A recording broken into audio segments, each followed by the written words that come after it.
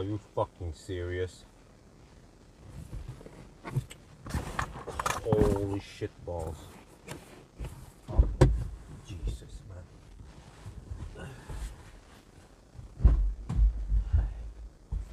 Filter fell in between the seat. Are you?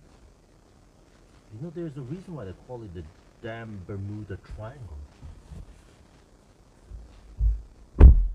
Because it is freaking Bermuda Triangle. Man, how the heck do the filters fall in between the seats like that? Huh? What are the chances? I see it, but I cannot reach it. Come on, dude. Seriously, I need to get the damn filter. Don't just dangle around there.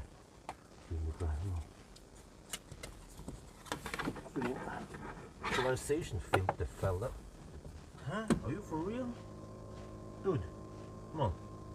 Why is there a space in the freaking car where stuff can just fall in there and you can never get it out? I'm supposed to be on my way now. Okay, try this.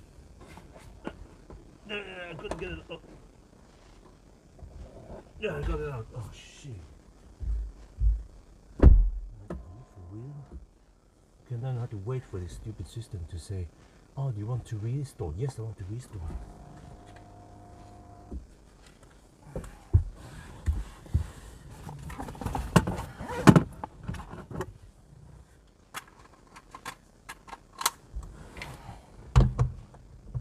Man, by the time I managed to get out of the house, it's just unbelievable. It's like I'm in prison there. Oh, every day now. Like, seriously, I have to do so much. It's just ridiculous how much stuff I need to do nowadays. Daddy, where's the damn cable?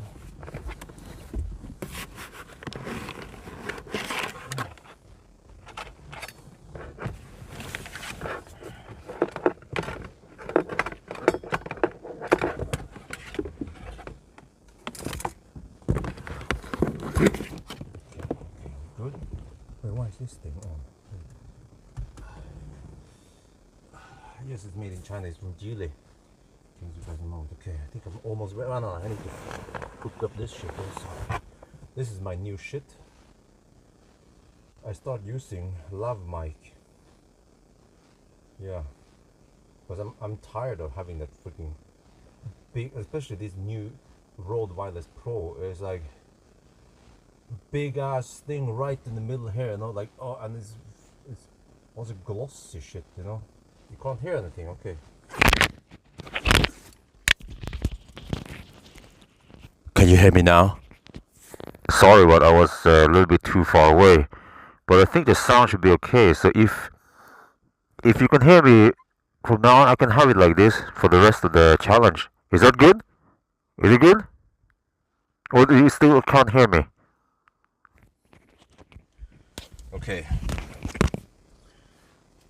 Well, remember, I have to make a production. I have to make a video for over 300,000 subscribers. So the 96 people in here, you guys might not be as important as the big channel.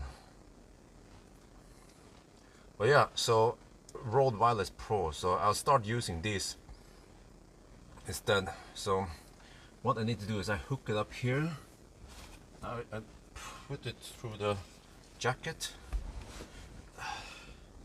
like this, and then this part, this is I need to mark. This is I borrow this from yeah, okay, I borrow this from Photo Nano, but eventually I need to buy one myself. I want to return the DJI, but then Photo Nano was like, well, yeah, I guess they could do that. They cannot sell it to someone else because it's been used. But I was like, well, yeah. Unfortunately, I was able to borrow this DJI kind of late. Otherwise, I could have figured out. I mean, I kind of knew it already the first few days that the DJI was not good, but I gave it a chance, and still after some time, it still was not good.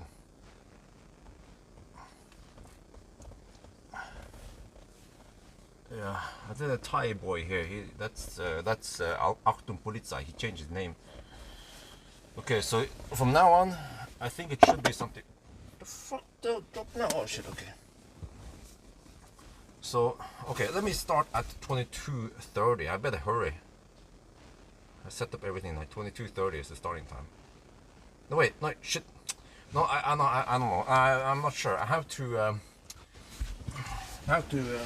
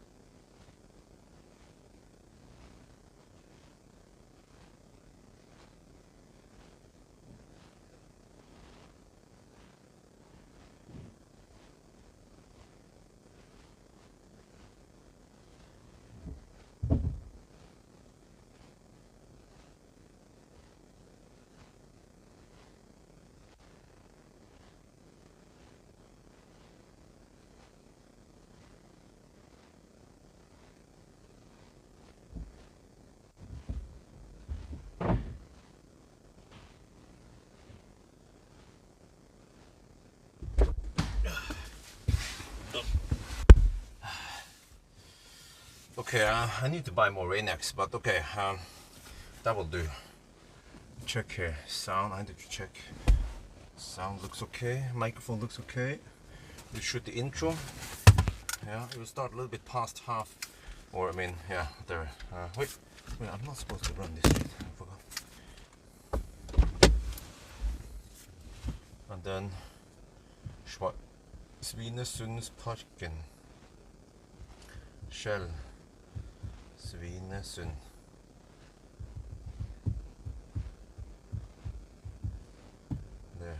There, go, start.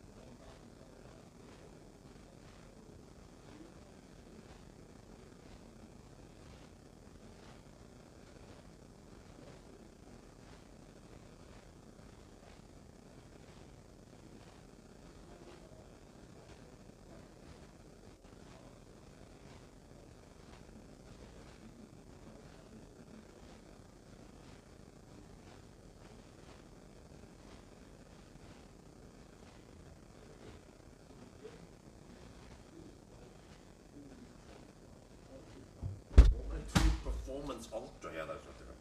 So we have these nice seats. Yeah, it's Schnell. So I charged it to 100%, and it seems like 100% is actually 97% real stellar charge. So yeah, we're gonna drive the Norway route. I will do the wifey pregnant route, so I will have to stay close to Jessheim. I will take one south loop there initially, and then I'll stay on the north and then back and forth here. And then in case the water breaks, I can hurry back to Jessheim. Yeah. So we'll just do the final preparation and then off we go.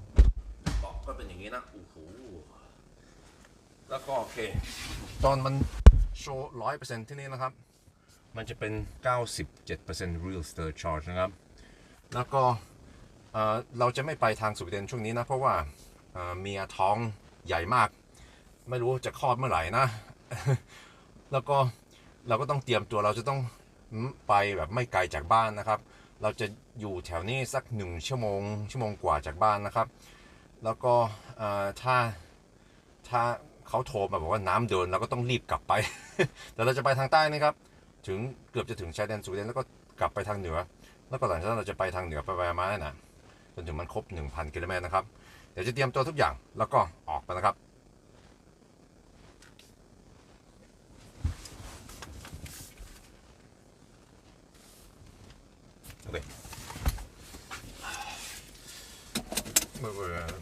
Okay, we're gonna start at 35.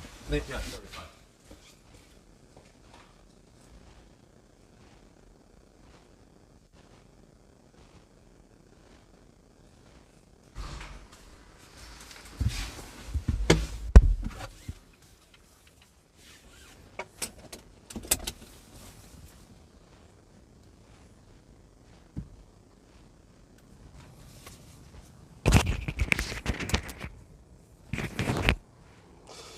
Okay, and then I need to reset some stuff. Let me see. No, are you serious? That shit pops up again. Oh man. You just at least get out of the garage so it disappears.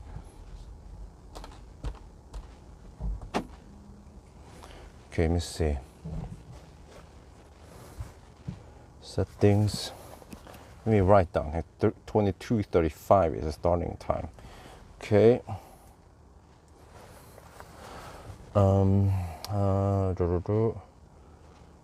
Driving. I need to do this every time. Is it gonna rain now?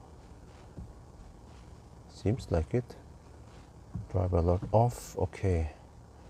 And then we go here, and then we go here, and then car status, trip info, reset this, and there's 35.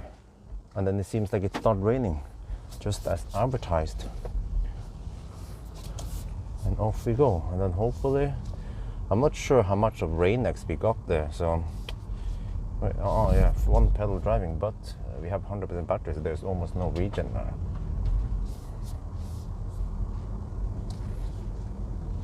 And then I measured 1.2% under-reporting, so you have to go to 988 kilometers, supposedly. We can double-check that at Schweinsund.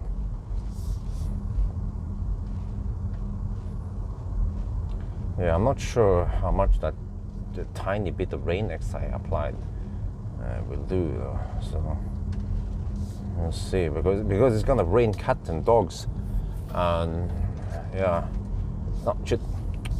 Don't wipe.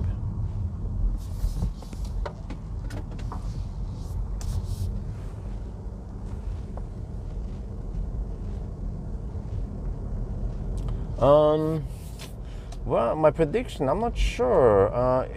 It seems like this EX30 is thirsty, and then a hashtag 3 I tried. So I'm guessing maybe 11 and 10, just like the hashtag 3. Because hashtag 3 has smaller battery, but more efficient. But it's also going to be quite wet today, so yeah. But here we don't have any fake engine sound, so.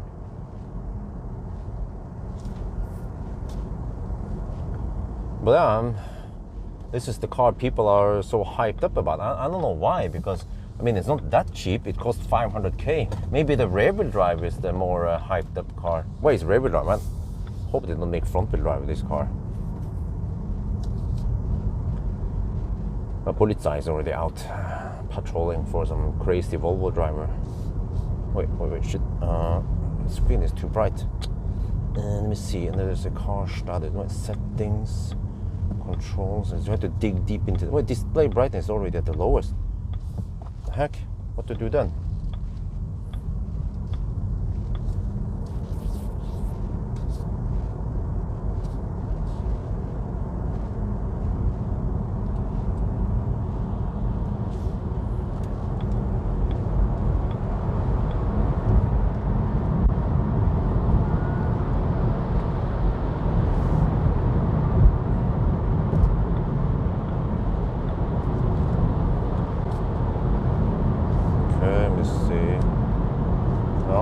Stay on. Rear-wheel drive. Okay, it's rear-wheel drive and all-wheel drive. It starts at 38. Huh? Wait, isn't that about the same price as a Model 3?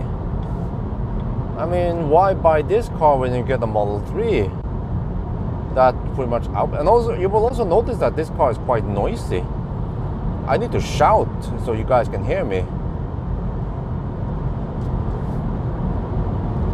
Well, maybe if you don't want, I mean, if you want stock, then you can't get Model 3, right?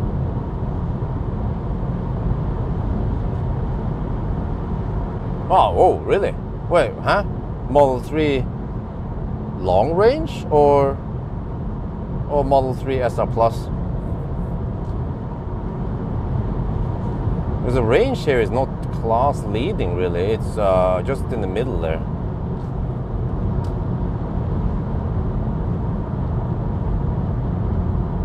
But there are maybe other qualities with this car that you want. Wait, dude, are you seriously gonna camp?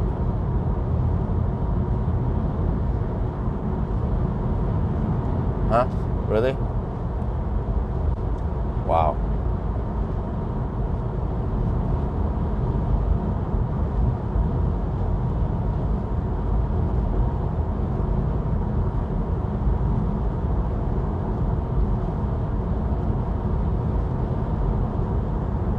It's done the rainbow. Really? Wow. Huh? I didn't know they were that expensive. Okay, that's why people are crazy about this car. But in Norway, it's a different story. Over here, yeah, you can get a SR Plus for quite a good price, around 400 something K.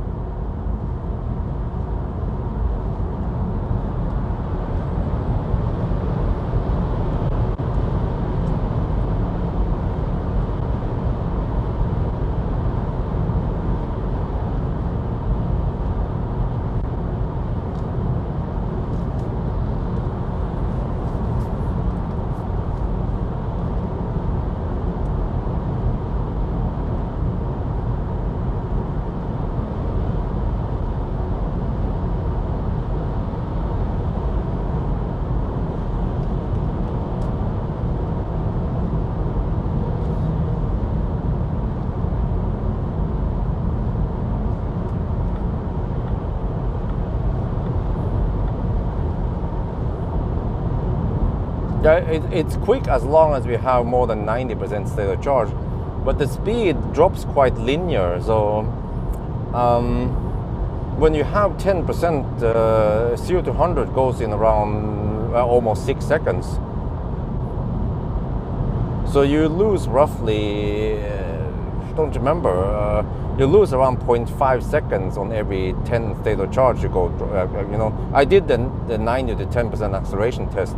People wanted me to do that, so it was like, well, actually, I started at 90%. Maybe I should have started at 95%, but at 90%, it was not even hitting the 3.7 second. It was around 3.8 second, and then at the 80%, it was over 4 seconds, and then 4.5 or something, and yeah, so, but it is as expected because the battery is not that big, and it has quite high performance numbers.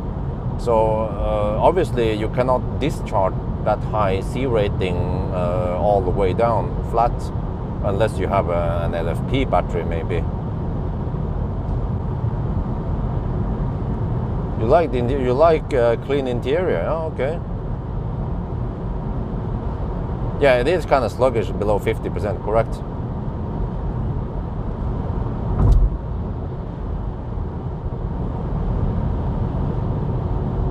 Also, I think with this car I also need to charge to around 55%, 55-60%. Going to 70% seems like a bad deal because it goes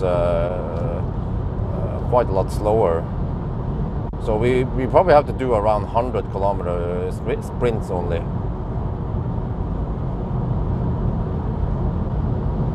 Yeah, that's Highland, isn't it? What the? I mean, what?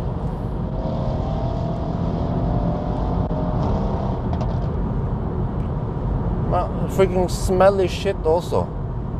Huh? Shit, man.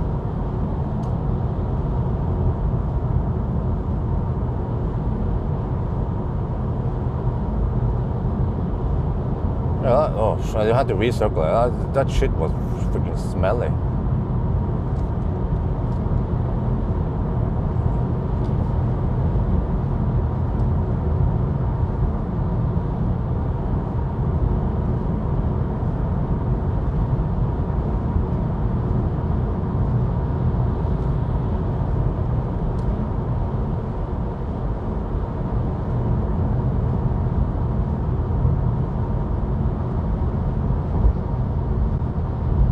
Okay, bye-bye.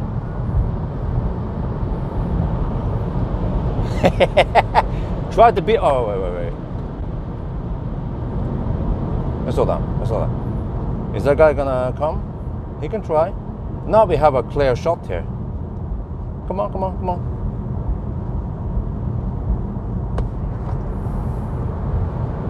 I just leave the Highland and the Mercedes behind. They are slower than me. I know I beat Highland. We just have to be a little bit careful so we don't get too many cars around us when we try to hammer it.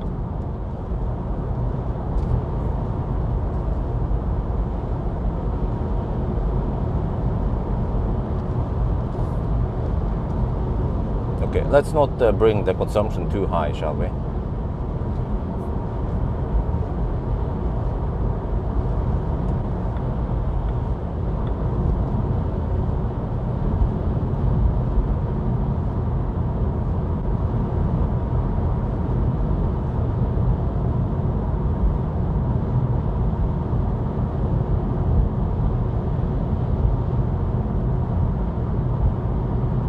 This phenomenon is not too annoying. What do you mean annoying?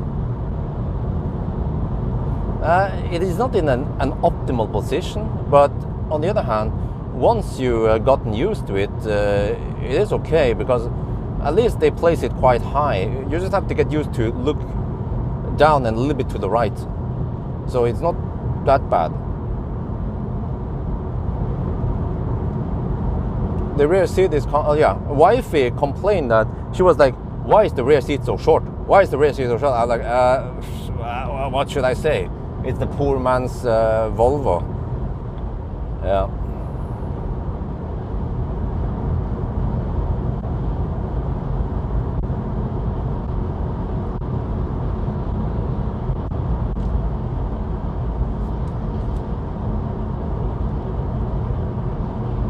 Yeah, it is bouncy. And also kind of rumbly, yeah. But it bounces. Usually bounces around 3 times over the bumps on the motorway. You can feel it. But overall, I feel like it has better ride than the... It has definitely better regen feel. Like the... Seeker and Smart, they have this weird delay on the regen that gradually increases. It is super annoying the way it's been set up. You cannot have a smooth drive with it. It would be like, oh okay, too much regen, too low regen. Yeah. So, and then also the OS, I mean, it's Google-based navigation. It's way better than the shitty, buggy stuff from Brabus. But I have discovered some bugs here also. Wait, I have to check and see. Some people, where do I see the software version? Settings, system, about. Okay, Android version 12, kernel version, build number. Where do you see the software version? Bluetooth address? Where do you see the software number? It says Android 12 and then kernel version 5.4. But here humming, nope. But it has some bugs. I don't remember exactly right now, but there was one bug, kind of annoying bug I discovered today, which is that the charge limit thingy is a bit, yeah. Okay, let me just get past these lockers there. So, it seems like the car defaults to 6 amps. It's buggy. Even when charged, the reduced current is off, it defaults to 6 amps. And then when you disable the reduced current and dial up the current, then suddenly you charge at higher amps. But then when you then disable the current throttling again, then it charges at maximum amps. Yeah, it uses, yeah, exactly. So that is a bit annoying. I did the 0 mile test today, by the way, so, and I discovered that. And also even on AC, I mean on Shuko, even though the charging cable tries to charge at 10 amp, the car limits it to only 8 amps. So it is the slowest charging car I've tested. All the other cars, they pull almost 10 amp or 2.2 kilowatt, whereas Volvo pull around 1.95, almost 2 kilowatt only. So I was getting around 1.6, 1.7 kilowatt into the battery. So that's kind of slow.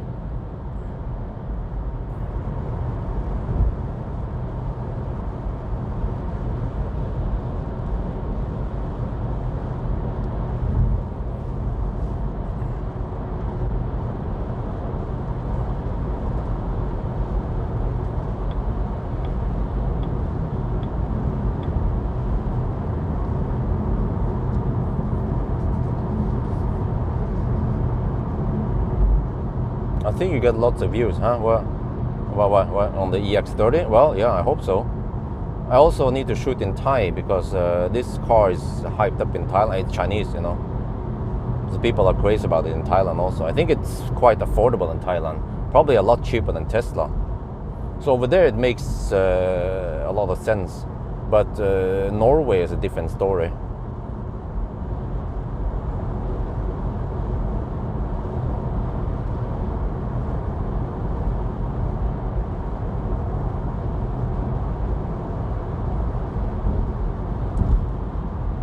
Well, 219 people on. That's a bit high. Yeah, higher than normal. Auto steer is also seems like it's typical Volvo. It tends to hug the inner lane, or it tends to hug the inner curve, or whatever you should call it. I can even see the Volvo in front here, a C40. Almost seems like he's driving with auto steer because he also hugged the inner lane. You see that? That's typical. Normally we go even closer, which is quite cringy.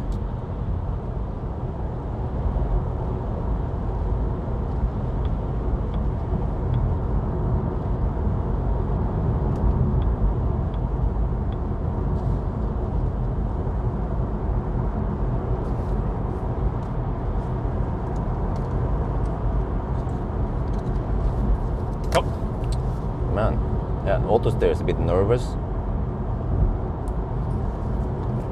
Come on, need to hook on the mic somewhere there.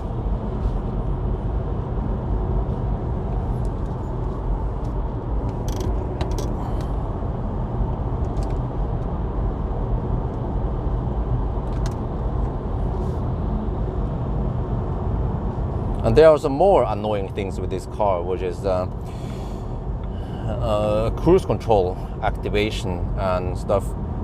Let me see. Yeah, first of all, when you want to increase by 1 kilometers per hour, you have to press and hold the button.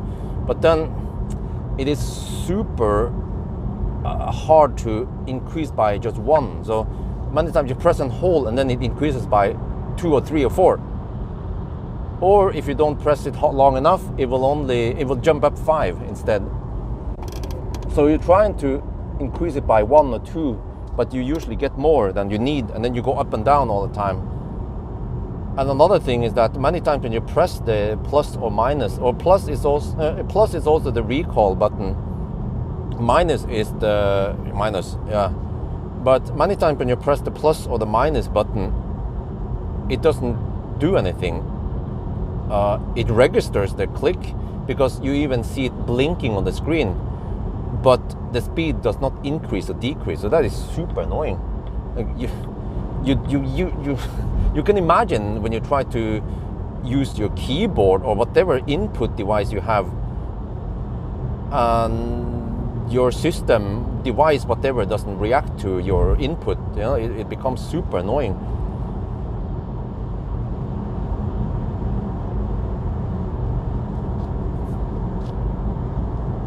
Just like Highland, actually.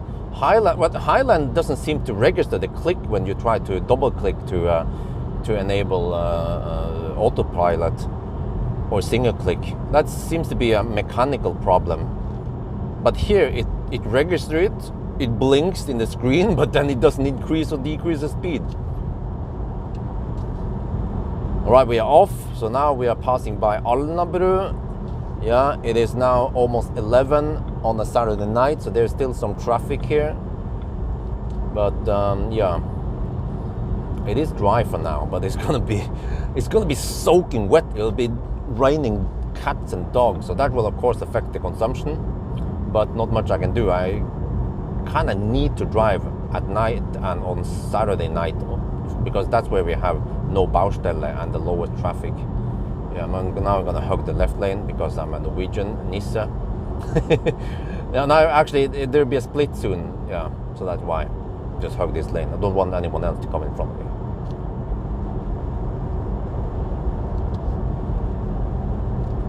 Actually, okay นี่เราเริ่มนะครับ4 ทุ่ม 35แล้วเพิ่งจะผ่านออนลาบรูนะครับนี่อยู่ออสโลนะแล้วก็เดี๋ยวเราต้องแซงเอานี่บอกให้มันขับแช่เลนอะพอร์ชเนี่ยนะโอเคแล้วก็จะพูดอะไรนะลืมไปแล้วบอกได้โอเคตอนนี้มันเกือบ5 ทุ่มนะวันเสาร์ผมก็คงต้องขับวันเสาร์กลางคืนเพราะว่ามันมีรถน้อยสุดนะครับถ้าขับวันธรรมดานี่มันจะมีรถติดแต่ว่ามันจะเดี๋ยวมันจะฝนตกนะมันจะฝนตกหนักมากเลยนะแล้วก็มันก็จะทำให้ใช้ไฟฟ้าเยอะขึ้นแล้วก็ต้องชาร์จมากขึ้นแต่ว่าเราก็เลือกอันอื่นมาได้นะครับแล้วก็แล้วก็เสาร์อาทิตย์นี่แหละมันจะไม่มีทำงานสร้างถนนอะไรหรือว่าซ่อมถนนถ้าเป็นวันธรรมดาเนี่ยอาจจะเลทอะไรดีเลย์อะไรอาจจะต้องขับอ้อมไปที่ไหนก็ไม่รู้นะครับ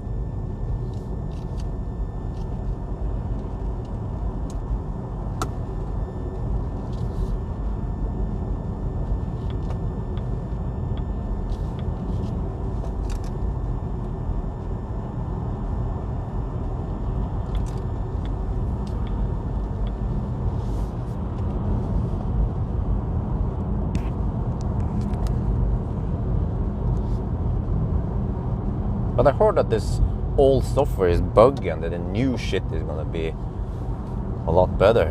Yeah, supposedly. So, well, let's hope for that at least. Let me see. How is the shit now? Okay. Yeah, let me see. I'm actually not a fan of this software because, okay, they tried to make everything look like Tesla with just one single screen, but man, like just to see the trip meter, I have to press once and then twice to car status and then one more time to trip. I have to press 3 times to see the trip status. You know, Tesla, you can just keep it up all the time. I have this card, for example, or some other shit. But yeah, so well, okay. Let me see. Consumption is 266 watt-hour per kilometer. We have done 102 kilometers now. You're down to 86%. Wow, only 83%. Okay, nice. It's I measured around 60. How much was it again? This battery had 2.3 kilowatt hour more than the smart hashtag 1 or 3. So hashtag 1 had 63.1. So this has 65.4, I think it was. Yeah. So yeah, of course that helps. Auto park, yes. I have the 1,000 kilometer challenge now. I've done charging test, I've done range test, banana box test. I need to do an interior view because with child seat and shit, and yeah, I'm gonna do extensive interior view to show how tight it is in this car. And I also have to do an auto park test. And yeah, this time I'll try not to fiddle like headless chicken. But what was this again? I've done 0 mile test already, and then I have to do a driving ASMR thingy and summarize. I will also mention the smart hashtag 1. I don't know if that will arrive in Thailand or not, but okay. But at least I should do it in 2 languages. The thingy, and yeah, I think that's it. Headlight. Yeah, I still have to do headlight test.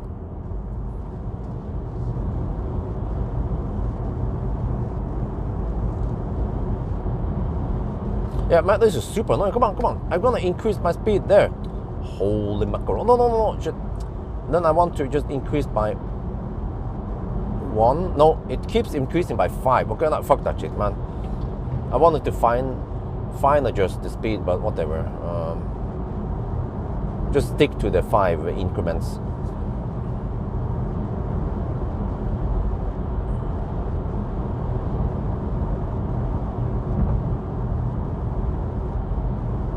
But this car doesn't have any matrix lights, just regular on-off lights. But it seems to be powerful at least. No, there's some traffic. What the heck was that shit?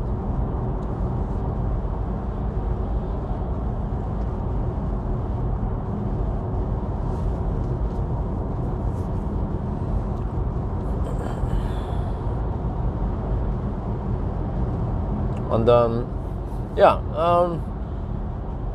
well, do we have any Thai people in here? มีคนไทยไหมเนี่ย?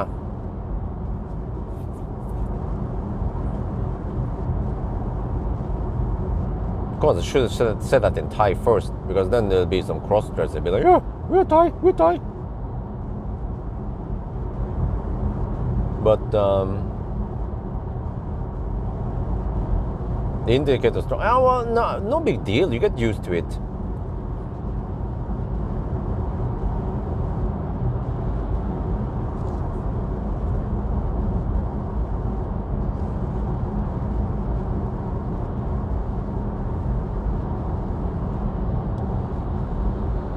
So, what's up with this Volvo? Why are people so crazy about this Volvo? Like, what about MEB cars? What about, well, at least MEB cars. The Stellantis cars, they might not be that awesome. Well, and then Tesla, of course. There are many other alternatives. Why are people so crazy about this Volvo? I don't get this. Good looks, really? I mean, it's noisy, it's cramped, it's thirsty, and in Norway it's also expensive compared to Tesla at least.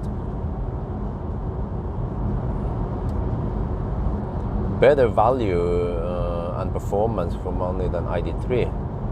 Well, yeah, okay. But I mean, when was the last time? What kind of performance talking about? Charging?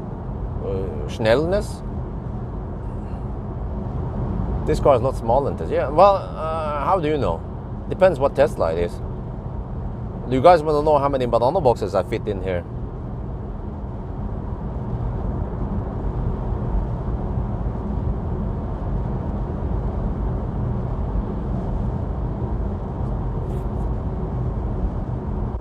Starts at 380. Okay. Oh, okay, so that's for the rear-wheel drive, right?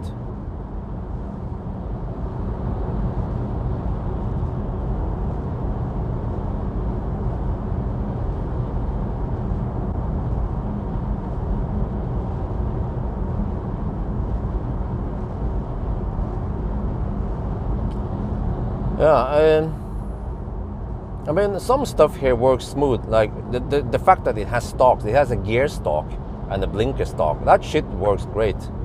But I feel like many of the Tesla copy, you know, like the way you adjust mirrors and stuff, and some other stuff, it feels a bit poorly implemented compared to Tesla.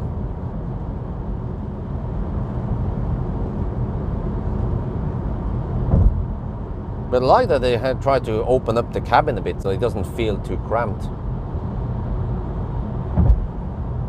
And actually, if I had to choose between this and the Smart, #1 or #3, I might go for Volvo still.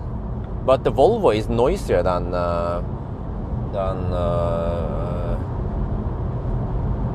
Smart. So you can hear that it's a bit noisy. Well, actually, the Smart was tested on the winter tires. Yeah, Nokian Hakkapeliitta R5. But now we have summer tires on, and this is some kind of performance tire also. Well, again, efficient grip, Performance, I think it was called. What is that? Efficient grip? Is that Continental? Wait. Wait.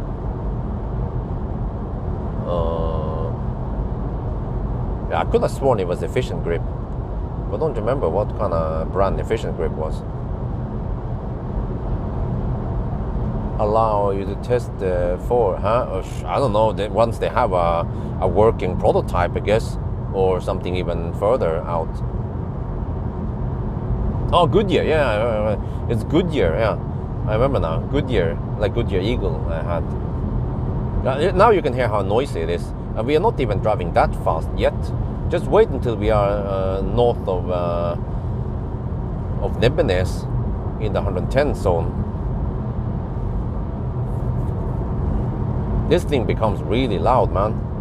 And also, because it's a Chinese car, the cruise control auto steer is maxed at 130 kilometers per hour, and GPS speed is 127 roughly. So yeah.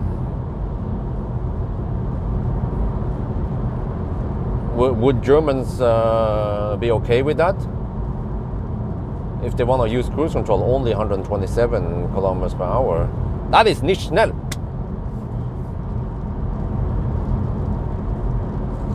Fisker, yeah, supposedly Fisker is ready for pickup next week, so I'll see how that goes. Can't wait to test it. They better have good software ready, because if there's any bugs, I'm gonna find it, man. Not like I'm looking for finding bugs, but I will just bump into the bugs as I test the car.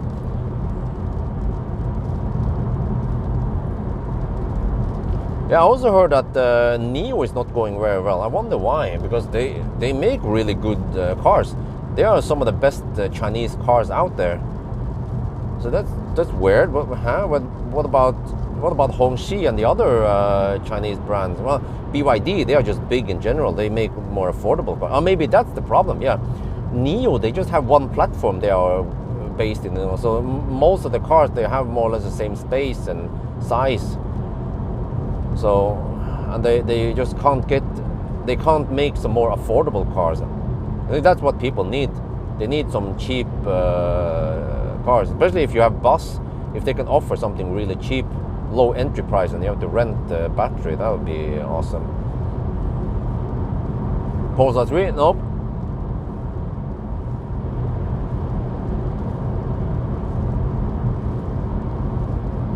But also, Fisker has been slashing prices like crazy now. The current owner is probably not happy with that, because they must have paid a lot for the Fisker, and then they just like they reduced the price by 20,000 euros and shit like that. It's just insane. Because they have to get money. I think that's the problem. They have to get money. So they yeah, have to go out of bankruptcy. Oh, it's a blowout sale, right? No pun intended. Okay, consumption is 260 watt-hour per kilometer.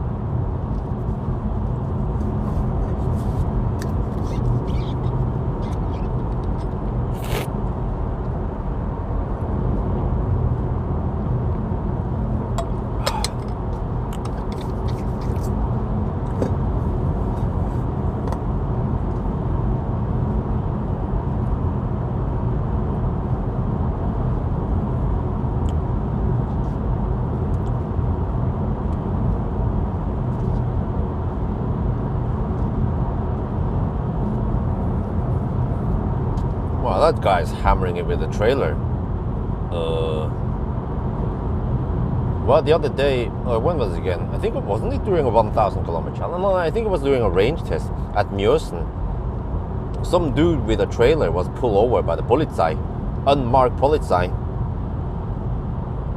Well, that doesn't surprise me, because lots of people around Mjøsen, they hammer with trailer. This guy also, he's going way over that. If he doesn't have the Tempo 100 badge, then he's supposed to go at 80, or maybe he can go a little bit faster without police caring. But if the Polizei would be behind this dude, he would get a nice, fat, juicy ticket. he will also get a ticket for incorrect use of lights.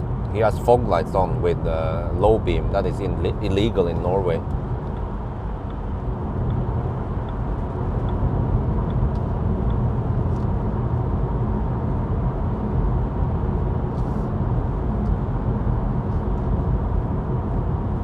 Well, consumption dropped to 252 watt-hour per kilometer only. That is quite thirsty. I mean, we already have a smaller battery than Model 3, and then we have a lot thirstier car than the Model 3, so... yeah. Okay, now comes the rain. As advertised, it's going to be raining cats and dogs. Talking about 3 millimeter rain. Well, I'm not sure how that counts.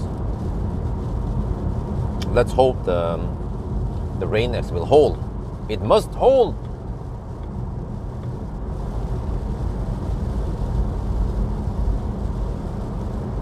We cannot hold! Have to wipe.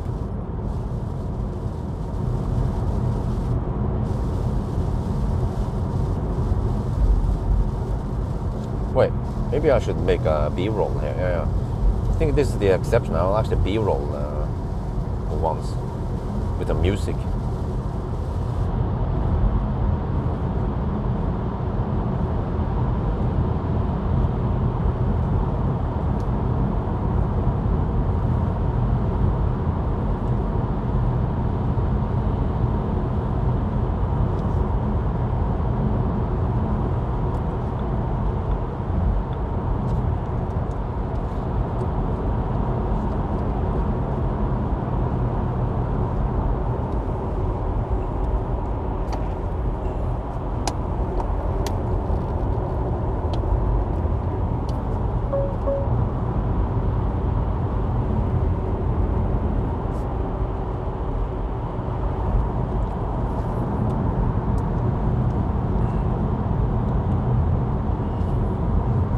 I have some Biltema rain repellent. It is normally good as long as you have a big enough amount, which I don't.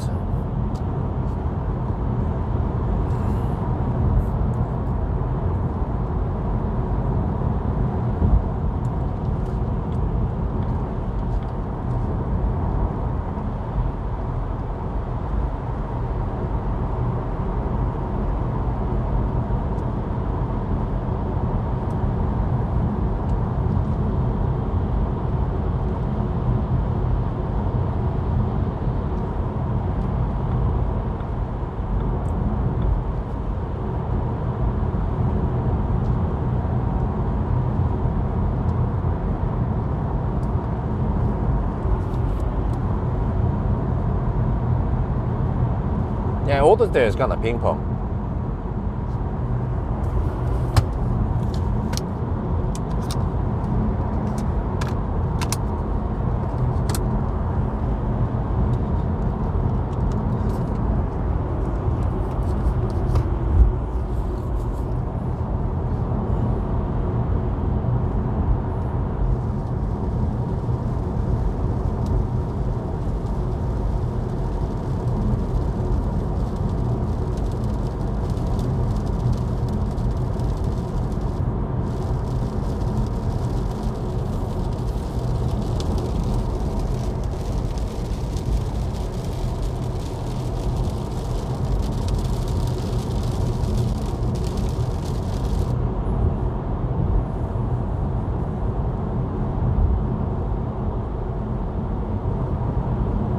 Well, what kind of impression are you looking for?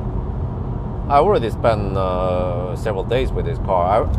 I've done acceleration test, noise test, range test, driven around a little bit, charging test, banana box. Yeah, okay. You guys never answer me, but I can tell you that. Okay. Can you guys guess how many banana boxes I fit in here? The total amount.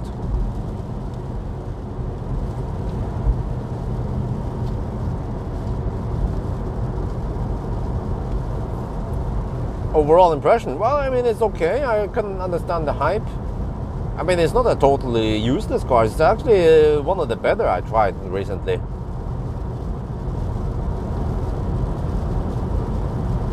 $14, what the heck? This ain't no Fiat. Okay, so you guys already know the ballpark, seems like. Nobody said more than 20 for some reason. Man, you guys are too ninja. How did you guys know this? Was it, at least I haven't done a crazy measurement yet about this. Somehow you guys, yeah, I don't know.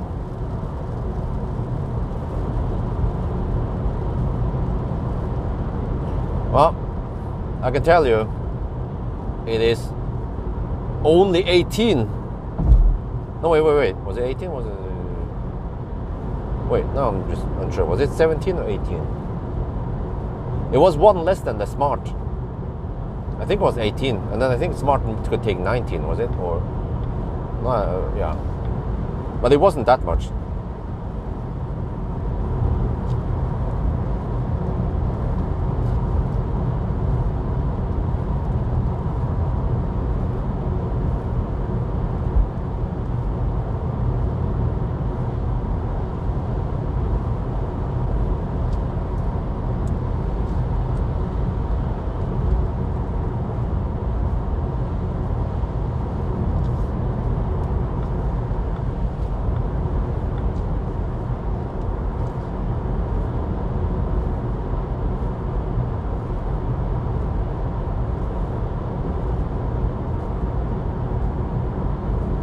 Oh, Smart is 18. Was it only 17? Okay, it was. Yeah, I think it was only 17 when I think about it. Yeah. I remember I counted the 15, and then the two last one, they were in the.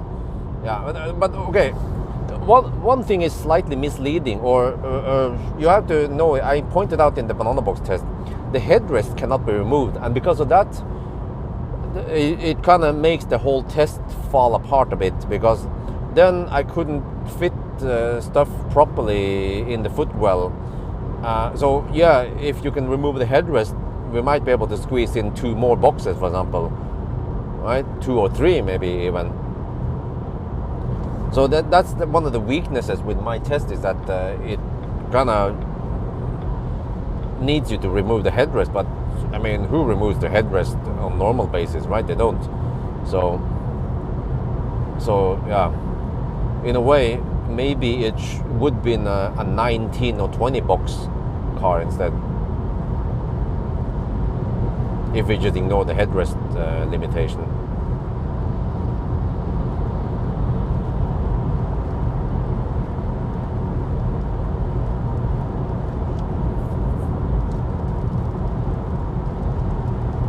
Yeah, I actually prefer the Volvo. One of the reasons is that it uses Google, and that I don't know. It feels Swedish. It feels more European than the Smart. The Smart feels a bit Chinese. I don't know. Yeah, if it's the software or the, I don't know. I can't. Yeah, like it feels. I think it feels more like Seeker. Or the way the region works and the way some of the software stuff works just feels more Chinese. And I don't have anything against Chinese cars, just that in general Chinese cars, they have many things that annoy me, or that doesn't suit my taste.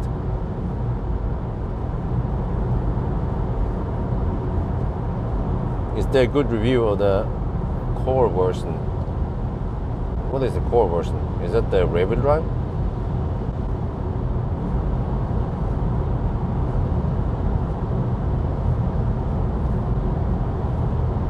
Yeah, it kind of resembles Tesla. Yeah.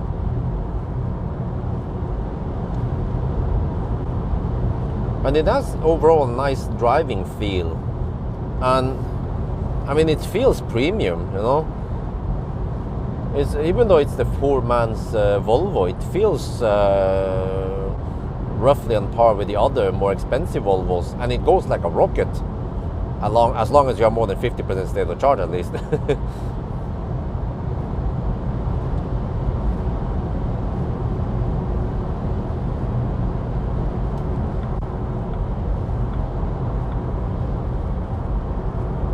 Fit in the van, mini, cargo truck.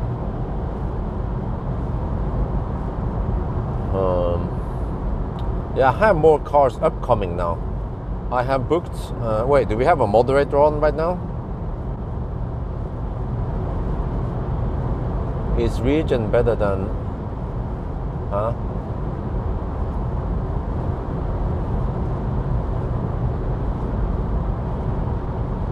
Interior, yeah, true. I mean, it is plastic-ish, and it's kind of compared to Tesla. Tesla, even the pre-Highland looks and feels great, and it has stocks also. I mean, if I had the money, I would buy a pre-Highland if I could. Okay, the Highland is quieter, has a nicer ride, but still the pre-Highland is also pretty good.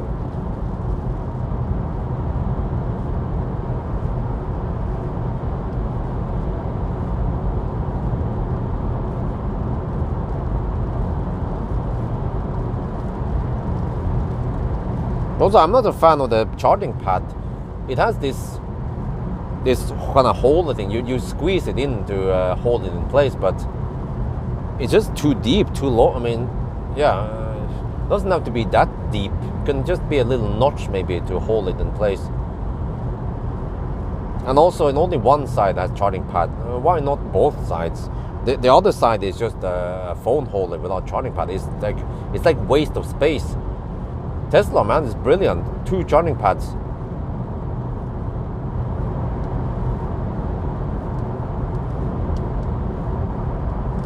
I mean, I'm a little bit surprised why nobody has copied Tesla's design yet, because it is probably the best design out there, the way center console has been designed. I mean, when you look at more traditional cars with center console and gear stock and whatever, they are also the same, you know, because of fossil design. They've been like that for a long time, but then nobody figured out the way Tesla designed it. That is the best. I prefer actually a horizontal screen. But I mean, this vertical screen is, I mean, they're designed it quite well, but there's one thing I don't like about the Volvo. Maybe you guys can tell me if there is a trick here. You cannot increase or decrease the cabin temperature with one touch. You have to press once first, and then you can increase, decrease. Wait, can you swipe? No, you cannot swipe either. So that is a bit silly, because they have a big ass screen.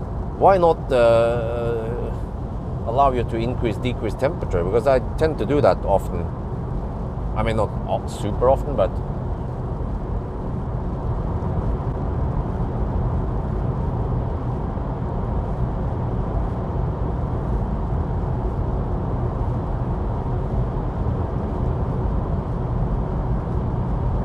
big buffer. Well, I measured around 65.4. Yeah, 65.4 kilowatt hour. On spec, it's supposed to be 66 or something, wasn't it? Another one 69. Wait. Well, okay. I can tell you that when I charge it to 100%, it shows 60. No, it shows 97% in car scanner. Car scanner seems to show the true state of charge, because when I did the 0 mile test at 0%, it was still at around 3 or 4% in car scanner. But then as I drove it deeper and deeper, the car became more and more sluggish in a very linear way. And when I had around 0.5% left or something, 0.2% left in car scanner, it became really sluggish. Like, I think I had 5 kilowatt power limit.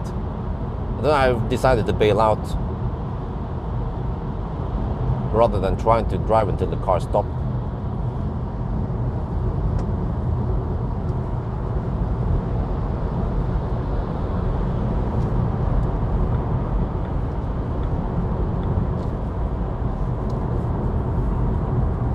And I measured 1.9 kilowatt hour below 0%.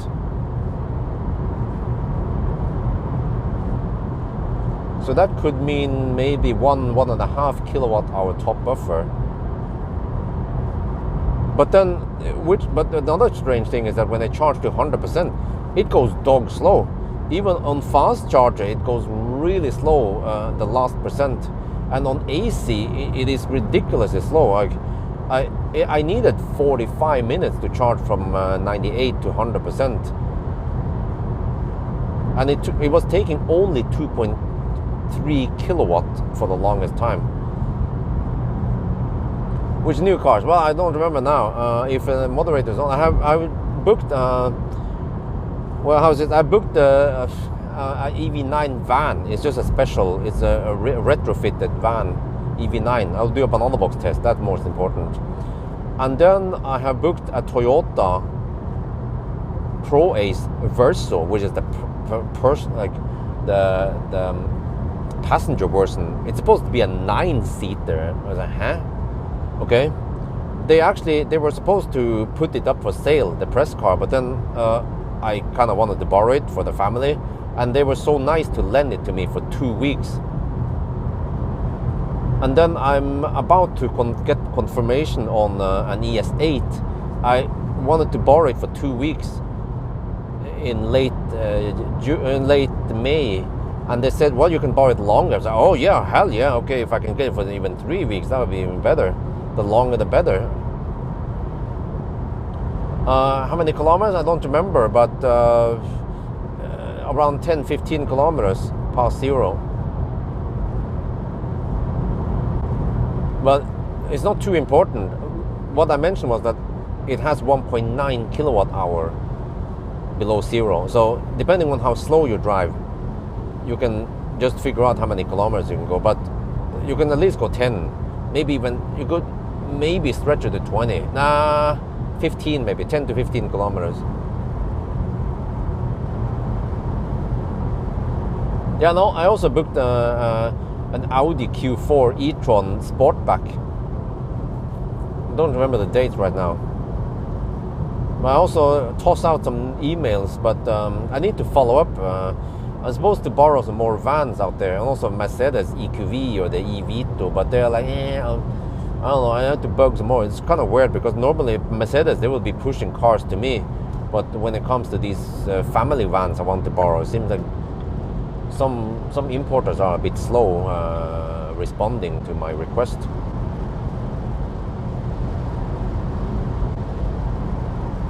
Marcus plan up.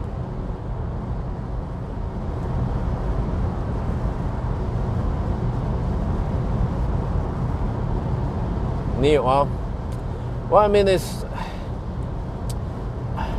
the problem with Neo is that they are probably spending lots of money on battery swap and the battery rental thing, but I think that doesn't work in Europe.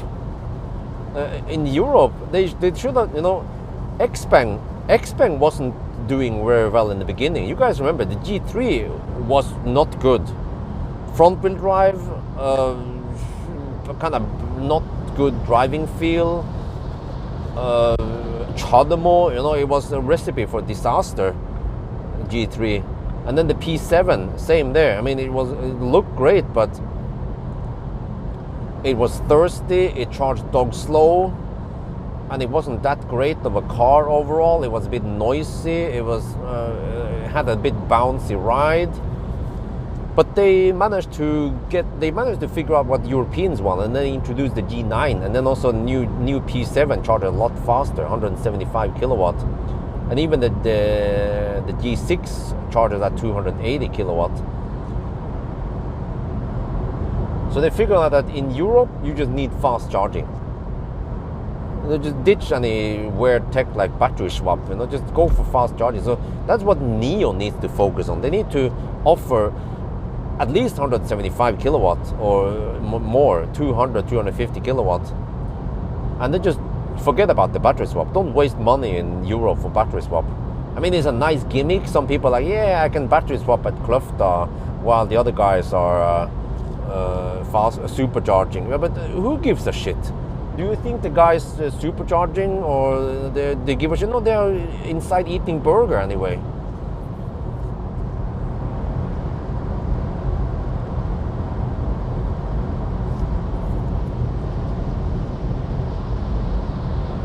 Okay, what is the status now? Consumption 258. We're down to 65%.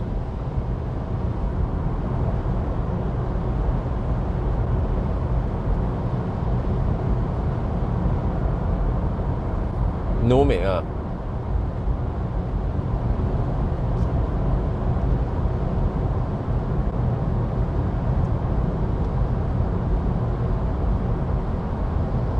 Marcus Bill, but no offer,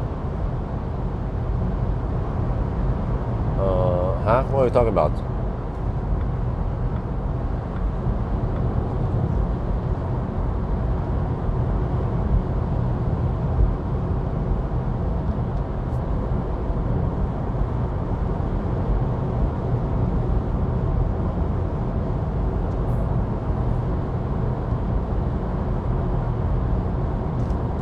Well, I'm surprised that there's some traffic here on a Saturday night.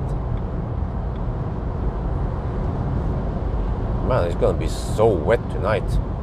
Oh shit, that guy's gonna block the lane.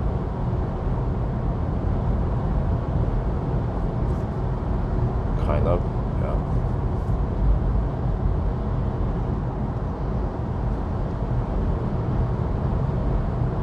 Wait, huh? I thought 130 was max on the speedo. Okay, my bad. It's apparently it's 150 is max on the speedo. Wait, how did I miss it? Or maybe I clicked it and then it didn't update the speed.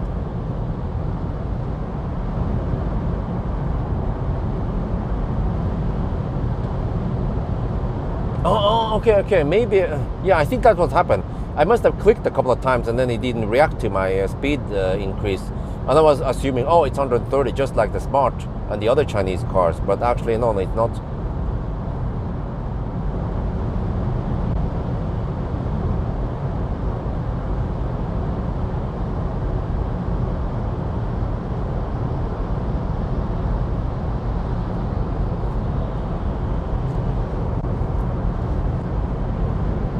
Because I haven't figured out where to stop yet. Last time it was... where did I stop last time? With a hashtag 1. The hashtag 3. Yeah, this car should be on par with the hashtag 3, right? Well, except for this time I will not charge to 70%. I'll just go for around 55-60%. Ride on the 150 kilowatt wave. Or the 100 plus kilowatt wave.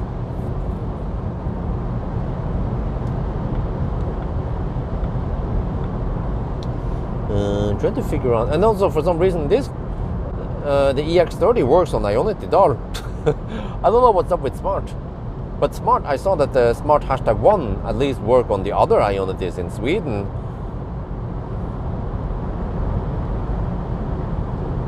But yeah.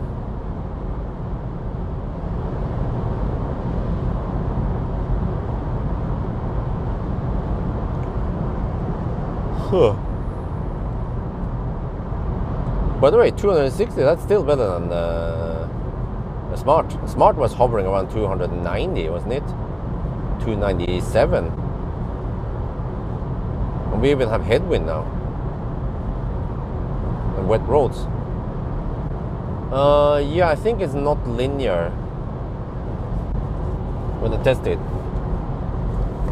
We can check now, for example. We have 61% now. Okay, let me do a quick math here. I'm gonna check my... Yeah, Smart was at 297 watt-hour per kilometer. Oh, 60%. Okay, 60%. It should be 60.5 then, but close enough. Let me see. 103 kilometers, and then consumption is 263. Okay, that's 27 kilowatt-hour divided by 0.4. Yeah, it appears as we have 67.7 kilowatt-hour. So the state of charge scale is not linear. This is also what I remember when I did the test. I mean, that is I mean, it is I wouldn't say a big flaw, but it is a significant flaw, and it is very common for many EVs. But it shouldn't be like that. A percent scale should be linear. Do you guys agree?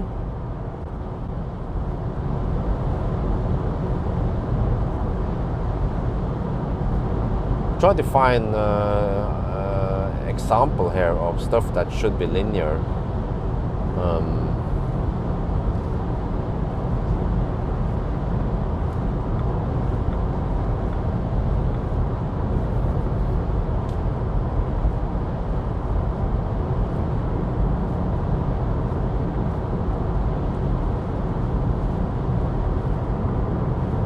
Yeah, for example, the fuel gauge was not linear, but I'm trying to find something else quite obvious.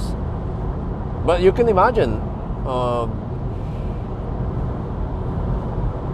if this was the case for a laptop or a phone, right? Or something else quite obvious.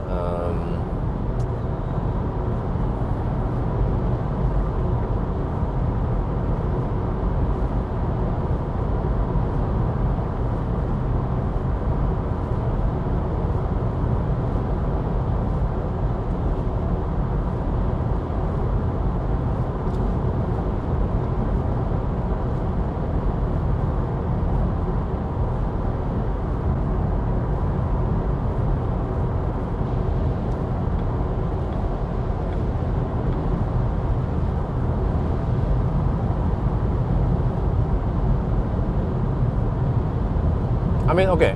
I mean, something silly like if you buy diapers, you expect that the price, if you buy 1 diaper and 10 diaper, you expect the price to, again, maybe that's a bad example. You have to find something else that you know, everyone expects it to be linear, but it's not linear.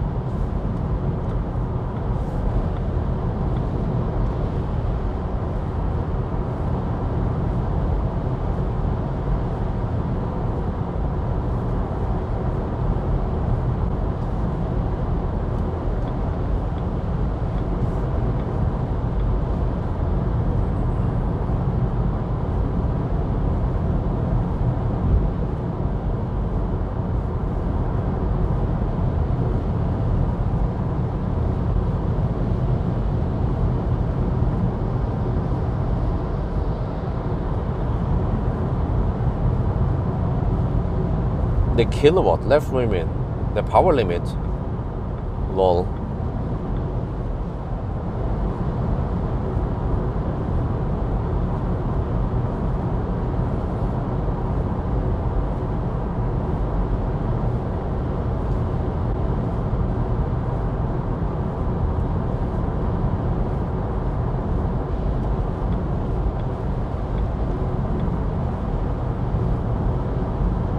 I'm driving at speed of light.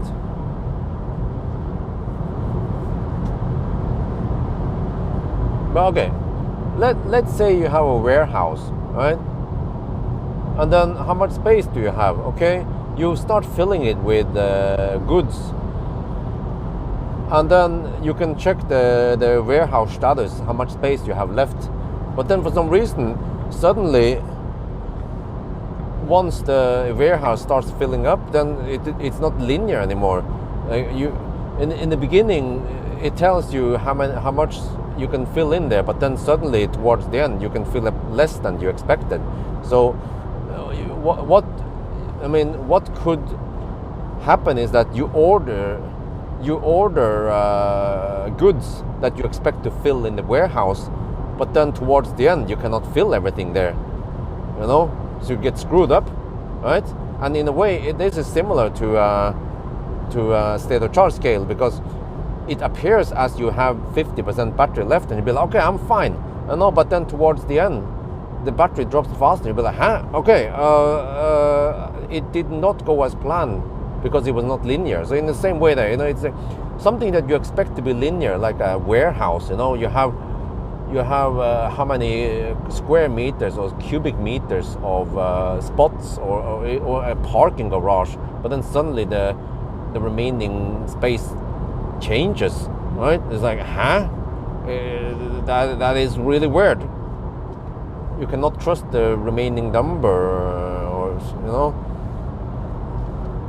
or the other way around. You don't see the remaining number. You see how many percent full it is, and you think, okay, that's fine. You have filled up half now, and then you know that half is this many cars. Then you expect that you can fill the same amount of cars for the remaining half. No. That's not how it works, man. because there are people who park bad. Suddenly you cannot fit that many cars in there. I don't know, maybe a bad example. How many kilowatt are remaining? Well, because kilowatt are remaining might not be that. It is hard to relate to. Why? Because if it says 24.5 kilowatt hour, but then do you know how many kilowatt hour you have initially? You don't, right? So it is better to use a percent scale, because people fully understand what half means. Full, quarter left, 1/3. They know what that means. 10% left, 25% left. They know that. But if it says 17.5 kilowatt hour, it'll be like, let me see, and how much is that versus the total, right? So percent scale makes sense many places, as long as it's linear.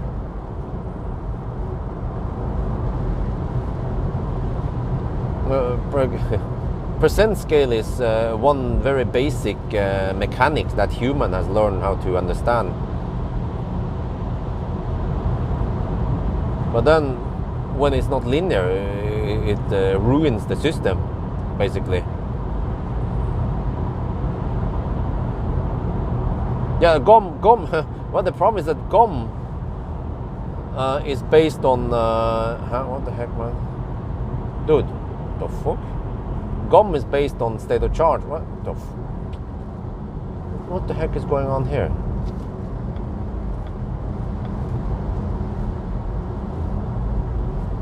I think they have lat motorcycle.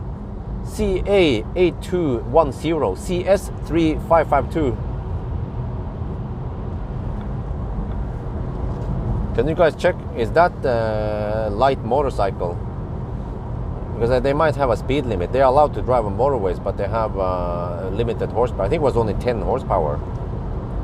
You can still get decent speed with 10 horsepower, but no, maybe it was more. Maybe it was 15 horsepower.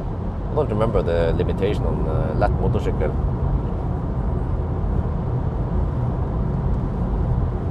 Well, it gets a bit cold here. I have 23 degrees Celsius in here, but it feels a bit cold. Yeah, even the air coming out is a bit cold. Let me see. I don't have recirculation on. That tends to... Nope. Recirculation is not on. I have it on auto. Low fan speed. But then medium fan speed sounds... usually feels a bit too intense again.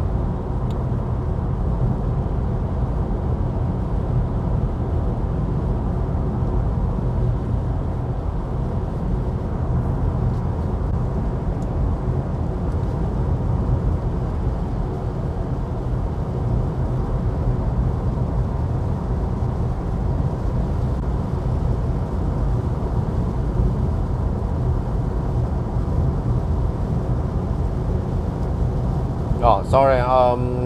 They passed so quickly, so I couldn't read it too well. Oh, there's someone already looked up.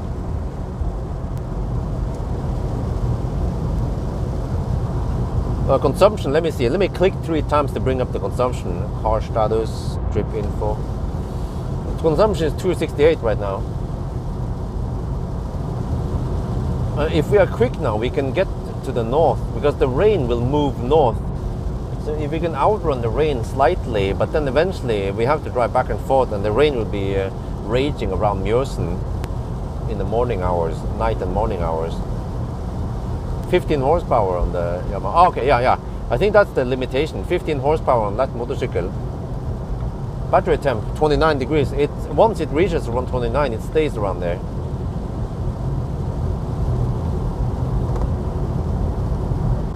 Kind of thirsty. Well, the smart #3 was thirstier. 295. No, 297.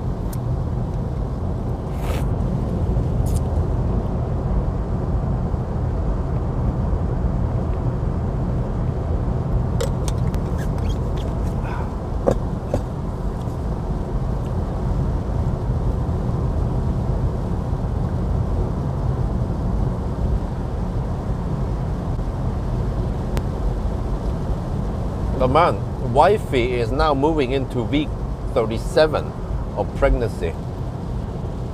it is getting closer and closer. It has been scheduled to, the due date is 6th of May. Amory's parents, they are 1 day delayed. They were supposed to arrive on the 18th. It's going to be 19th. Yeah. So Friday next week they will arrive. We still have some more stuff we need to buy before they arrive. I have to buy a mattress and some, well, yeah, at least mattress.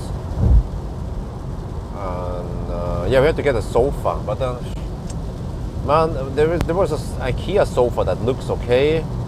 But then it turns out that we have to wait until June to get the sofa. I'm like, huh? The fuck? Can't wait until June. But then that sofa is sold on Finn, lots of them, for way reduced price, like 1/3 or 1/4 of the price on Finn. Second hand. The wife is like, I don't want to buy second hand sofa. They could be nasty. I'm like, well, but there are not only nasty people out there, honey. What about we can just buy the sofa second hand, and then we buy brand spanking new cover, because you can buy that from IKEA. She was like, I was like, okay, fuck that shit. Okay. I tried to find a solution. She doesn't want to figure out, so I'll just whatever. Just wait until the in-laws arrive and there's no fucking sofa for them. Then what is she gonna do? I think that was already a good solution. Buy second-hand sofa and then buy brand new cover. But of course, I offered to go to visit some places with the sofa, and we can try to smell it and look at the condition, because I think some of them, like there was one guy selling the sofa with freshly clean cover, nyrensket. So I'm like, you know, if it looks and smells good and it doesn't have any weird shit going on, then why not just buy a second-hand sofa? Not everything needs to be brand spanking new, you know. No, okay, the sofa sells for around 6k NOK, around 500 euros, but then you can buy them second-hand for around 150 euros only.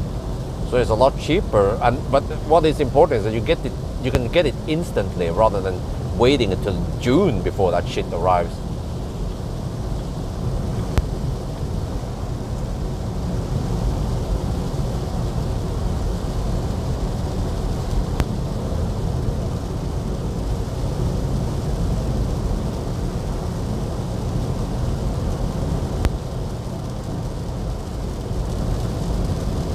Okay, sorry, I have to watch out for water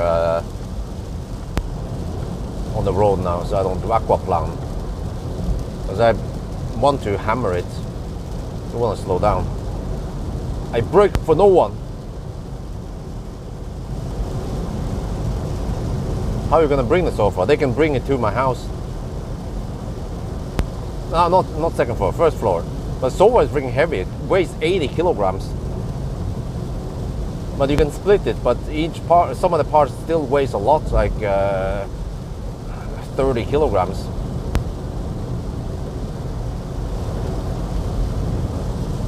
Buy sofa from IKEA. Yeah, that's what I've been talking about for the last 5 minutes, about the sofa. If you heard the stuff. And talk about June and stuff, you know.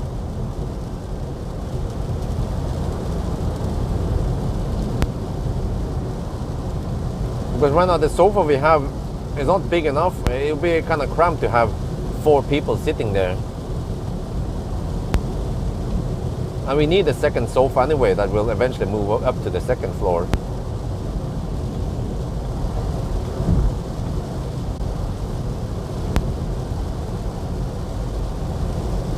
Okay, oh shit, I need to focus on the road here.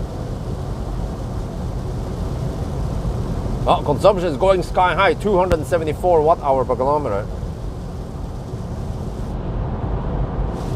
Unleash the brick.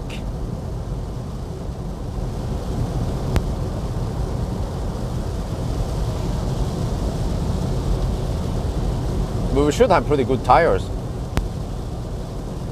Or, I mean, I don't know, are they good? Goodyear, efficient grip, performance.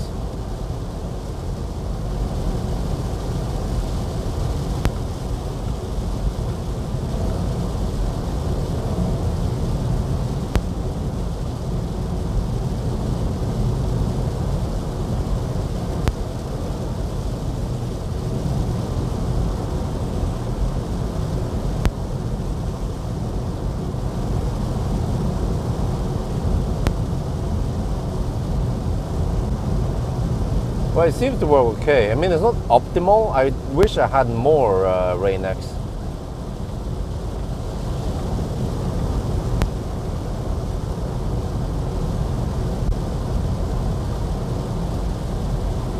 And also, this is like the poor man's repellent.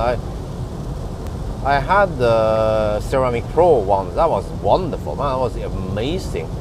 The droplets, they are smaller, and it just repels better than this.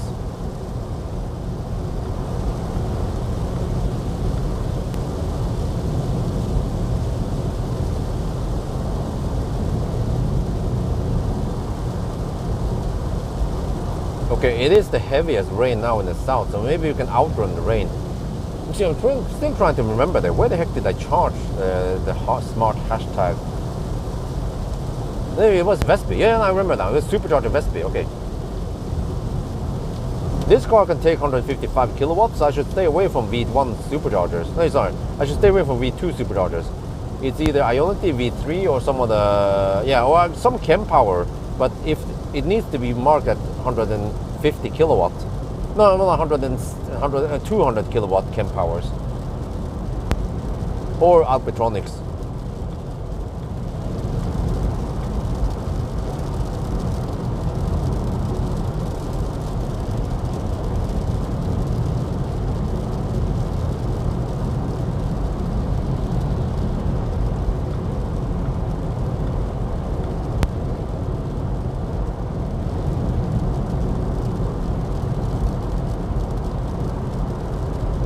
Well, consumption is going sky high, 277 watt-hour per kilometer.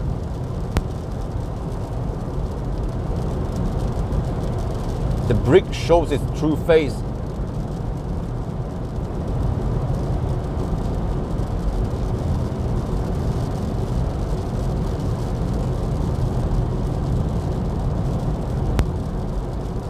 But man, I'm gonna tell you guys, nowadays it's around 15 degrees Celsius in the daytime and sunny, and it gets hot in the house in the daytime. In the daytime, in the living room and also the entrance where we have lots of glass, it hits. Yeah, actually, living room has lots of glass, and also entrance. Living room hits around 27 degrees Celsius just from the crazy, solar radiation, and then the entrance hits 28 degrees Celsius. So first I thought about putting some maybe some film. Maybe, you know, there is tint, or is it heat rejective film? Yeah, Lumar, for example, it's wonderful. It's insane. It doesn't steal any light, but it has insane heat rejection. But in winter, it would be nice to actually get some heat in there, but except for that, you don't get much heat on that side. But I think I might want to get some kind of curtains. Yeah, there are curtains like you at hotels that also has some heat reflective abilities. I think that would be a good solution, but I'm not sure if wifey agrees on that. She is more like design over function. I'm more like function over design, you know. Okay, let's check distance check. 143.9. Yeah, it's under reporting. It's supposed to be 146 something.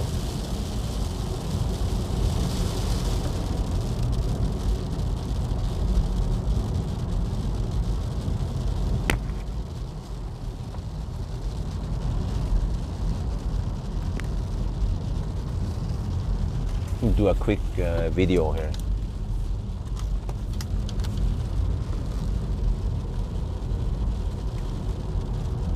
We are now at turnaround point Schweinsund, and it's supposed to be 146 something kilometer. It's 144.5, so this car underreports.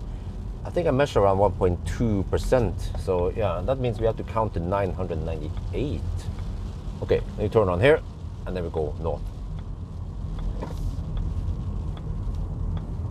เรามาถึงสวีเนอร์นะครับ เราจะกลับรถที่นี่นะครับ แล้วก็ระยะทางนะครับ มันจะน่าจะเป็นประมาณ146กิโลเมตร แล้วก็รถนี้มันรีพอร์ต 144.7 ที่นี่นะ ผมเคยวัดตัวตอนเราขับเทสมันวิ่งไกลขนาดไหนนะว่ามันเป็น 1.2% underreporting นะครับก็แปลว่าเราต้องนับถึง988กิโลเมตรนะครับ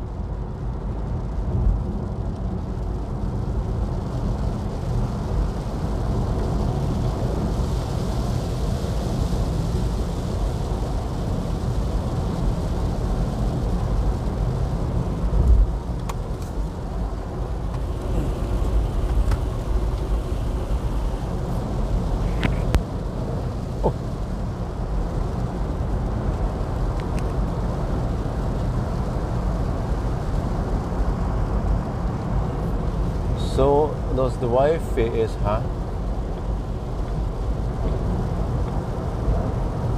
command of the house? Well,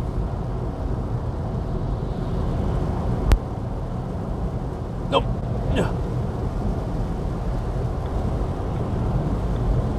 But I mean, we are husband and wife, so of course every opinion counts in the family.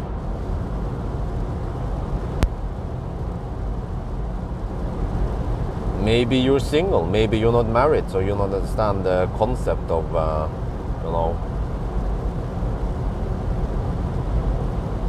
having a wife who has opinions about things. I mean, she has good taste. When you look at tiles and style on the house and so on, lots of that stuff is wifey's choice, except for the stairs. Wifey wanted, they call it repo stair, which is that she wanted the stairs to go up roughly half and then have a 90-degree turn and then up again. And there would be a platform halfway there, like a square platform, right? Unfortunately, that would take too much space and some stuff. I don't remember. Yeah, I think that was the problem. So it has to be like a continuous arc. And it turns out that it was beautiful. That stair. That stair is like it's like I don't know what to call it, smykke, it's like jewelry decorating the entrance. The sound system is actually quite good. It's Harman Kardon. I tested it already. Bass is almost a bit overwhelming, but in a system where the bass is too loud, you can always turn it down, and it's nice and deep. But if there was a system where the bass is lacking stuff and you then turn it up, wow, I got hammered by an i3. The fuck? Dude, you're gonna run out of juice, bro. Don't go too fast. I don't want to rescue you.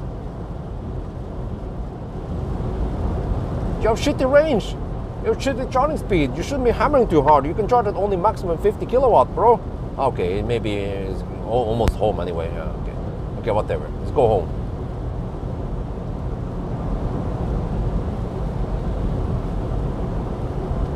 Wait, I'm at 36%. Shit, I need to plan my stop now. Scheiße. Hilfe! Where we go? Where we gonna go, man? Okay, how about Väsby again? Let's see. Can I reach Väsby?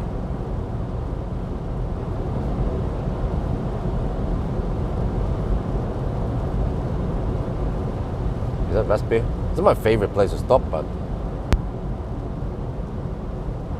it's a V3 supercharger, so that works.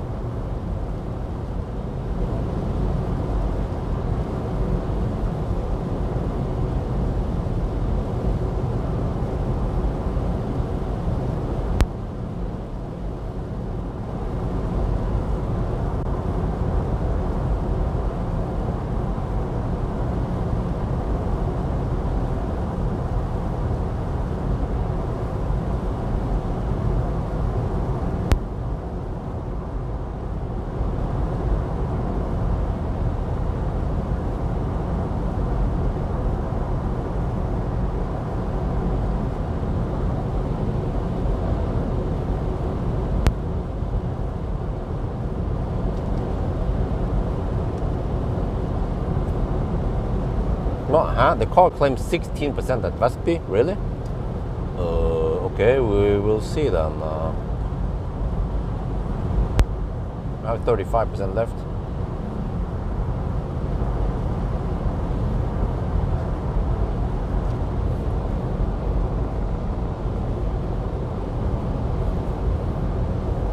Yeah, I did it 9 to 10%.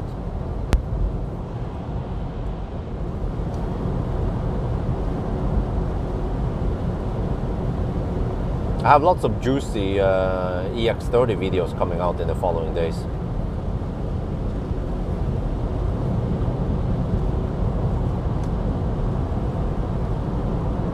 But you know, it basically means that you get the same space in Model 3 as in this EX30. So in Norway, especially in Norway, I would go for a Model 3 instead. It's more efficient, it's the sedan that I like, it's Tesla. You get the better car for the money.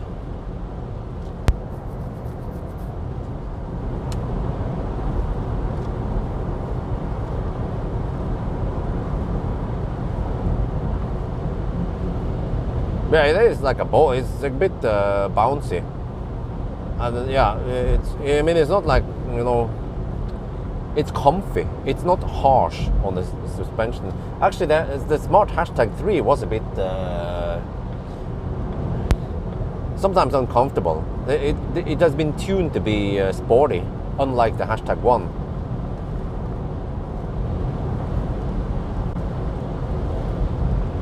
Okay, it seems like further north we go, less rain we get for now, until the rain moves south. We just have to outrun the rain. This little bugger can do it, right? Oh shit, water. Wasser. Achtung.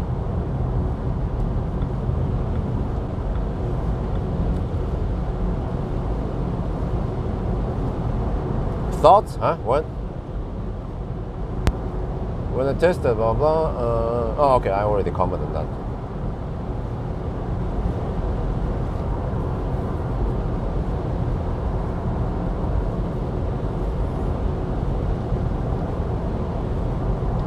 Well, if I can go deeper and beyond supercharger Vestby, then I could go to further north Vestby, or maybe even the well, actually, Shell Ås might be. I'm not sure if it's fast enough, but it's supposed to be 150 kilowatt hypercharger. Well, it's close to the max anyway, right? If I go there, I think I ideally. I mean, I also need to go deep. No, shit. This car doesn't like going deep. I forgot about it. It has the same Smart Hashtag 1, whatever. When you go deep, it goes dog slow, especially in the 0 mile test, man. Holy crap. I was getting 18 kilowatt for a long time, and then 60 kilowatt, you know? So, yeah. So I have to arrive with around 10%. Maybe 8% is okay, but below 5% is not ideal.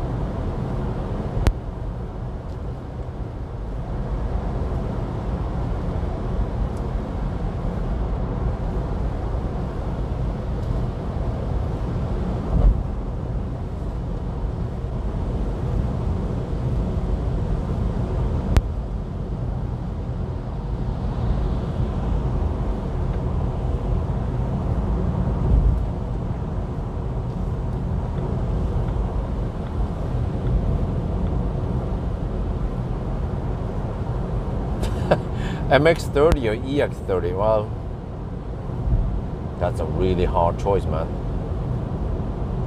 Well, you can. I think you can get 2 MX30 for 1 EX30. But I was quite shocked to see how small the MX30 battery is. They could have fitted a way bigger battery, at least 50 kilowatt hour. But I mean, Mazda, they'd be like, nobody wants EVs. Yeah, look at this. Nobody wants EVs.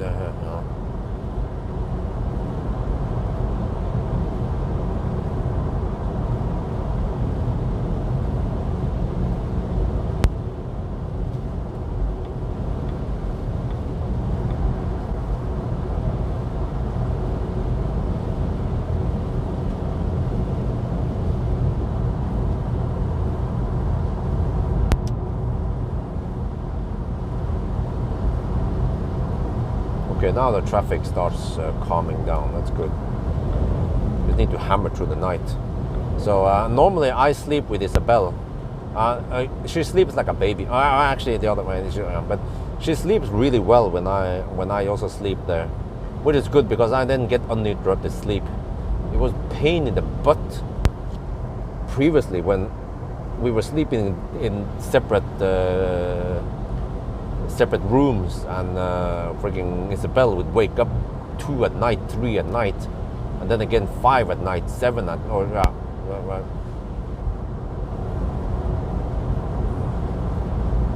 But now I managed to get uninterrupted. I slept from 10 last night until 8 or something in the morning. I had 10 hours of more or less uninterrupted sleep. Woke up a couple of times, but then I fell asleep again. But the only exception is Saturdays, because then wifey needs to sleep with Isabel, because then I can get out earlier. But it's not super comfortable for her to sleep on that bed. She prefers another bed. Yeah, so it's just one night per week. But that is better because it speeds things up. As I managed to start at 10:30 tonight, if I would have to put Isabel to sleep, we will start around midnight maybe, or almost way past 11. I would be usually 1 hour delayed.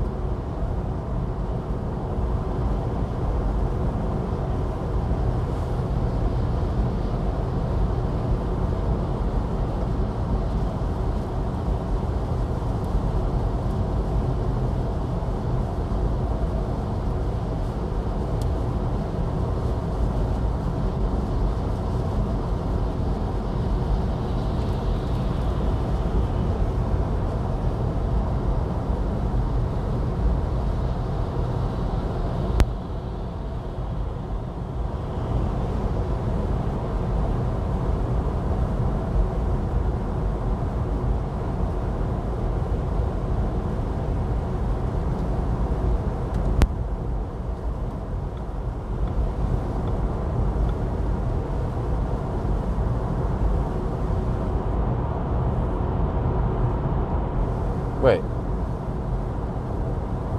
is it gonna rain all the way now for the rest of the challenge? I think I saw on the weather forecast it's supposed to be dry around Oslo right now, and then the rain is the rain is supposed to start 3 at night around Jessheim or Mjøsen area, but it's already midnight now. Oh.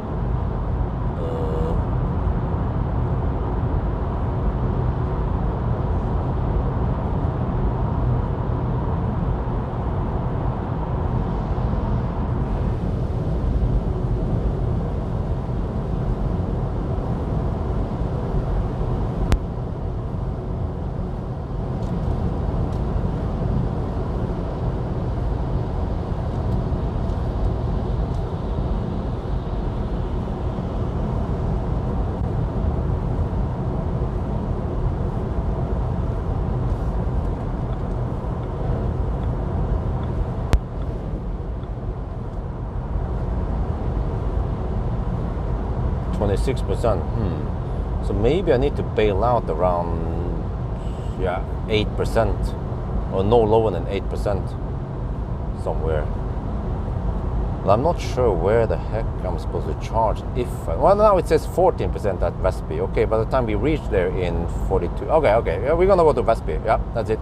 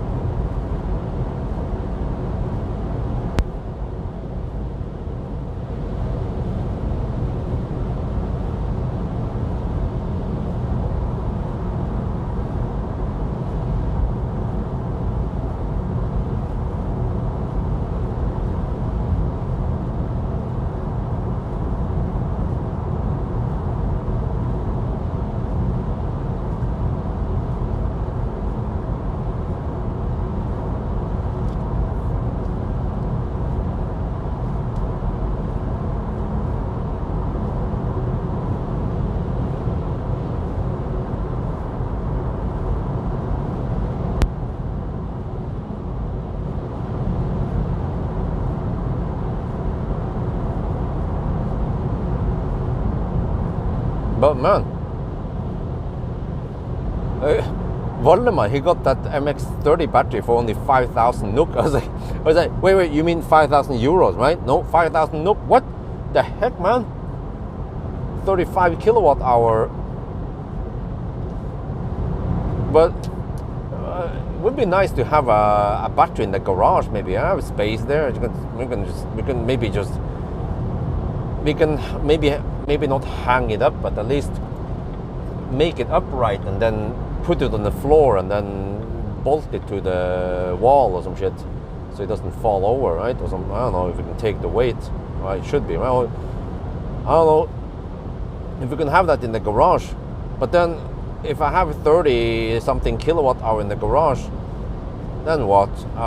I need some inverter or something, or can we well, if we have a solar inverter, can we then use that? Well, can you do AC DC conversion and take 400 volt DC input and make 230 volt? Actually, it will make 400 volt AC, right? Not sure how that works. And then, well, but then there must be some logic behind it, because when are we supposed to discharge it and then charge it? I need to have some user interface, some web interface, some kind of like control it as a Pawel or EcoFlow or some shit. Consumption, let me see. Okay, consumption, click 1 time, 2 times, 3 times. Okay, you want the consumption 282 watt hour per kilometer. 281, it is dropping. Wow, wonderful. Okay, I have to stay on the navigation. I have to check. The car now claims okay, 12% at arrival.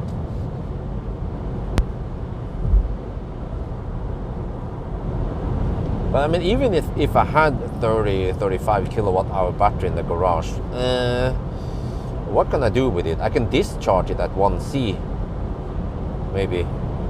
That'd be pretty awesome. For a house when, yeah, you know what? But I don't want to charge. I don't want to charge it too fast, right? Because if I charge it very fast, I will have quite high power fee or power tariff. I'm trying to stay at around 10-15 kilowatt only. It's kind of a little bit waste of power because I have 43 kilowatt available, but I shouldn't use it, because if I use it, I will get some hefty power tariff.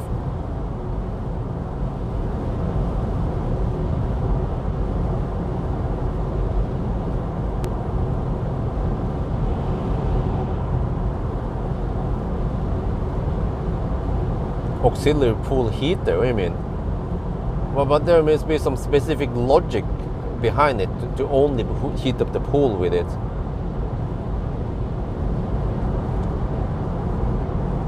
Scenic, yeah, of course, if I can get one. Less to charge at night. Well, yeah, I guess it could.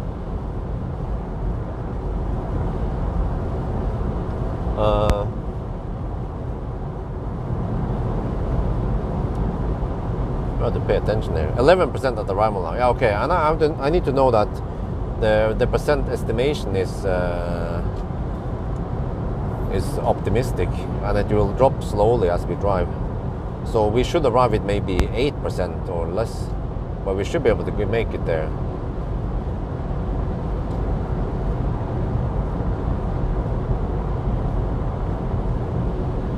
But you know, I don't know if you guys know this, but today the electricity price in Norway was negative, and it was minus 30 øre per kilowatt hour around 2, 3, 4 in the afternoon, right? So with the transportation fee, it became 0.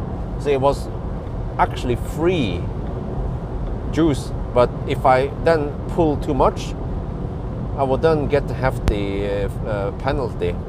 But at least I could pull 11 kilowatt, right? Or 10, 11 kilowatt. I was like, oh yeah, I'm gonna charge the car during the time. Then what happened? Wife is like, hey, we have to go out and buy some food, and can we go out and eat today, because we haven't really gone out with the family this whole week. I was like, really? Now? 2 in the afternoon, right when the electricity price is 0? She was like, yeah. Well, on the other hand, if I only pull 10 kilowatts, I would be saving only €1 per hour. So it's like, okay, whatever, no big deal. It's just like the feeling, you know, as a sunnmøring, to get something free.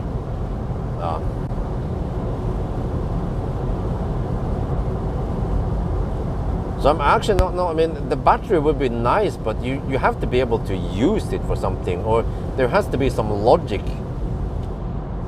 for it to work, or yeah.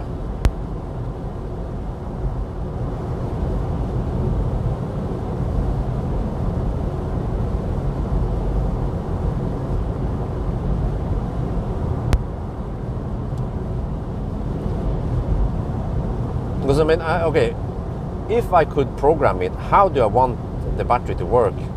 Well,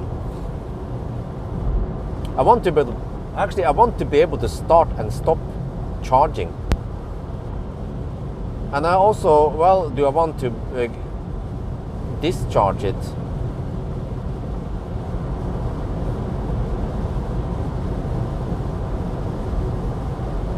Oh, that's a freaking weird paint. I don't know, you can't see it. It has like a freaking Terminator paint on it, or wrapping rather. Oh, slowing down here. 18% now. 24 kilometers left to destination. Well, ideally, if it could start or stop charging automatically. But then when does it know when to start and stop, right? Well, it needs to start when the electricity price is low. But then I'm not sure how Pawels are configured to work. No, I look on Tiber every day. You can look on Nordpool, but I have it integrated in Tiber. And Tiber now also shows you price with strømstøtte. So it will shave off the peak, and you actually see how much you actually pay after the subsidy. A strømstøtte is actually a subsidy.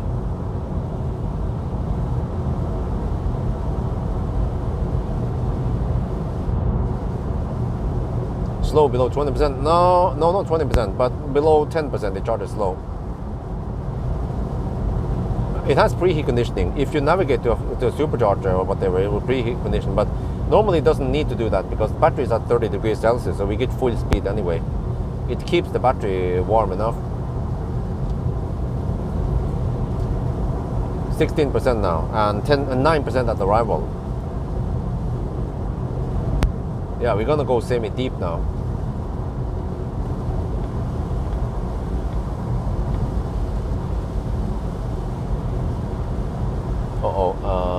I might want to stay in the car on this session because it's raining cats and dogs, and I have to walk a little bit to get over to a gas station. But I can hold it. I have to find my next stop. Could be maybe Ionity Dal, or I'm not sure. Let's see. I have to find out. Charge to roughly 60%. How far can I get?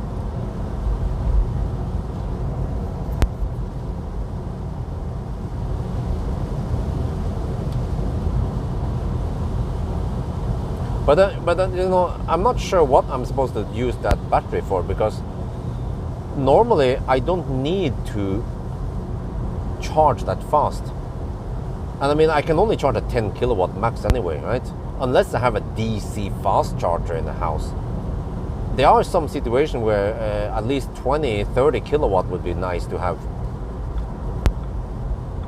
But in most cases, even 10, 11 kilowatt is sufficient for me.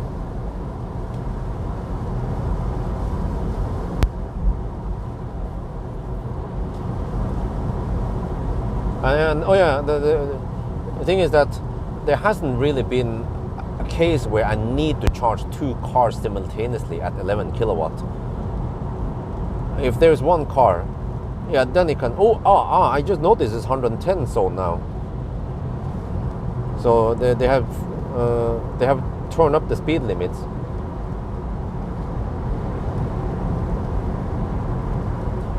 Usually they save electric costs. Well, except for that, there is losses involved here. If you charge that battery and discharge it, there will be losses.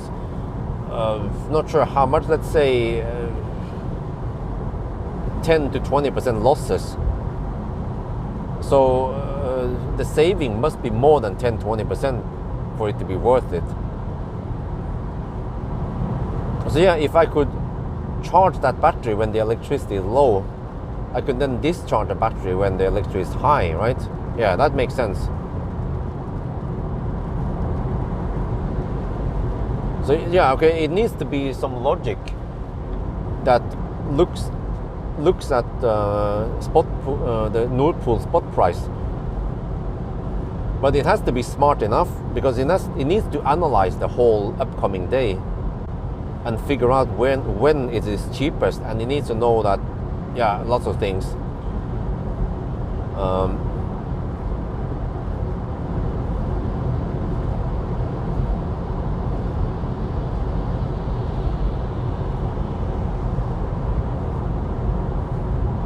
But it needs to be smart enough because I don't want it to pull 10 kilowatt for charging, for example, if I'm also trying to charge. Well, actually, it doesn't matter. If I'm also spending something, but I don't want it to suddenly pull 20 kilowatt into the house or more when it's not needed. So that's why I figured I probably don't need that battery. But again, it would make sense to get that battery if I could hook it up to a DC fast charger, like 20-30 kilowatt fast charger, for example. That would be useful. And another bonus with fast chargers is that many cars, they will heat up the battery when a DC fast charge, but they don't do that on AC. And also many cars allow me to run the heater when it's DC charging. So even if it would be only 10 kilowatt DC, it will still be useful.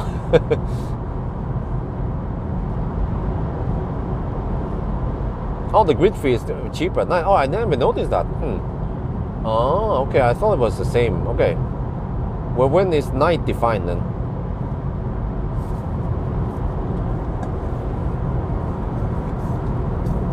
Oh, we are 12 kilometers away. 9% at arrival now. Oh, we are 12% now. Really?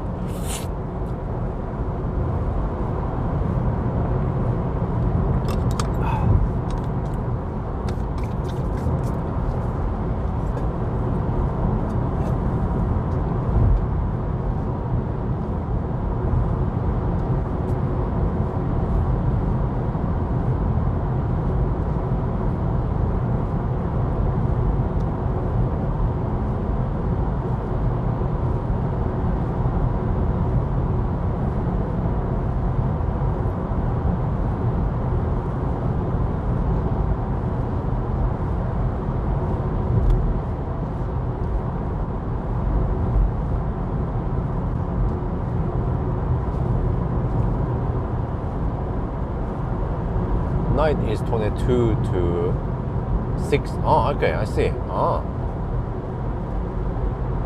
Okay, that means that usually it's cheaper to charge the car at night, and it's a little bit cheaper. Usually spot price is in general lower, and then also the grid fee is lower at night. Yeah, so for the most times, I don't really need 11 kilowatts. It would be fine to charge only around 5 kilowatt.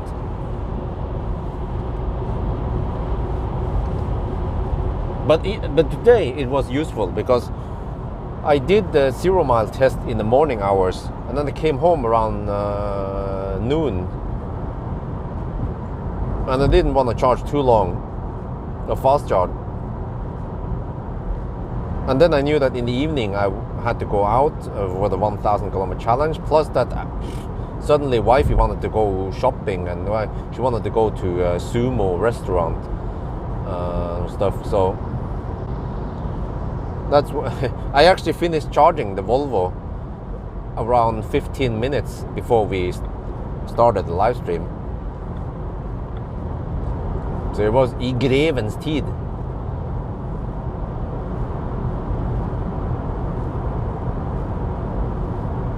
Yeah, 20 kilowatt low there, yeah, correct. Just like the Smart. Oh, okay. It stopped raining here. That means that if I run for it, I have to go early because I think the rain is moving north now. I look at the weather map. So if we go to, yeah, I can then run over to the toilet.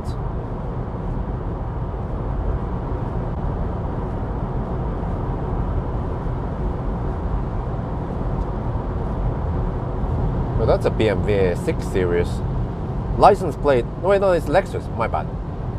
License plate BT67668, my bad, I don't know what the heck is this. BT67668.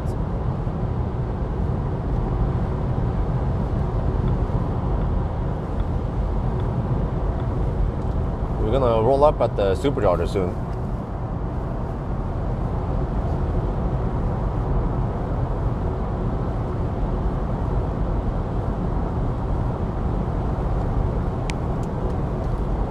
Oh, it started raining again here. That is not good.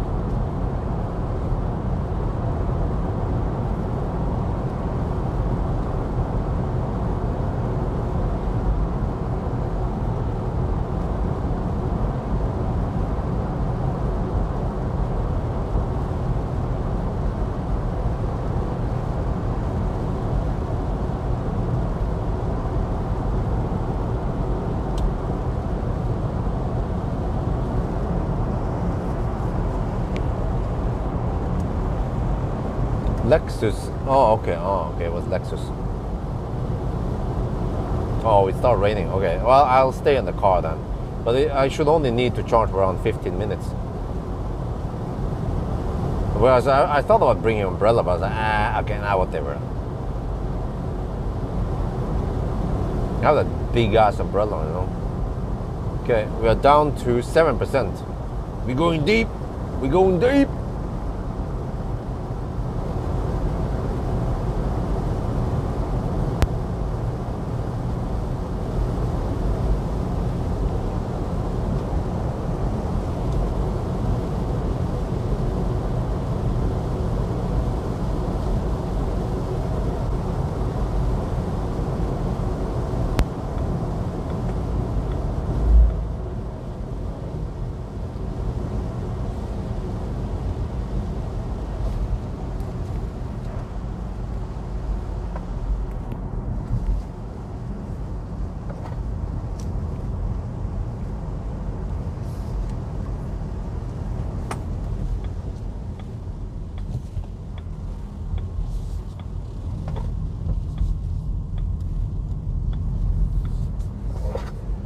Oh, it's still quick at 7%, man. It's Volvo, you know? Volvo performance car. Good tires, also good grippy tires, even in the wet.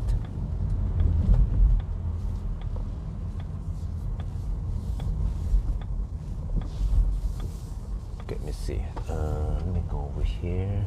And the charge port is on the left side with the right side, the right side with the wrong side. Oh shit.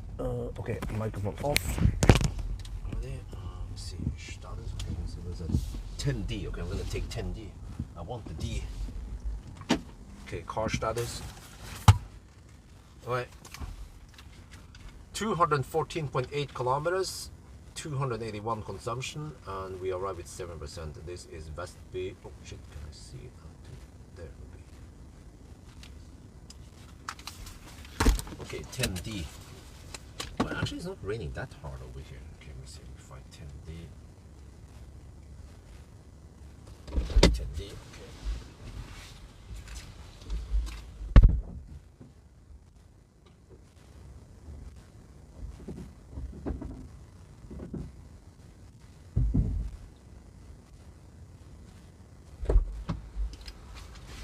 Okay, hopefully handshake works.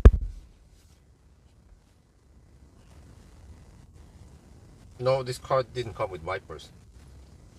That would be extra, just like blinkers.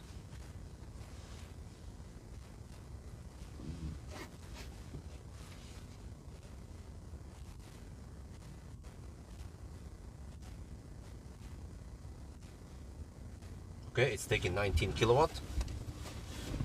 Bring out the shaft.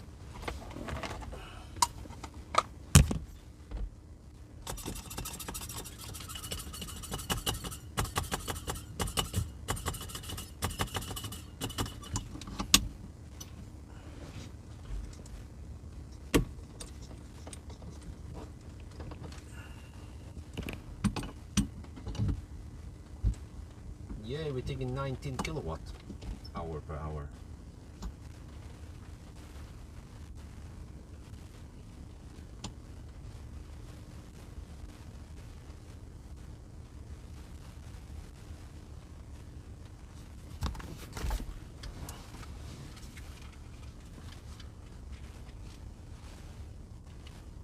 We are now at the supercharger in Vestby, and yeah, we are charging now. Look at that. Taking, well, how many kilowatt are we charging at? Ich weiß nicht. How many kilometers per hour are we charging at? We don't know. The car doesn't tell you how fast it is charging. Let me see, there is another, if you go here, here, and then you go to Losse. Who the heck is Losse? You go to car status. No, yeah, no, what the heck? What's here? No, it's setting. Well, in settings you have charging. Here we see charging, but it doesn't tell me anything here either. But fortunately we have car scanner. Yeah, so car scanner tells me that I am now taking 59 kilowatt. Initially I took only 18 kilowatt. Yeah, so this is a bit annoying. See, we are lighting up. So what you want to do as a courtesy to other drivers is that you go here, you go into the screen. Everything is done via the screen. And then you go to this setting, and then you turn. What, can you see anything? It's too bright, man. It is already set to the lowest. Off, and then you have to press OK to confirm, and then you turn off that. Yeah, okay. So yeah, now I need to figure out my next stop. But you can see, okay, what was the consumption? Well, look at this. This is too bright, man. If you go here, and then you go to car settings, and then to controls, and then display brightness is already at the lowest, so you cannot make it any lower than that.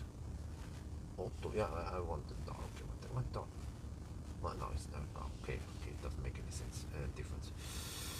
So yeah, I need to figure out my next stop now, so we can just do this and we'll see. But okay, yeah, I want to show you how do you see the consumption, the trip meter, whatever. You have to go here, click here, 1 click, 2 click, car status, trip meter, 3 clicks.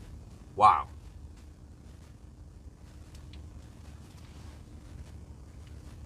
ตอนนี้เราอยู่ supercharger Vestby นะครับแล้วก็เรากำลังชาร์จนะครับแต่ว่าเราชาร์จเร็วแค่ไหนเราไม่รู้ มันไม่โชว์นะครับถ้าเรากดที่นี่นะแล้วก็กดเดี๋ยวแล้วก็กดที่ settings charging มันก็จะโชว์อย่างนี้นะครับมันก็โชว์ว่าโอเคอีก1 ชั่วโมงกับ 18 นาทีจะชาร์จเสร็จแต่ว่ามันไม่บอกว่าเราชาร์จกี่กิโลวัตต์กี่กิโลเมตรต่อชั่วโมงมันไม่โชว์อะไรเลยนะครับแต่ว่าเรามี car scanner แล้วก็ car scanner report ว่าเรารับแค่60กิโลวัตต์นะครับนั่น150เมื่อกี้นี่มันตอนเราเริ่มนั้นมันเป็นแค่18กิโลวัตต์นั่นมันก็ค่อยๆเพิ่มขึ้นแล้วก็เพิ่มขึ้นเราต้องชาร์จสัก2 นาทีมากกว่ามันจะเริ่มชาร์จ150กิโลวัตต์โอเคอันนี้มันก็เหมือน smart hashtag 1 hashtag 3นั่นก็เหมือนกันนะครับโอเคแล้วก็เนี่ยมันทุกอย่างมันต้องทำในจอนะครับถ้าเราอยากจะรู้ว่าเราใช้ไฟฟ้าเยอะแค่ไหนนะ trip meter เราต้องกด1 ครั้ง 2 ครั้ง 3 ครั้งนะครับมันก็จะโชว์ trip meter เย้ โอเคเดี๋ยวเราจะไปไหนดีเราต้องเช็คตัวนั้นว่าเราจะต้องขับไปที่ไหนนะครับดูก่อนทางเหนือที่ไหนอาจจะเป็นที่นี่เราลอง search Ionity เนี่ยเราใช้ Google โอ้ดีมากเลย Ionity Ionity ดอนมันขึ้นมา Ionity ดอนโอเค กี่กิโลเมตร110น่าจะได้นะครับ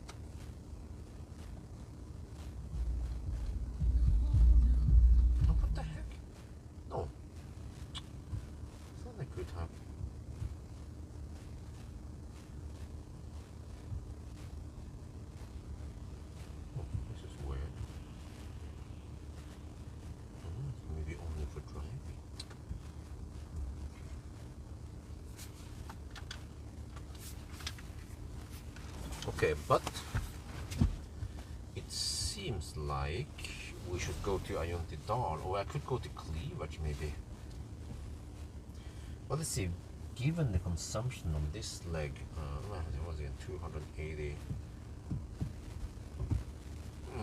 It was 281, okay. Yeah, I don't want to go outside now. I can hold it for, yeah. Let's see.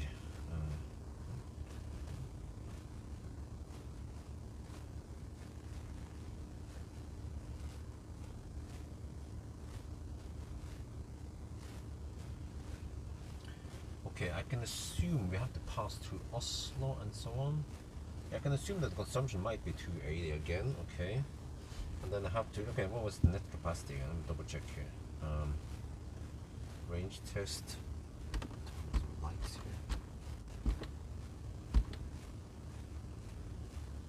The net capacity, I measure it to be 65.4 kilowatt hour.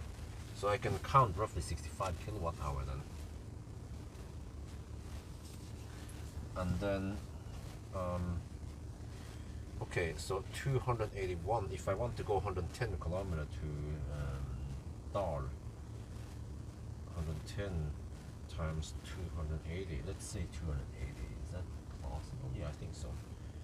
Okay, and then 65 kilowatt hour. Oh, I need 47%. Okay, so if I go for around 55, if I go for 60%, that should be safe. And then I have a little margins. I can, yeah, in case I have to, then I can go deep and still make it there.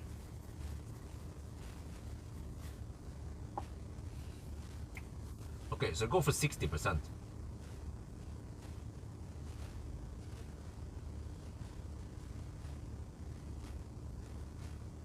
Yeah, now I can pay more attention to the chat. Check something here. Are we charging this thing? 100%. Okay, yeah.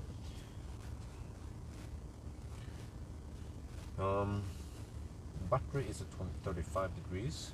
Wow, look at that speed, 156 kilo. Oh yeah, okay, let me shoot some video. Let me get the, just keep the mic up and running, I think, while I'm here.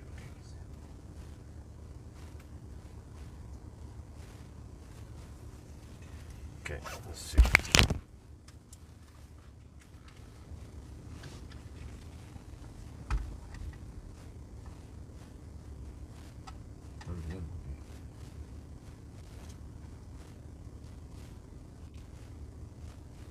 Wow, look at that speed. We are at 31% now. Yeah, on the display, car's display is 31%. It's still taking 156 kilowatt. It goes like a rocket, at least until around 45%. So yeah, we will probably charge to 60%, and then we go for. Let me show you the plan. No, okay, yeah, we're gonna go for Ayuntidal. Wait, we have to press start first. I almost forgot. Okay, and the car is always no, and this shit happens. It wants to add charging stop. No, I don't want to add charge. Can I remove? No, I want to. Okay, and then you have to click here, and then you have to remove charging stops. I don't want to stop there. Delete it. So this is just like Polestar, and then it says, "Oh, you will arrive at 8%." That's still fine, no problem. Well, let me see. I have to maybe configure some of this stuff. No, there's not much you can configure. Route options, you see. You just have this. So yeah, it works like Polestar if you know it. So it is kind of clumsy, but I would say that this is optimistic. No, you will not arrive with 8%. You will arrive with 0% or less. So yeah, I did my Asian math, and I know that I need to spend 46% of the battery. So we need to charge more than this.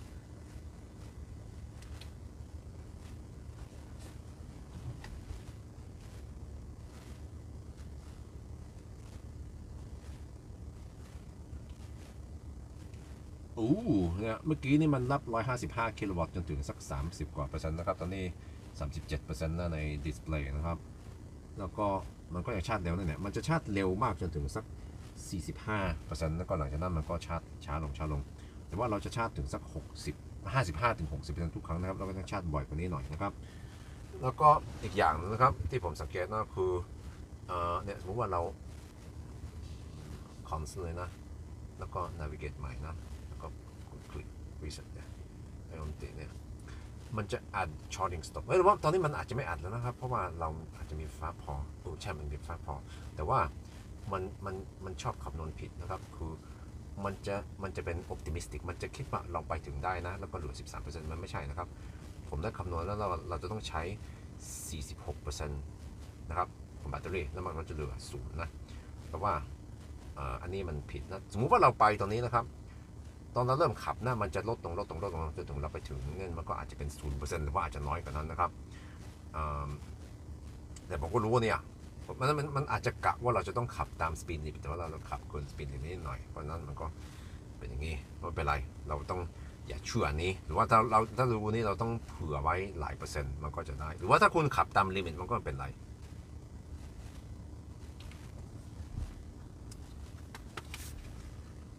I think the sound should be good now with the new mic setup.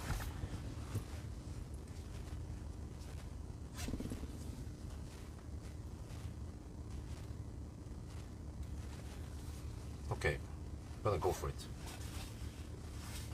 So I have a budget of around 280 watt-hour per kilometer. The hard budget is higher than that, more like 300 something, which is unlikely. So yeah, we'll just charge. It goes relatively fast now. It seems like this car might have a little bit flatter curve than the #1 because the battery is bigger. But yeah, actually, I wonder if it kind of follows the same curve, except that it's 2 kilowatt-hour more. So yeah, I need to analyze the charging curves afterwards. Well, you see, it goes quite fast until around 50%.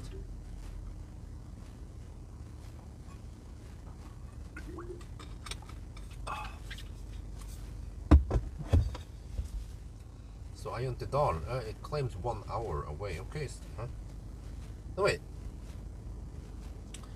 Wait, Ionity is only my bad. I was Ionity is only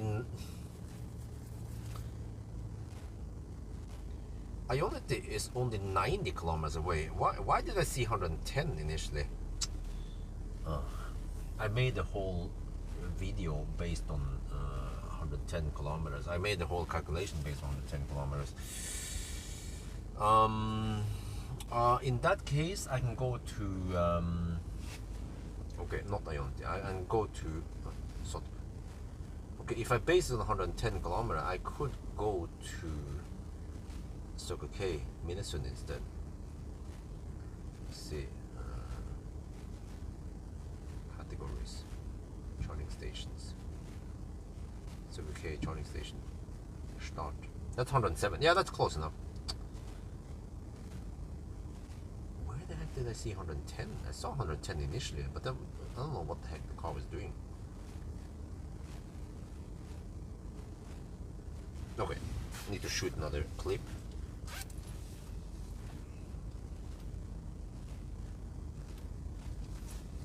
This is still Schnell, and I'm gonna go for 60%.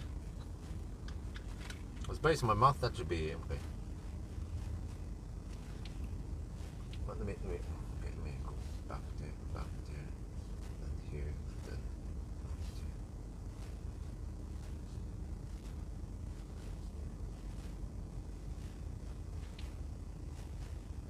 Wait, what? Huh? You know, initially I could have sworn that I saw 110 kilometers from here to Ionity, but it is actually only 89 kilometers there. I don't know what happens. I based my Ninja calculation based on 110, kilometers. So what I'm going to do instead is, since we already charge, we probably want to charge to 55-60% every time, right? So I will go to Circle K Minnesota instead, and that is 107 kilometers. Close enough, yeah. So a few more minutes and then we should be good to go. But I can show you that now. See, at 51% we are down to 100 kilowatt. So yeah, I need to go to 60% to have that margin. But I mean, okay, think about this. 100 kilowatt is still faster than 20 kilowatt you will be getting if you go too deep and you arrive with 5% or less.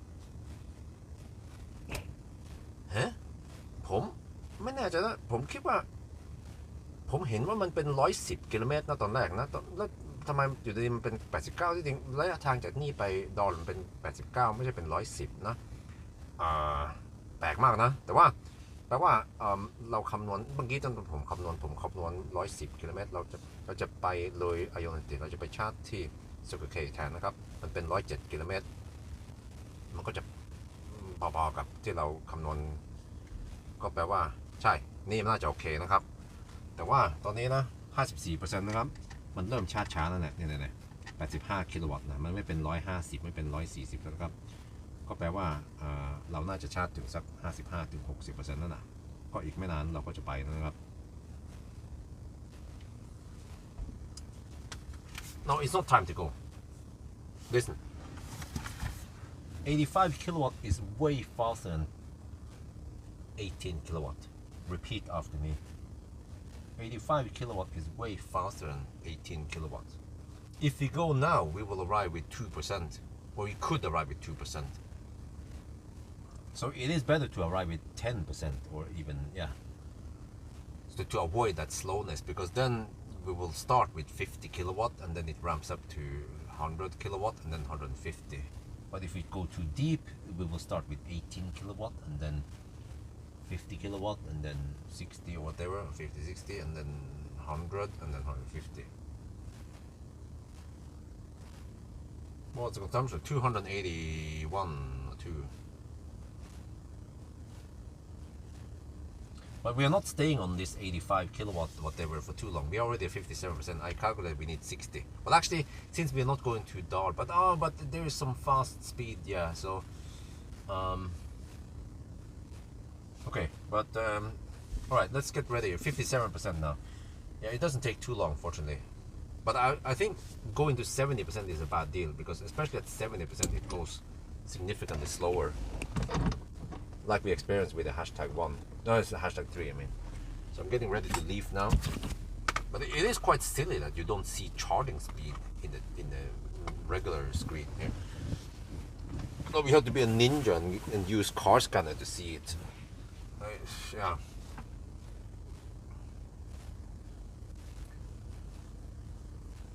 Sunday drive, I can't do that. For obvious reasons.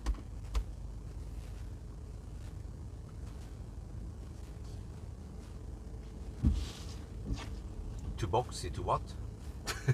Wait, let me see. Do I have to turn on the light manually? Auto. I have to click on it. There, okay. But now I freaking annoy the dude in front of me on the other side there. Okay, but whatever. I'm gonna leave soon. 59%. I will leave in just 30 seconds. We're down to 70 kilowatt now.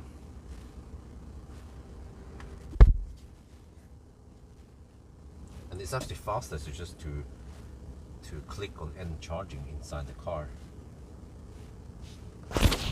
There, 60%.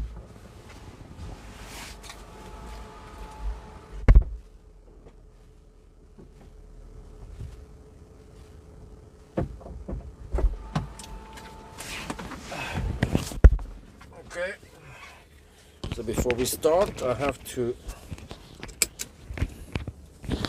Let's see, this, and then, well, I think, drive, go. And then hopefully it has reset the status. I have to check. Yeah, it reset the trip thingy. Okay, and then I turn, and hopefully there's no one there. Okay. At low speed, I want to clear the windscreen. Okay, but then there's some stuff that resets every time. Let me see. I have to go to settings, driving. Let me see. Oh, that one is remember. But let's see here. Okay, disable that shit. Okay.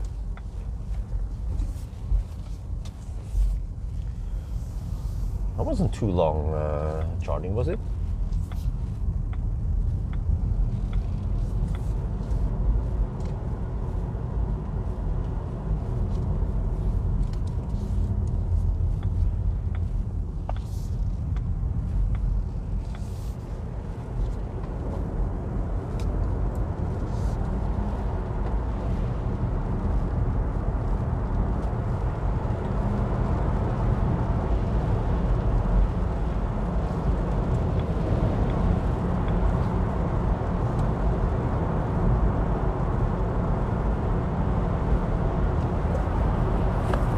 Minutes, really?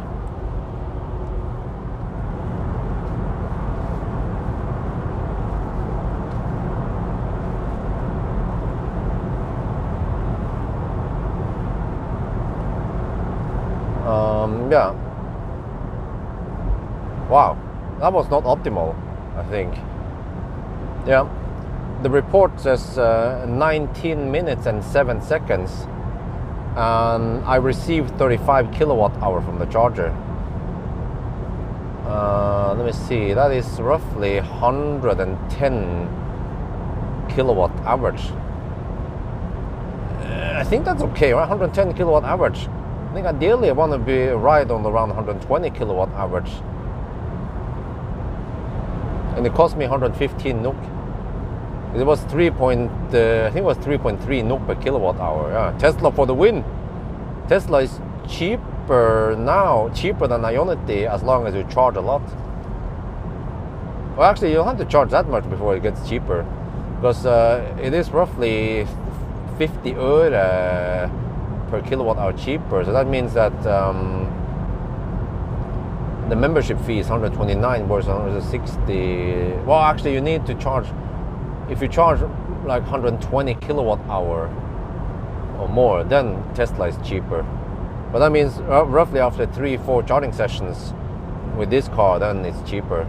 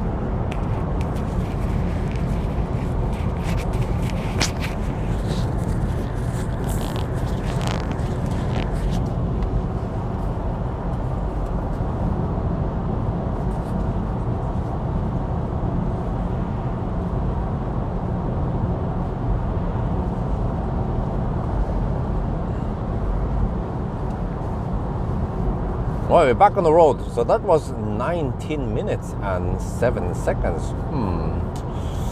And the car, at least the charger reported delivering 35 kilowatt hour.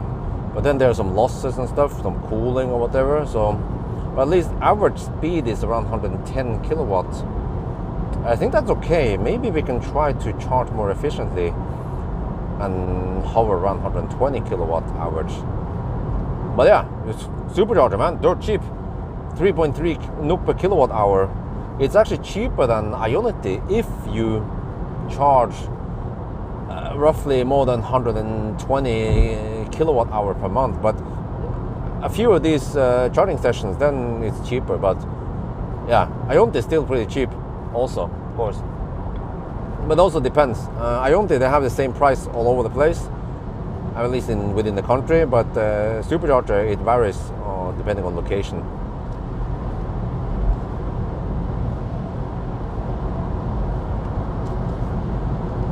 โอเคตอนนี้นะครับเราชาร์จ19 นาทีกับ7 วินาทีนะครับแล้วก็รถมันก็รีพอร์ตว่าหรือว่าจริงมันรีพอร์ตว่าเราได้35 กิโลวัตต์ชั่วโมงจะชาร์จแล้วก็ที่มันเข้าไปในแบตเตอรี่มันก็คงจะน้อยกว่านี้แต่ว่ามันเป็นสัก110 กิโลวัตต์เฉลี่ยนะครับผมว่ามันรู้สึกมันต่ำนิดหน่อยแต่ว่าถ้าจะให้ดีเราน่าจะได้ประมาณ120 กิโลวัตต์นะเราอาจจะต้องไม่ให้แบตเตอรี่มันต่ำกว่า 10% ทุกครั้งตอนเราไปถึงชาร์จนะครับแล้วก็ที่นี่มันก็มันจะเป็นประมาณ 3.3 กิโลต่อกิโลวัตต์ชั่วโมงก็ถ้าคิดเป็นเงินไทยนี่มันเป็นสัก10 บาทต่อกิโลวัตต์ชั่วโมงนะครับอันนี้ถือว่าถูกนะครับ ถ้าเป็นที่อื่นนะ recharge หรือว่าเมหรือว่า charging network ที่อื่นที่นอร์เวย์นะมันจะเป็นสัก6 กิโลหรือว่าสัก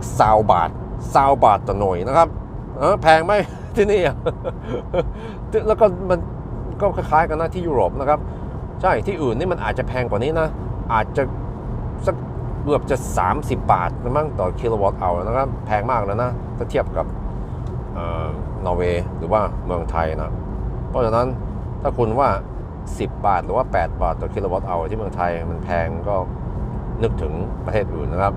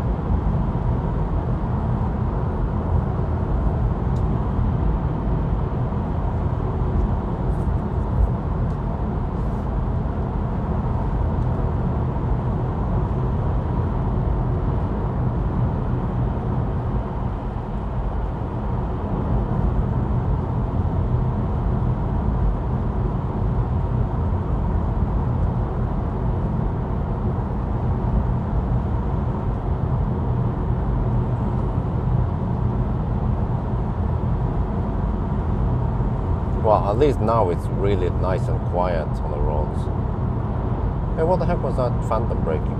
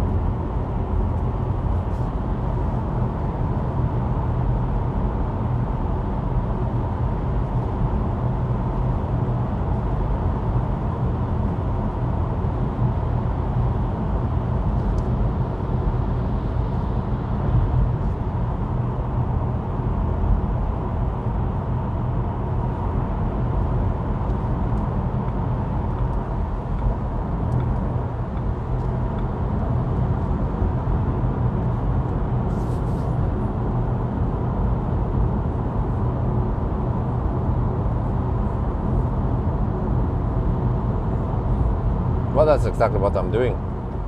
I'm charging enough. I mean, it sounds weird that I'm staying on only 85 kilowatt, but you don't want to have too many charging stops either. So I figured out that I think that around 60% is the best balance between number of stops versus how slow you want to charge.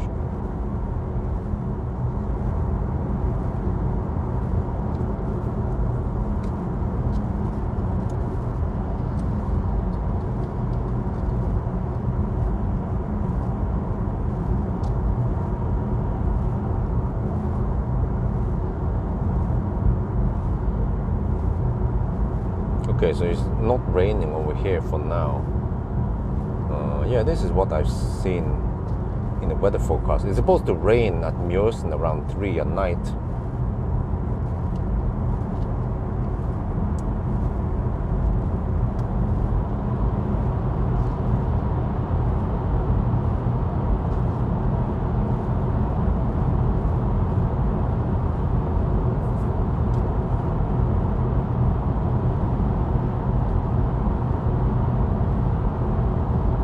Because now the car claims 26% at arrival. We'll see. Minnesota, yeah. Hyperchargers, they should give me maximum speed. Maybe not the cheapest place to charge, but I need to optimize it for speed, not for cost.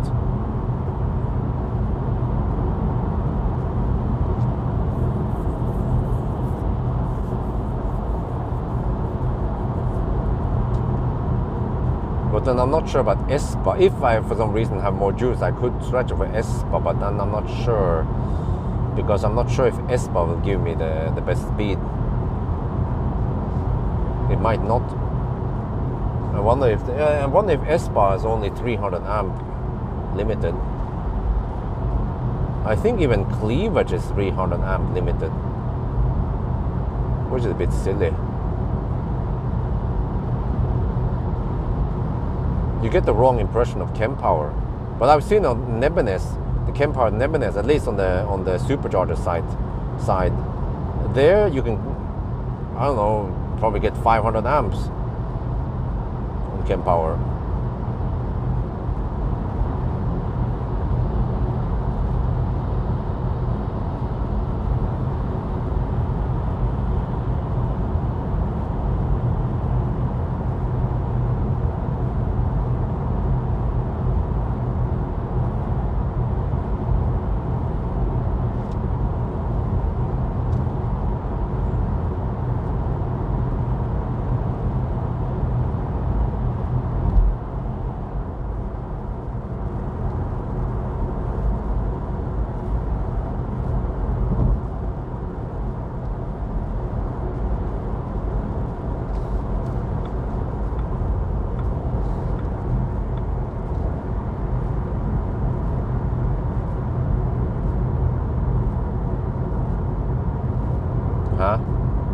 Which side are you talking about? No, 150 kilowatt at Nebenes. Well, Nebenes North. I mean the southbound Nebenes. On recharge, it is labeled as 150 kilowatt, but at the Kempower screen, it shows only 120 kilowatt available. This is what I discovered when I did the Smart #3 challenge. But then on the supercharger side, on the northbound Nebenes, there we have, it says 300 kilowatt available for 800 volt and 200 kilowatt available for 400 volt. So, yeah, but you know that the northbound side is newer than the southbound. So it seems like recharge, they must have chosen thicker cables for the future installations. But it's a bit weird that they went for the 300 amp underground cables in the first place. They should have been more future-proof and just, gone for 500 amp cables.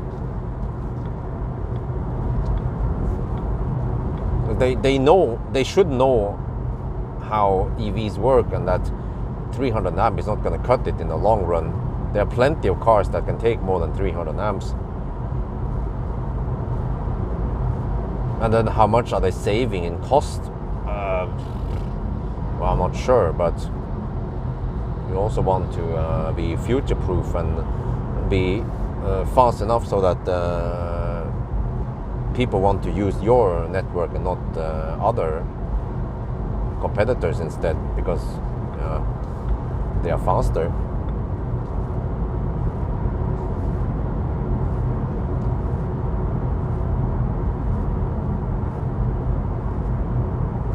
Rebuild the northbound. Well, I mean, it used to be a bunch of 50 kilowatt there for the longest time, and then they retrofitted it with Kempower instead. And they also had some. I wonder if it was an EFASEC high power charger, but it was so buggy, always faulty for the longest time, so they removed it. That was a bad choice. They tried it, I guess. They tried it and were like, fuck that shit, we're gonna go for Kempower. Because if Kempower works so great other places.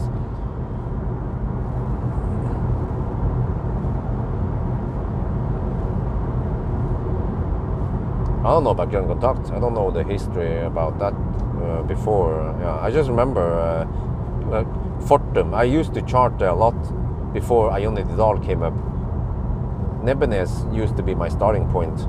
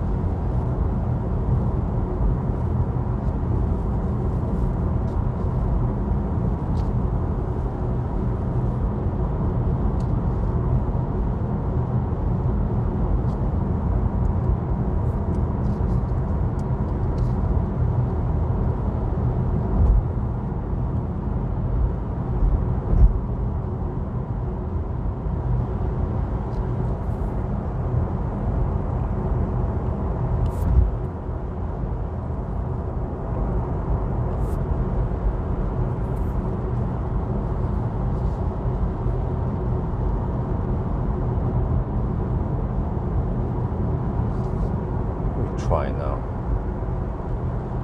Do we get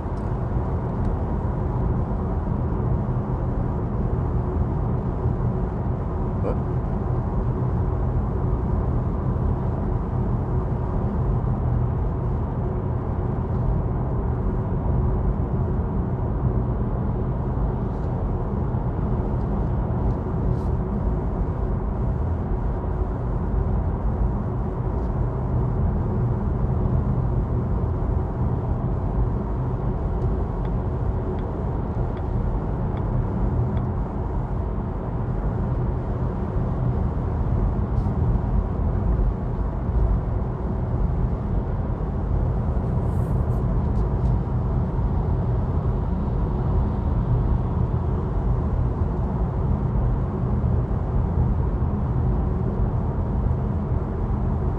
You get the news that they make illegal EV, blah blah, bus. Yeah, I heard about it.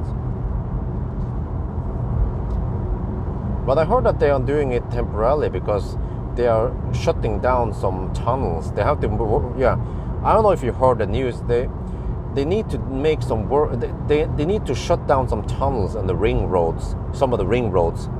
And that means that there will be more bus traffic on the other roads. And that's why they are then disallowing EVs on those bus lanes, because the bus lanes will be busier with buses. But supposedly that is not a nationwide change. It's only because of the construction work they need to do on the tunnels.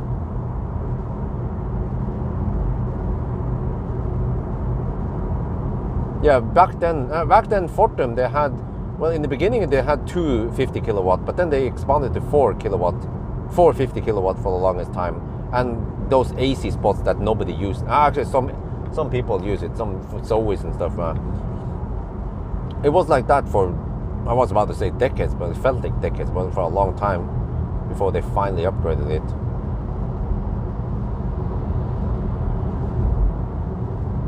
But I still wonder why Fortum is a lot more expensive than Ionity and Tesla. Especially now that Fortum, they have lots of chem power, because I believe that with chem power it becomes way more cost efficient. So they could, or they should be able to lower the prices and maybe stay on par with Ionity, maybe even beating Ionity. But maybe they just have too much, they have wasted too much money on other shit. So they need to get that money back before they can lower the prices.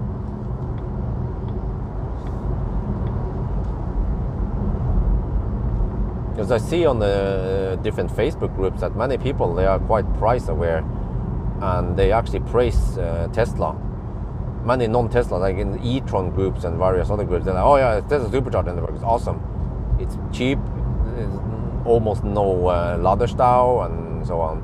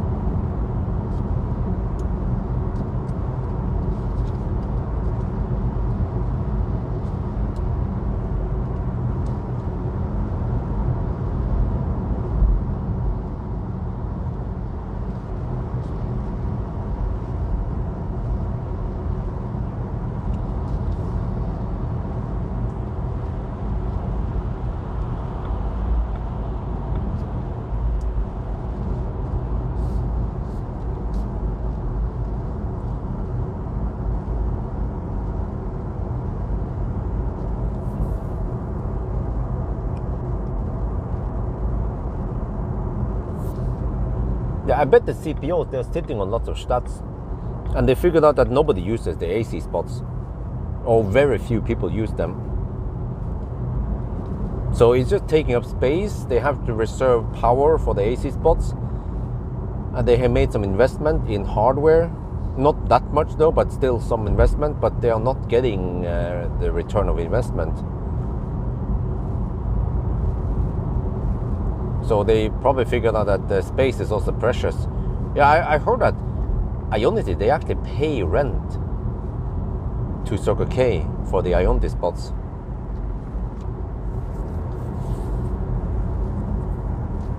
Which means that unused spots cost the CPOs money.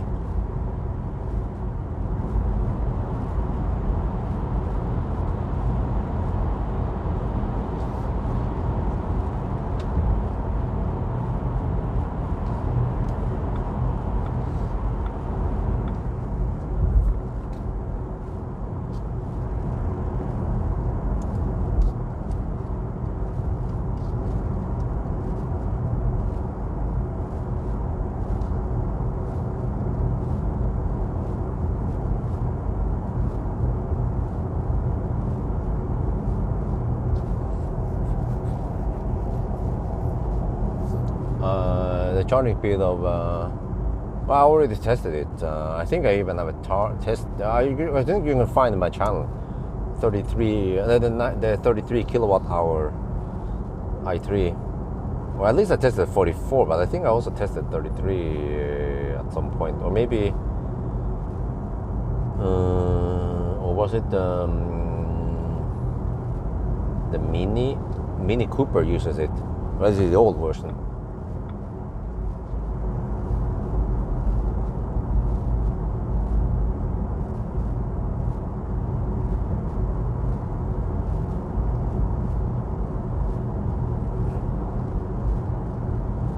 Well, it is dry. Whoa, it hasn't rained here yet. Oh, okay, the rain is moving north, supposedly. So it's gonna hit Oslo and Jessheim and area in 2 hours. And it's gonna be quite hard. It's gonna be raining really hard.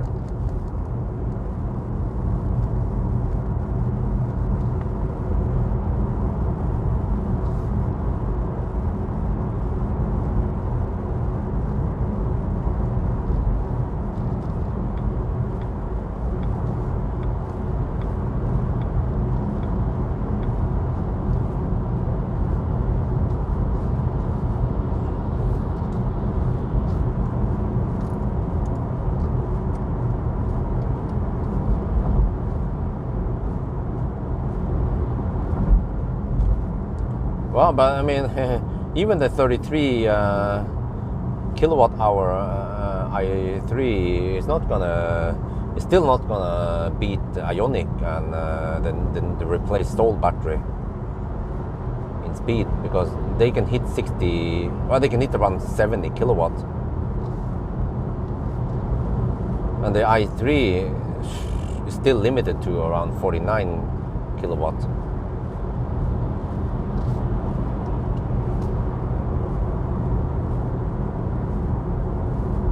Yeah, the adapter is on its way. By the way, the CHAdeMO CCS adapter.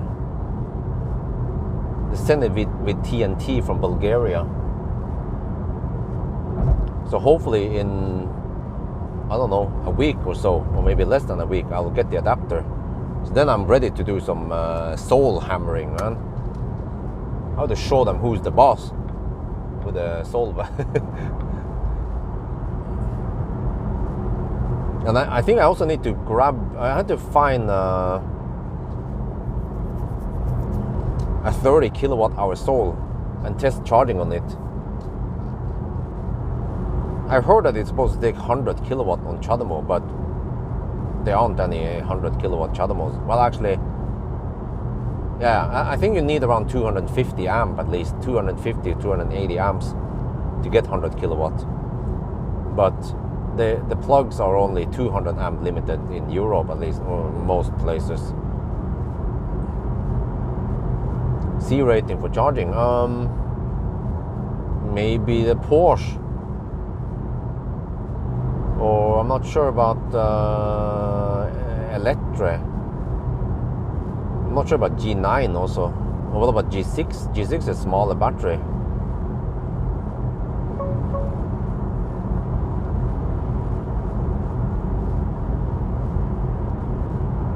Recharge at some Esso stations don't pay rent. Oh yeah, I heard also that charging profit. Yeah, okay, that makes sense.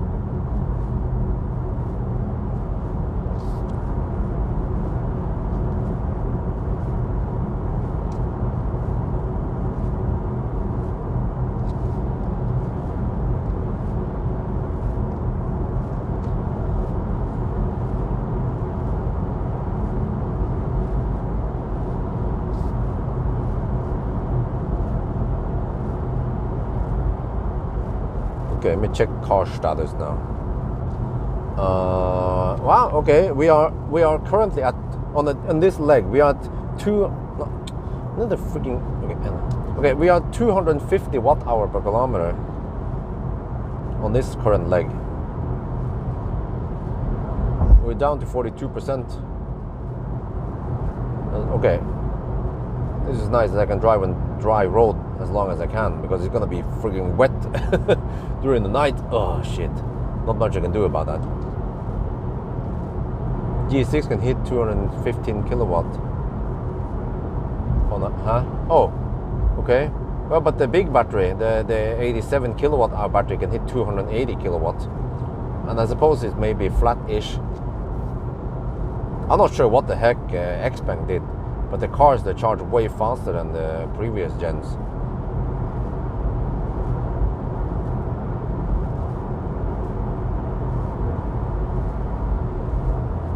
Oh, Polestar 2 is not... well, I'm not sure if you can compare Polestar 2 with this car. Polestar 2 should be lower, not so boxy and tall, and yeah.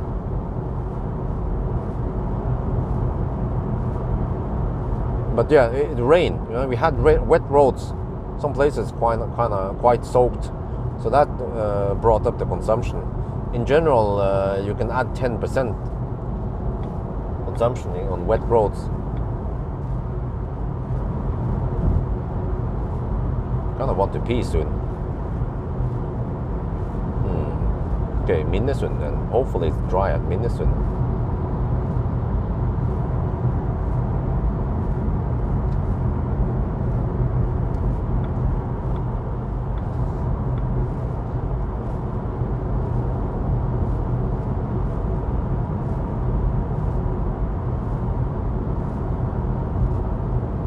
Yeah, this is supposed to be called Twin Performance Ultra.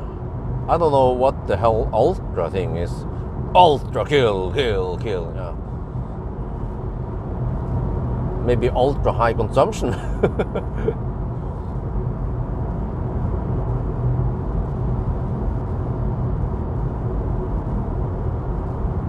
Okay, it's the Cheyenne rainfall. That will eventually hit Mjøsen area in a couple of hours. But I think the heaviest rain might be around 4 or 5 at night.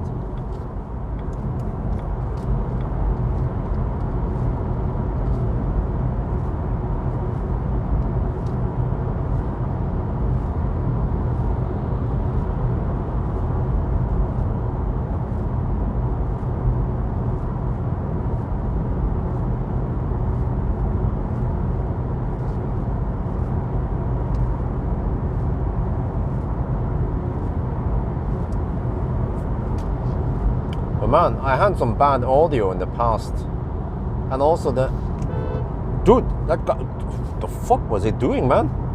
He was sliding over to my lane. Freaking Tesla. Okay, but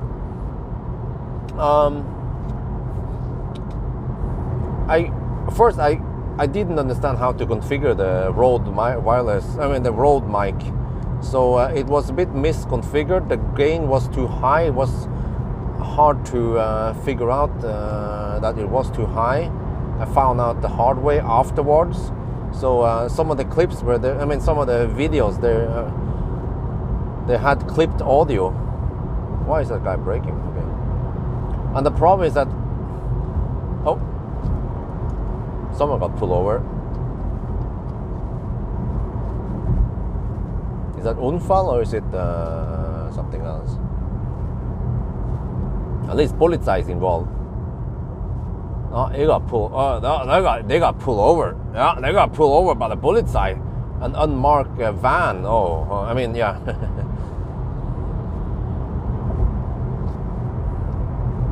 I slipped through it like an eel again. Zoe's hammering it. Go schnell, Zoe. Run, little bugger.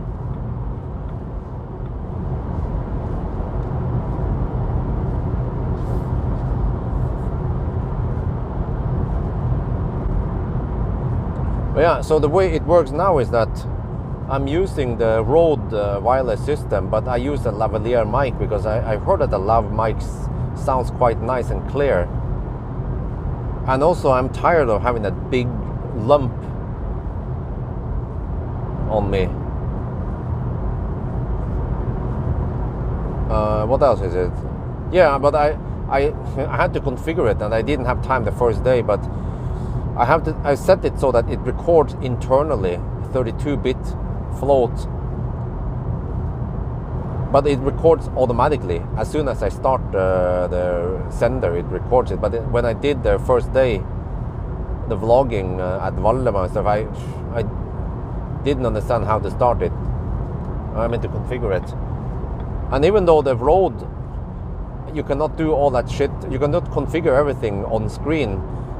Fortunately, Rode has an app, and you can just connect the Rode mics to a smartphone, and you can then configure it. So then it's fine, you know, because actually the screen on the DJI is very nice, but because they have that wheel on the DJI Mic 2, I accidentally bump into the wheel and then change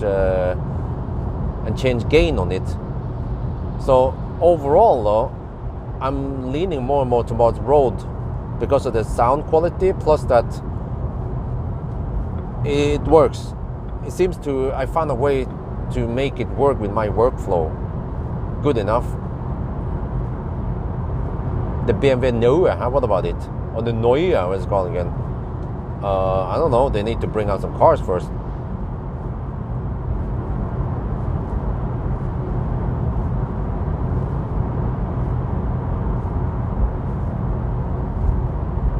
So the video coming out tomorrow is Ionic, classic Ionic degradation test with quite clipped audio. But then I managed to fix some of it with Premiere Audition. But then it of course degrades the quality and makes some kind of weird artifacts.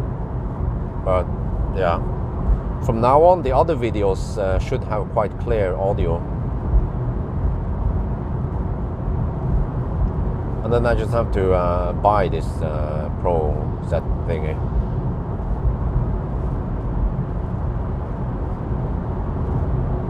But I have to find out if DJI Mic also has an app. You can connect it to the phone and configure. Well, actually, I'm not sure because the DJI doesn't have a. Oh yeah, you know, DJI doesn't have like an app. I think like Rode. They have Rode Central, where you can connect and you can transfer files. You can. Yeah, the other advantage with Rode Central is that not only can you copy the files over via USB drive, but the Rode allows you to also normalize the clips, or you can export it in different formats, even in MP3. So in a way, the Rode is better, and also the Rode, it shows up as a USB drive also. So I didn't know that. So overall, though, it seems like the Rode is good enough for my use.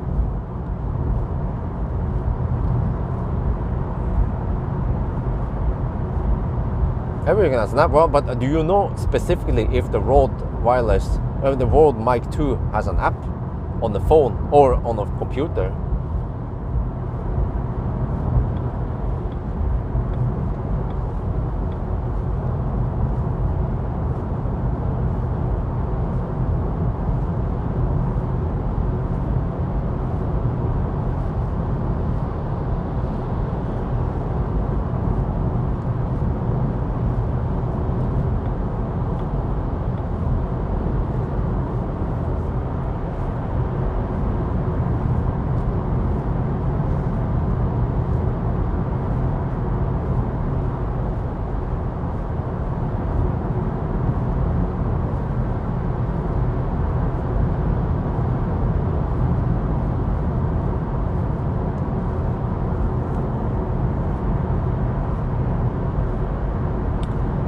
Okay.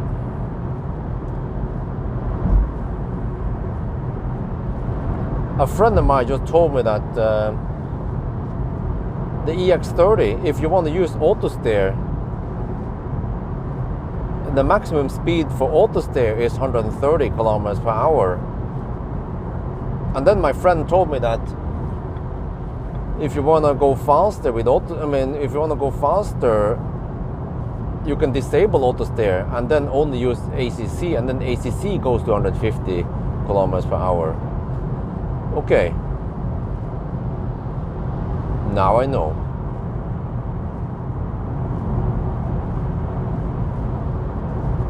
Okay, so Google has, but in a way, well, I don't really need an app for DJI since you can configure everything via the screen anyway. So I mean that part is very nice, except for that I noticed one thing. It is a bit hard sometimes to swipe down. You have to swipe down on the screen to access some stuff with the DJI. And the problem is that that's where my camera is, because I wonder if it works great to swipe down if you have hooked it onto a mirrorless camera, but on the camcorder is differently shaped, so you swipe. So there are several things I discovered with the DJI mic that I didn't know until I started using it. So there are good things about it, but also some bad things about it. And also the magnet clip I've been using, it fell off one day when I was doing moving the banana boxes and shit over, and then I pushed it maybe a bit too hard, and then the magnet clip detached, and that means that the magnet was inside my jacket and it just floated somewhere inside my jacket, and then the mic was outside somewhere, or I don't know, did it fell? Not sure if it fell on the ground or I managed to catch it. I think I managed to catch it before it fell on the ground at least.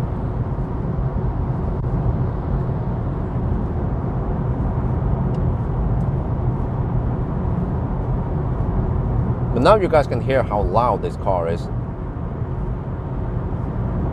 Yeah, Rudshøgda is freaking huge. And normally Rudshøgda is not that busy, but I noticed that Friday afternoon, Rudshøgda becomes really busy. When they did the range there, I turned around there, I was like, damn, there's a lot of cars charging there and parked there. I think they go grocery shopping and whatever before weekend. How is the car to drive? A little bit bouncy, noisy, quite schnell, at least but at higher state of charge. HVAC feels cold. I have 23 degrees Celsius and it still feels a bit cold. Okay, we're getting close to Yes Home now. I'm down to 31%. Consumption is 252. Oh, But I think I more or less need to stop at Minnesund because I think Espa is too slow. Yeah, heat pump, yes. I don't think I can reach Espa anyway. So I might arrive at Minnesund with 15%.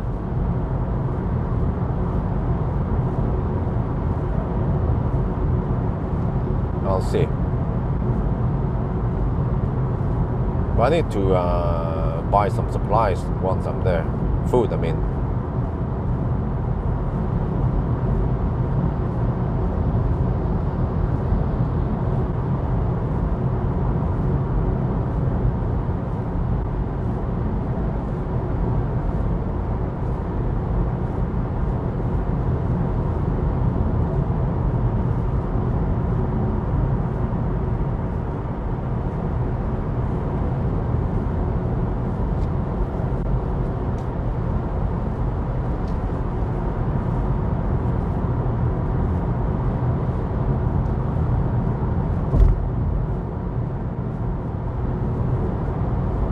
I just realized that maybe the Volvo has been tuned like a Chinese car. So that's why, yeah, I need to have HVAC on 24, 25 degrees Celsius. Wow, that leaf is hammering it. Damn. Well, I saw the speedo, 120 on the speedo on the Leaf. That means he's doing around 100 and yeah, I don't know. Wait, that means that my speed might be higher than 110 then. So kebab, yeah, it was good. But I think they have kebab on the Norwegian Circle K's.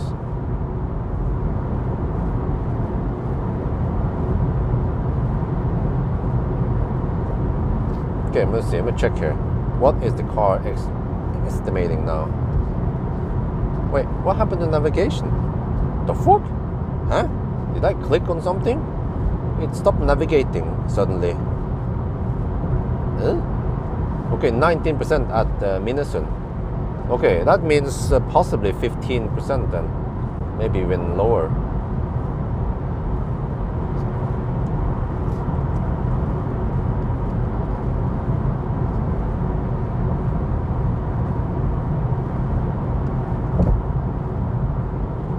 Okay, I need to hoard some supplies over there because the following stops might not be at some place where I can find food. If I, for example, stop at Kåterud or Rudshøgda.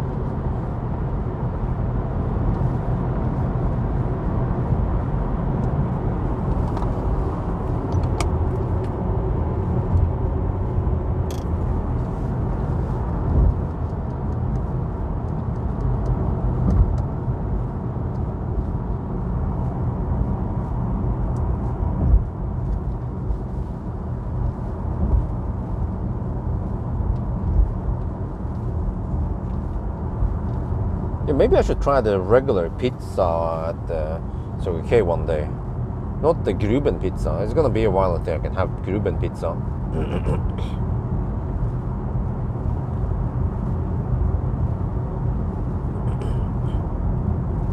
Okay, car claims 19% at arrival. It should drop as we go now.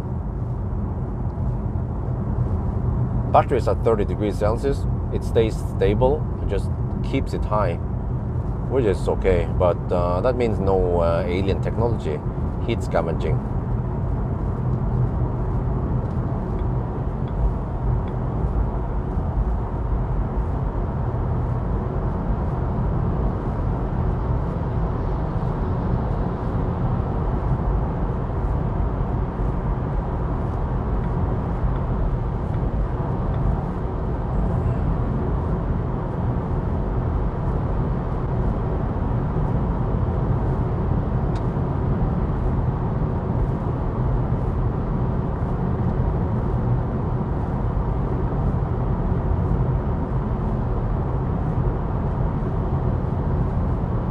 But I don't have too much time over here. Next stop.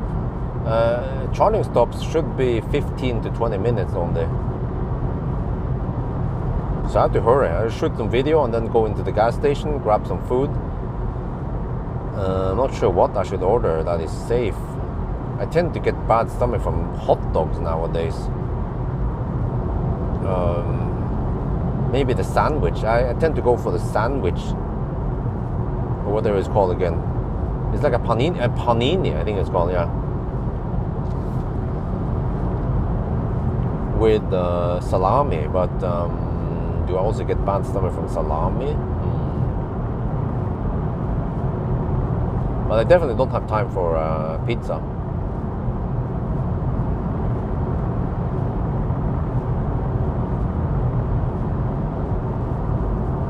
But yeah, I need to make a...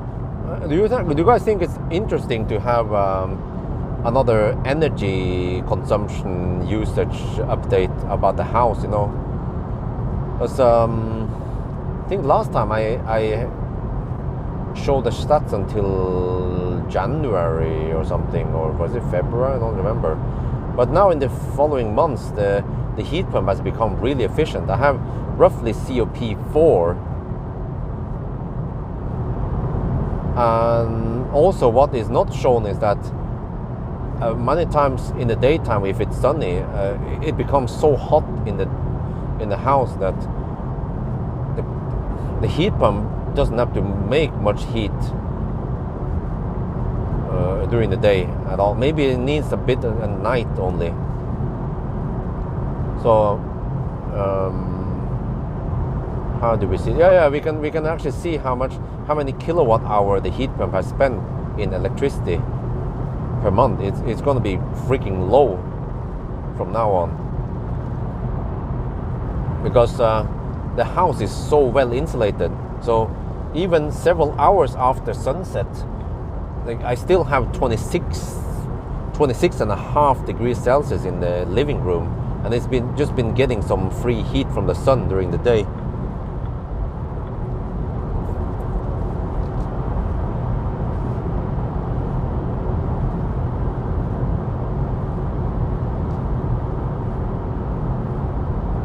But it depends, because during winter days I want to get the sun heat, but in the summer it would be too much.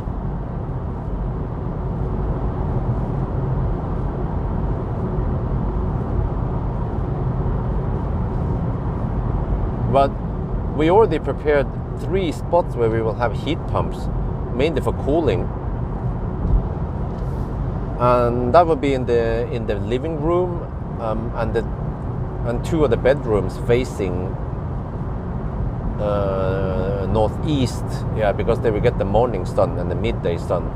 But then the 2 bedrooms facing southwest, they get somewhat weak sun, and I notice also those rooms, they are not that hot at all. But actually even now the bedrooms, they are not that hot really, because they don't have that much window. It's just the rooms with massive window space, which is the living room and kitchen, they get hot. So it seems like the walls, they just block the sun, and block the sun heat. Cooling in Norway, well, it is actually needed for really hot days, because we have so massive windows. But I love the windows, and also I love that the windows we have in the living room and kitchen, they go all the way down. Well, it's actually a door, it's a door, like it, because of the shape of the terrain, we can see that we have nice view outside.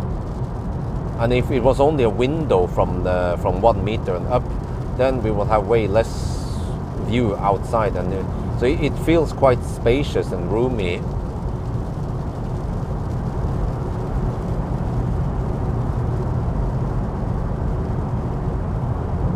But I didn't know it was going to be like a greenhouse effect there. But I think actually once we get curtains, it's going to help a lot. But also initially I considered outside sun blinds, persienner, external persienner. They will of course block the heat because it's outside. But even the inside helps, because then you block the heat. We might reflect some of that, but also you contain it you heat up the area close to the window.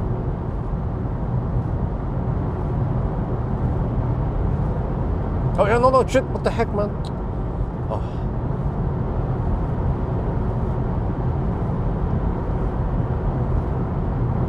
It double flashed.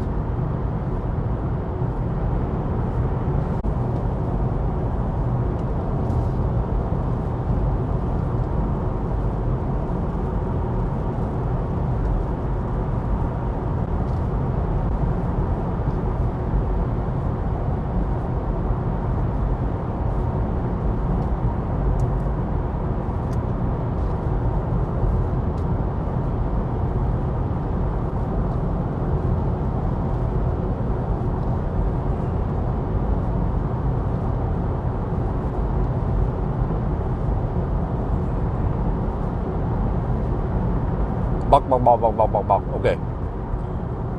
We are at 17%. We will arrive at 16 supposedly. So we charge a bit too much, or the consumption was lower than expected. Let me see. Let me check the stats here. Car stats, trip info.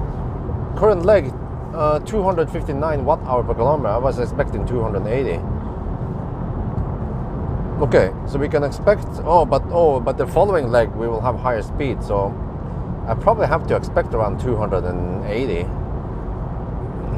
so I don't get caught with the pants down. Oh, there's some shit. There's some road construction here. If it gets too bad, I need to start deducting. Yeah.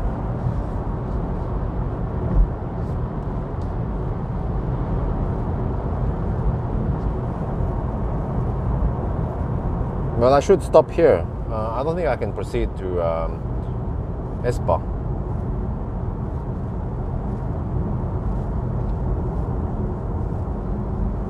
Where's that freaking what?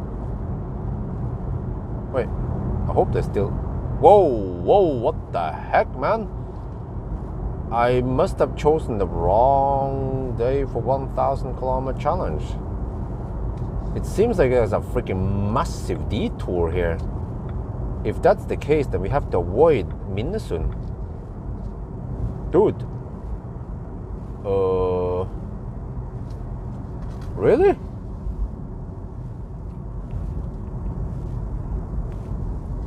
They blocked the... What? They blocked the main road here.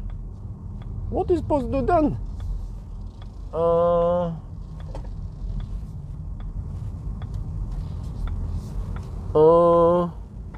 What?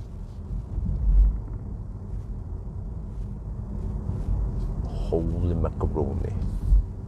I might have to take a loop. Oh shit. Wait, can someone check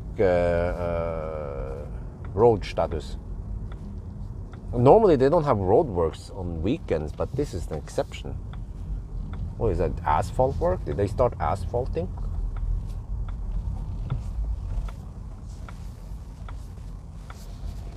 Oh, is that thing fixed now? Okay, let's see. Well, I can just go on this side. Yeah. Wait, let me see. Oh, except for that. Okay, maybe I'll go on this charger. Okay, status. Main bridge. Okay, oh, it's... Oh, shit. It's 6... Oh, damn, I have to avoid it. Minnesund. Okay, Stadt's 321 kilometer so far, and 272 consumption. I have to plug in 16%. Not ideal, but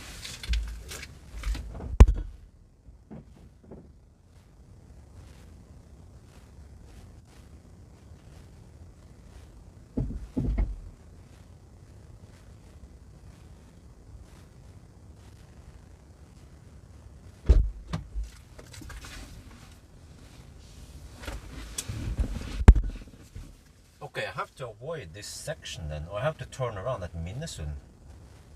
Seems like. Can we see anything on the map here though?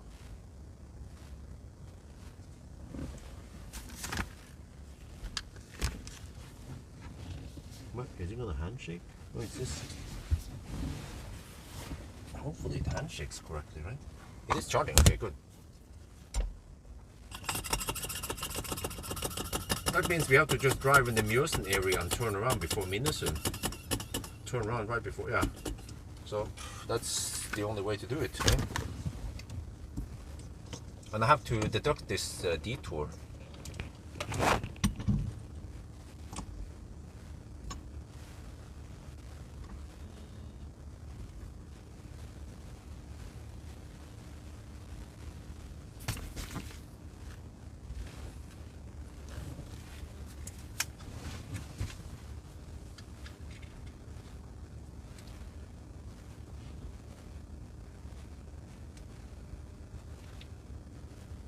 We are now at Minnesund. We came here with 16%. We had way too much juice, let me see.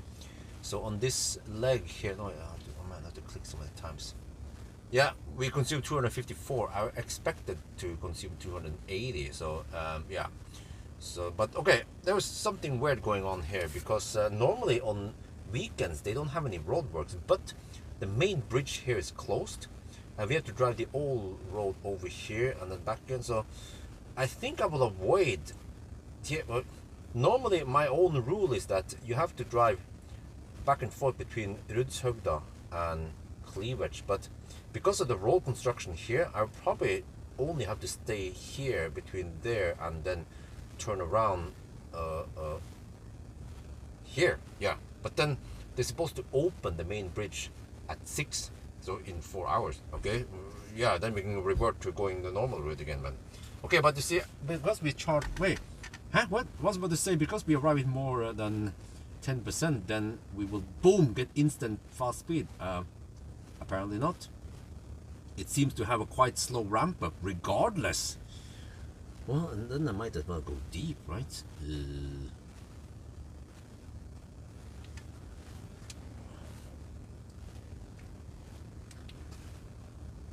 โอเคเรามาถึงมินเนอร์สนนะครับแล้วก็เรามี 16% นะครับผมคำนวณผิดหน่อยเพราะว่ารถมันใช้ไฟฟ้าน้อยกว่าที่เราคิดนะครับเนี่ยถ้าเราเข้าไปในนี้นะครับ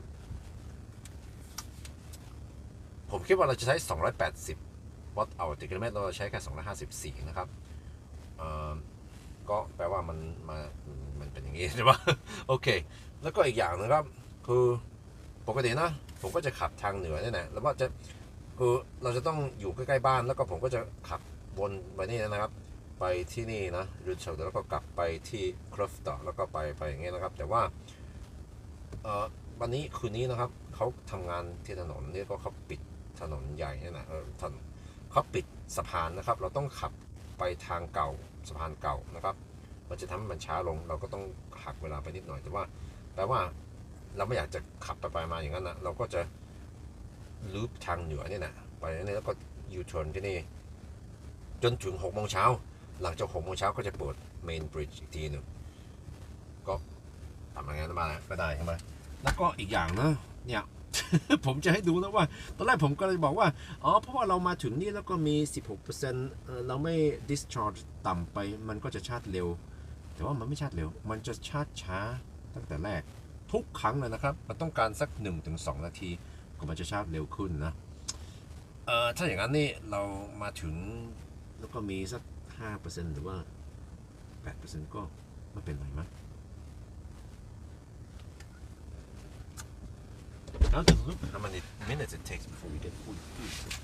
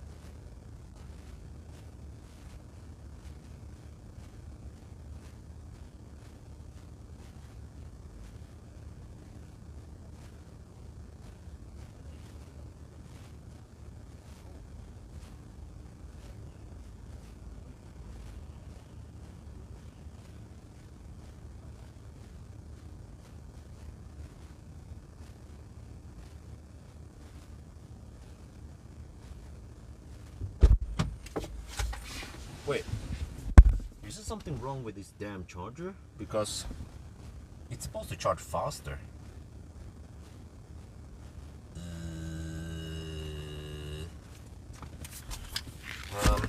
I think we need to move to another charger.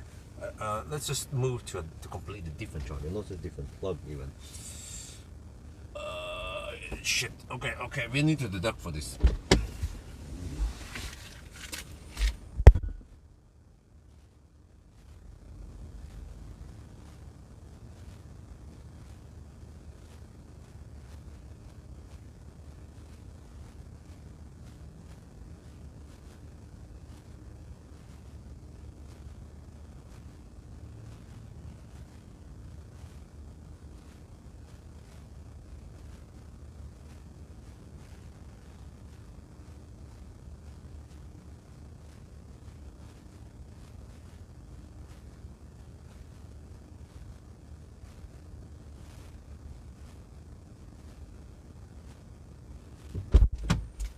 Wait, huh?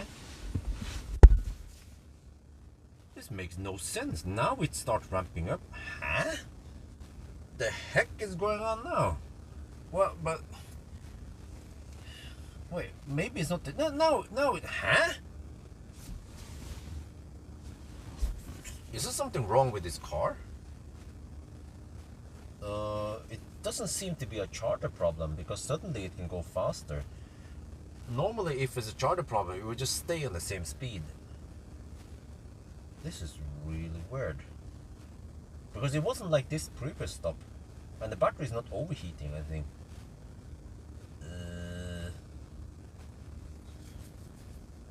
Come on, it's supposed to ramp up and hit maximum speed a long time ago. There's something wrong here.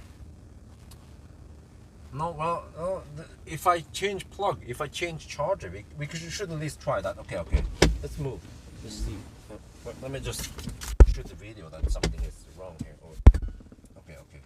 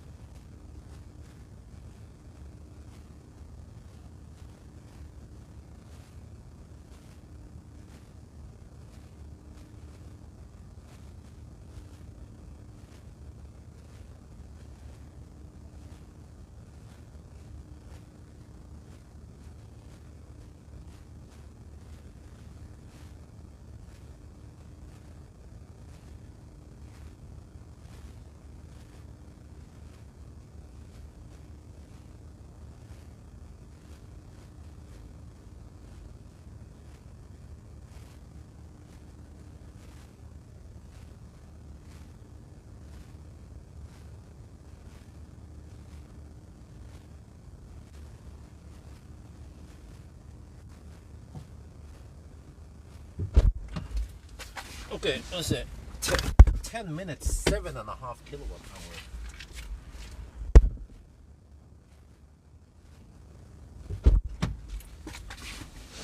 There's something wrong here. 10 minutes, 7.5 kilowatt hour. So you multiply by 6, and how much is that? 10 minutes and 7.5 kilowatt hour. Let me just take, whatever, take this stall instead. Or this charger.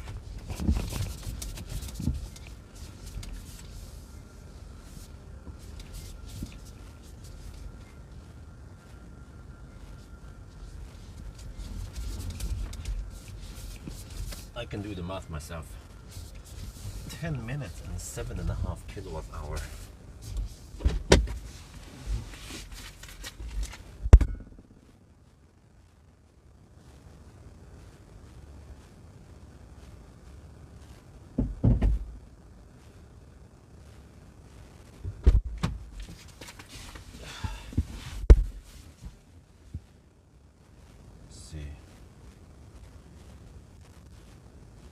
That's only 45 kilowatt average. That's way too slow. It should be more like at least 120 or 100. So, you know, that session should have taken only 3 minutes. So we should deduct time here. Let me see now. I need to figure out how much we need to deduct.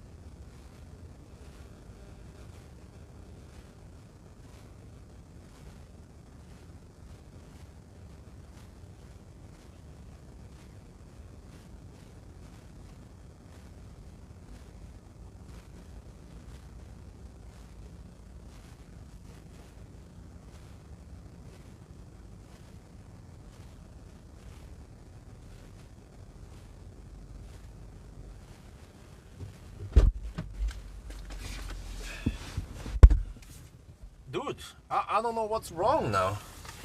I moved charger and it's still charging slow. Maybe this car doesn't like hypercharger. And we have to avoid hypercharger. But at least Tesla and... let me see, where did I try to charge? I tried a Tesla supercharger and Chem Power, and they work great. But I don't remember if I tried hypercharger. Maybe I didn't.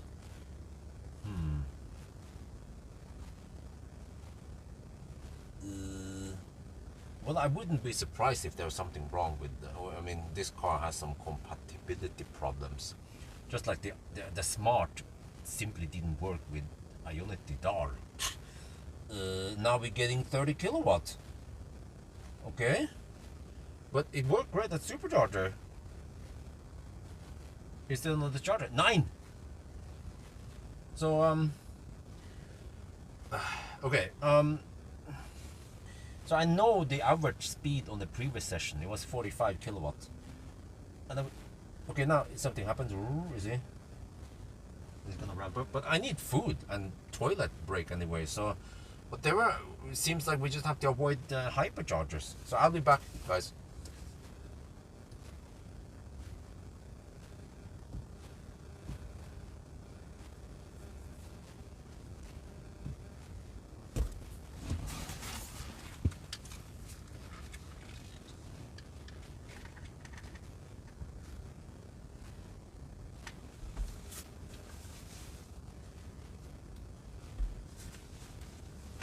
No, but if I knew about this, I would of course avoid hypercharger. Owners, they will of course avoid known problems like this, you know. So I still think we should deduct it. Oh, yeah, we're still taking 30 kilowatt. You see, the battery is not hot at all. 30 degrees Celsius, that's not hot. But I can show, okay, I need to go to the restroom and grab some food anyway. We will just correct for this eventually and avoid hyperchargers. Maybe there's a problem with this car and hyperchargers. I wouldn't be surprised, because the Smart #3 for some reason did not work at Ionity DAR at all. But okay, I'll show a nice feature at least, is that we have parking comfort. You click start and now it's like keep climate on until battery level is 20%. Oh yeah.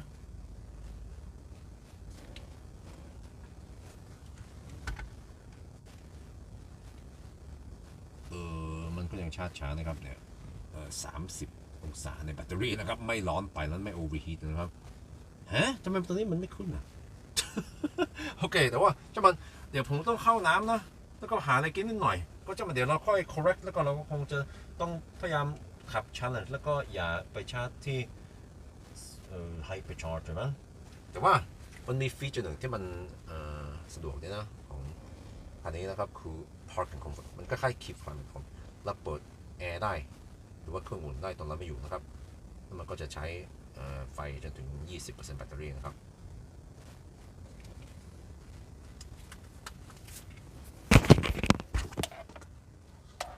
Dude, this is insane. Now it's not ramping up. Okay, whatever. I need food and I need some break anyway, so I'll be back.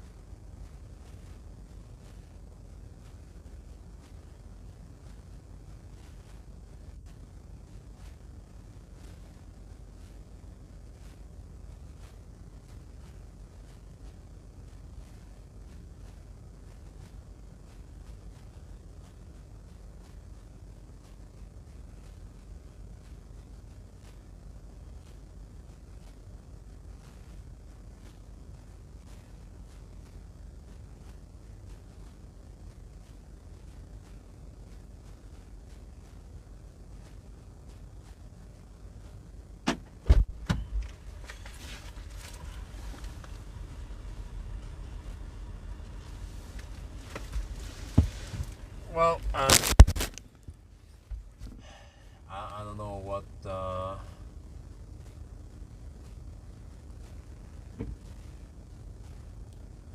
What's going on here?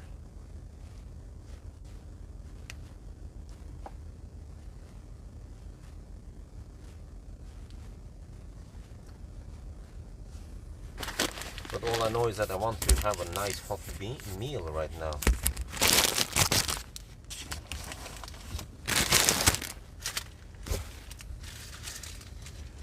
So, okay, let's just apply some correction for this. Well, actually, what the heck am I supposed to do now? Is there something wrong with these chargers?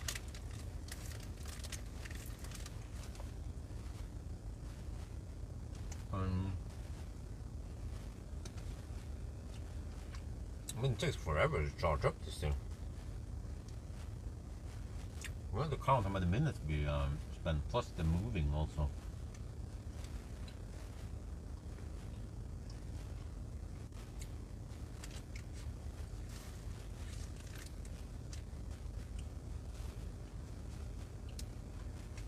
So to count the kilometers, and then we just deduct. I just count as if it was 110 souls. We deduct also for the detour.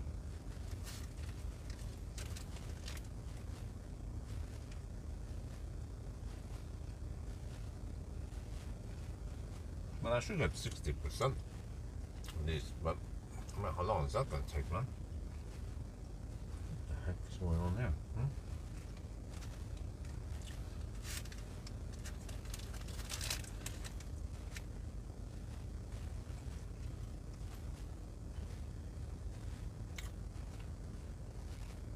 Stuff was faster, yeah, but I mean, still, you got to move yet one more time.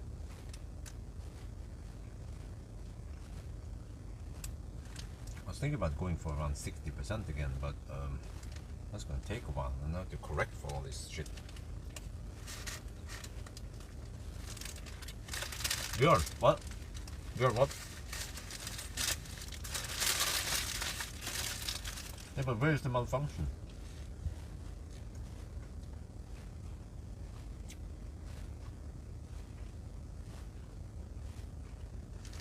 I need to eat anyway, so I'm not complaining right now.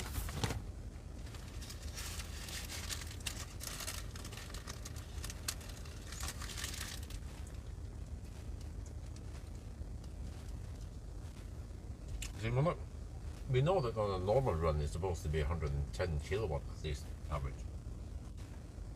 So we could just correct based on 110 kilowatt average. Except for that it's going to take a while for us to reach 60% even.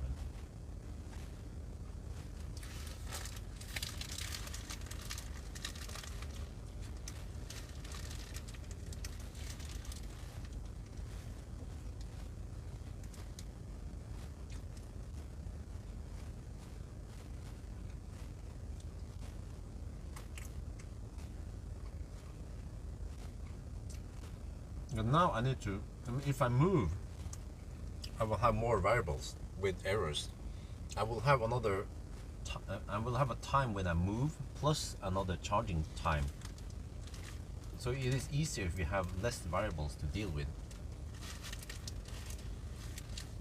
I charge for exactly 10 minutes on the first stop. And a little bit average speed there.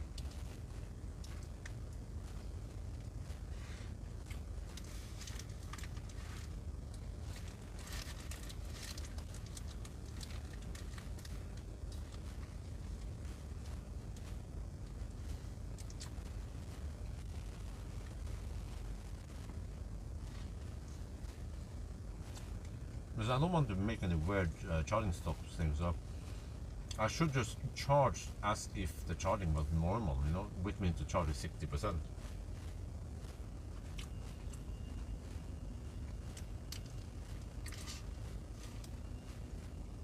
Well, Håkon, I don't know if you heard me. I need to repeat myself. Which is that I need to eat anyway, that's one thing. And if I move, I will have more variables I have to deal with. And every time I have extra variables, it will introduce some measurement error, a round of errors.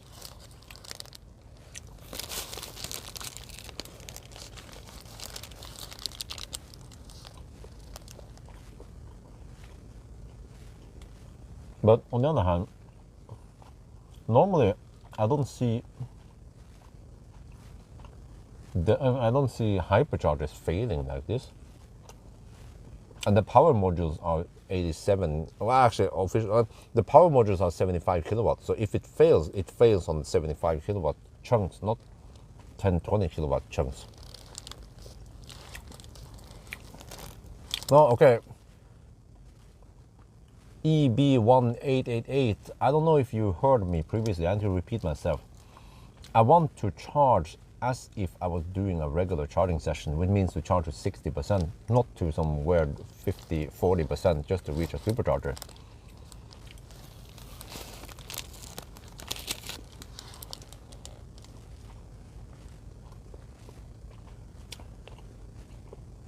So I'll just eat now, finish eating, and then I'll shoot some video, and then we consider what to do.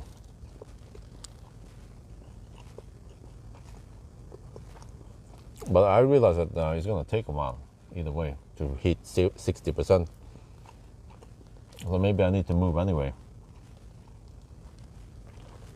But let me at least finish eating before I move.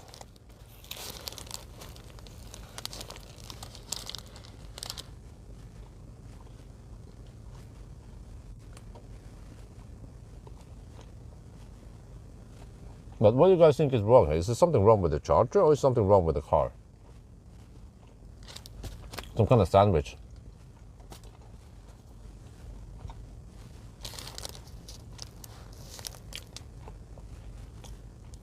Well, but I can do the math. We need 17 more percent. 11 kilowatt hour. Oh, damn, that's going to take 22 more minutes. At this speed.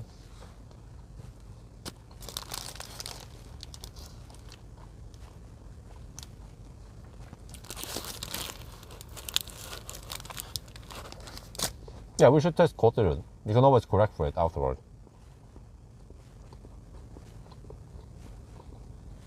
But it is strange that it goes so slow on this slot. Okay, I'm almost done eating, so I can move now.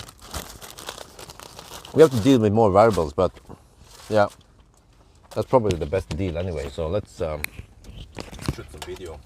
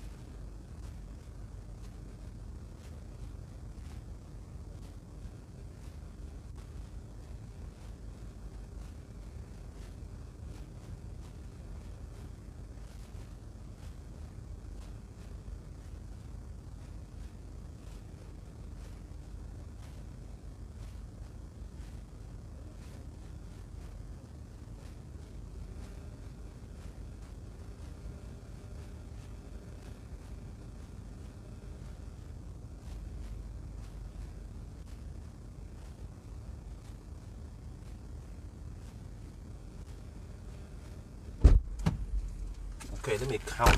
24 minutes here.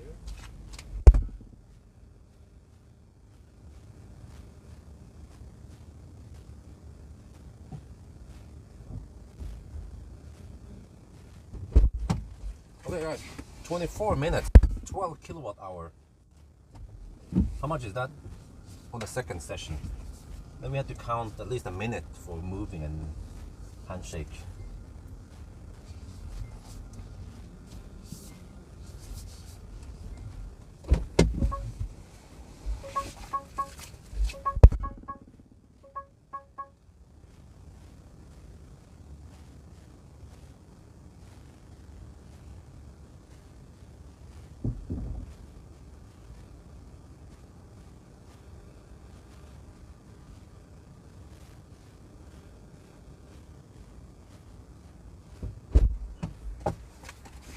Well, that's 30 kilowatt. That's 30 kilowatt. But okay. Wait. Now I have two averages. Shit, I need to deal with. I need to write down this.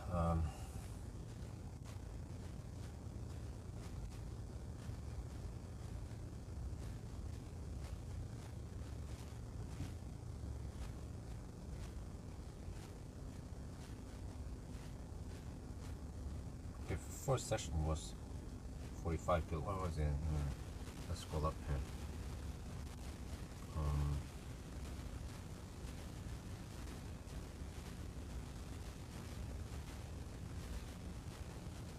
7.5, huh? Okay, 7.5 kilowatt hour in 10 minutes. Okay, 10 minutes, 7.5 kilowatt hour. Okay, I just have to know each session and then I will base it. Okay.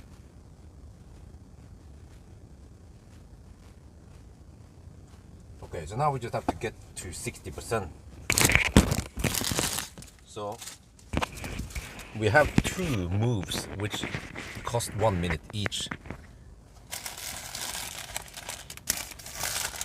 Well, I mean, it's not exactly, this is the problem, it's not exactly 1 minute. It could be 50 seconds, it could be 1 minute and 15 seconds. So there's slight error here in every step.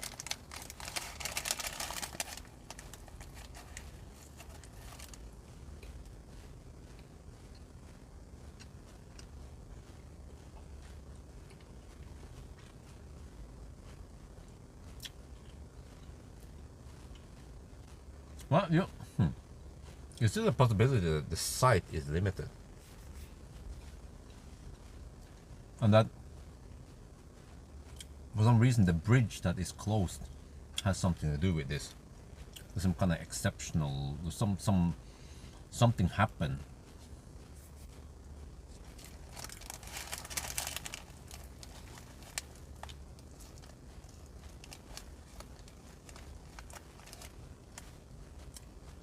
Hmm? 45 what? 45 minutes? 45 kilowatt? 45 kroner?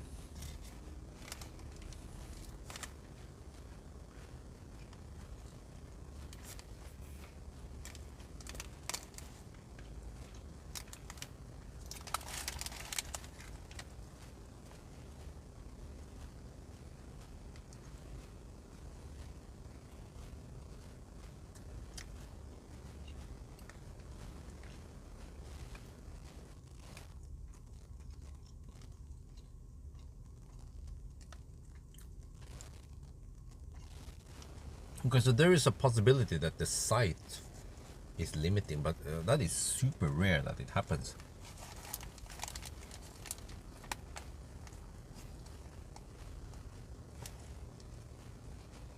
But like I said, I did not have any charging problems at all with this car. I've done lots of tests and I fast charged several times, and no problem. Call support line. I was no, I'm not gonna bother. I have my mouth full of food right now. I'll just charge to 60% and then off we go.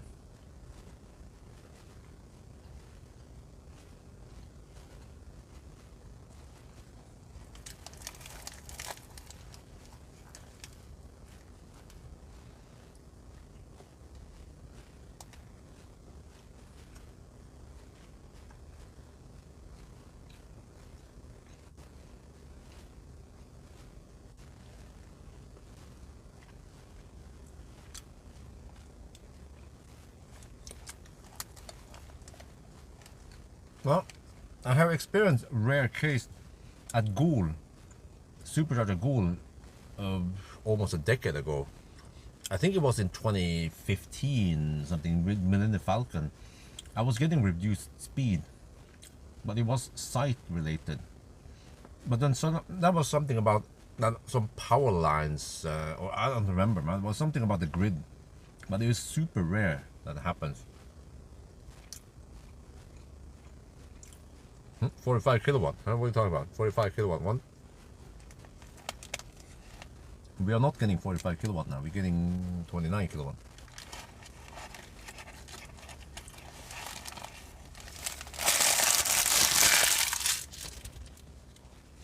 Yeah, there could be a substation problem. Maybe that's why they closed the road. Because normally, like I mentioned, they don't do any scheduled road. I mean, they don't do any planned works on weekends, unless there is an exception, some accident or something.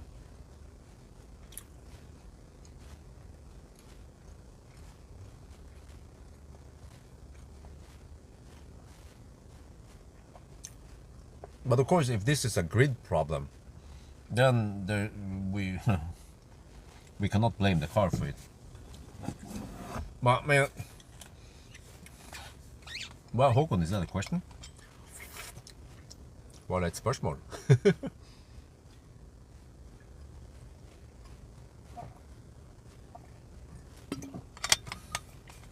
No, but it could be coincidence. Safety thing, so much. Yeah. Maybe there's some exception that happens. Because from what I know, they Vegvesenet, they never schedule any roadworks on weekends. Actually, from Friday afternoon until Sunday night or something, or early Monday morning, they don't have any roadworks. So that's why it is quite safe to do 1,000 kilometer challenge on Saturday night to Sunday morning. Like you never hit any roadworks. Yeah, now it goes slightly up. You see? Which could indicate some kind of site limitation, substation problem, whatever. Okay, anyway, let me shoot video. I'm done eating now, so anytime I can go. Or let's see. Yeah, you see now? You see it goes up now a little bit. This is really weird. It doesn't follow the regular limitation on the car, at least. It seems to be site problem.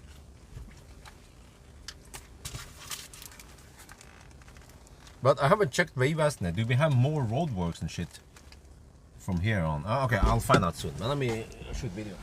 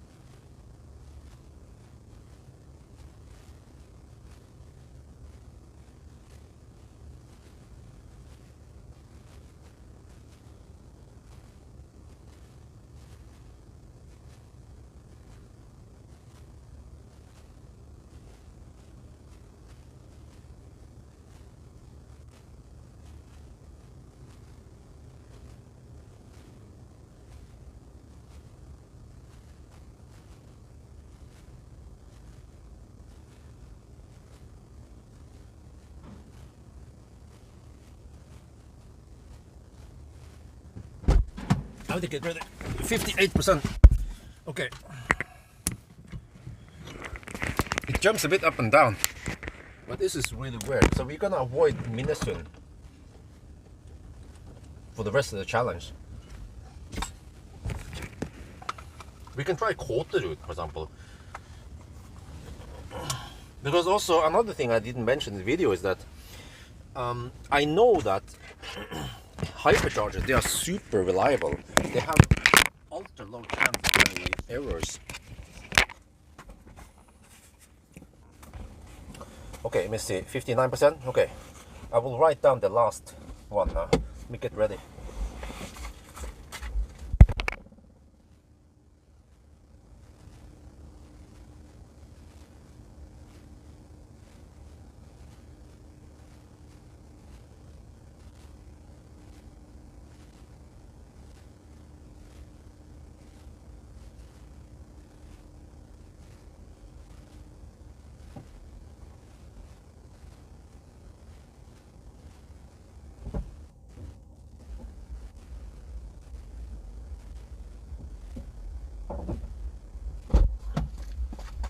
Okay, that's it, I'm done.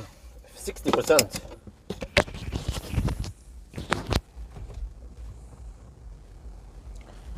Okay, now I have to go to set.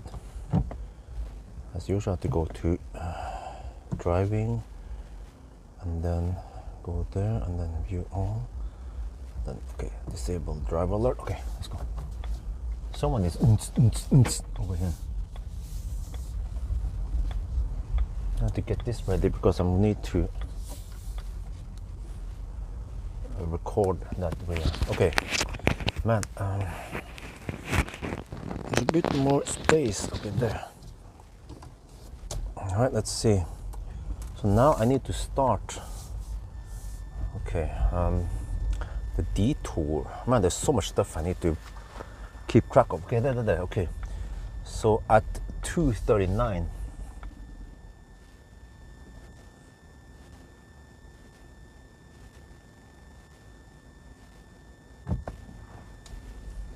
Okay, let's go.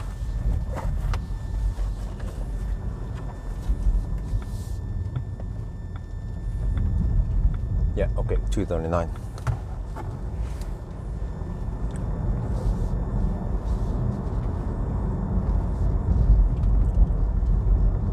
Okay, off we go again. Now we can test the suspension of the EX30. It seems to have nice and soft suspension, but it's a crossover anyway. But okay, so now we take the detour.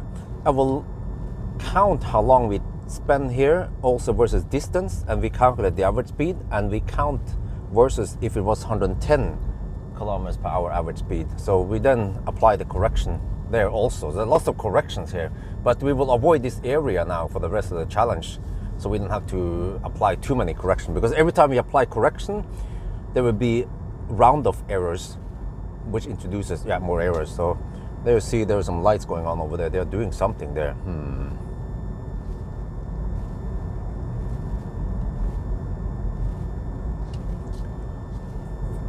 โอเคแล้วก็ตอนนี้นะครับเราก็จะนับว่าเราใช้เวลานานแค่ไหนแล้วก็ระยะทางมันยาวแค่ไหนที่นี่นะครับแล้วก็เราก็จะคำนวณว่าความเร็วเฉลี่ยมันเป็นเท่าไหร่มันมีอันนี้เขาต้องไปได้ใช่ไหมโอเคมีคนหนึ่งเขาอาจจะบล็อกไม่เอาเราไปแต่ว่าอันนี้โอเคผ่านแล้วโอเคใช่เราก็จะเทียบกับว่าถ้ามันเป็น110ลิมิตมันเร็วแค่ไหนนะครับเราก็แค่หักเวลาไป แต่ว่าผมไม่อยากจะมาที่นี่แล้วเขากำลังสร้างอะไรก็ไม่รู้สะพานก็ต่อไป challenge นี่เราจะไม่มาที่นี่นะหรือว่าอาจจะหลังจาก6 โมงเช้าดูก่อนแต่ว่าทุกครั้งถ้าเราต้อง correct มันจะมี measurement error round of error นิดหน่อยแล้วมันจะกลายเป็นผิดอาจจะผิดแบบ5 นาทีหรือว่ามากกว่านั้นนะครับถ้าเราต้องหักเวลาไปหลายครั้งนะเพราะฉะนั้นก็ต้องกลับรถก่อนนี้ต้องแบบลูปไปมานิดหน่อย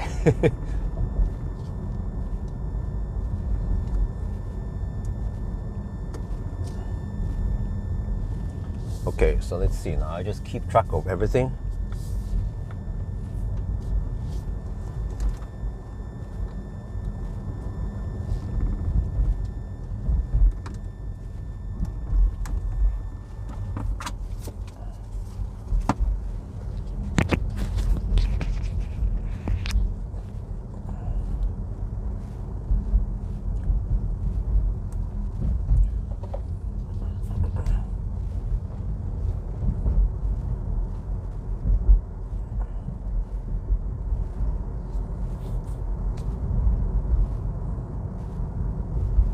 the car only shows me an average speed, but I suspect that that is also incorrect, just like Volvo Polestar. So I'm going to calculate my own average speed.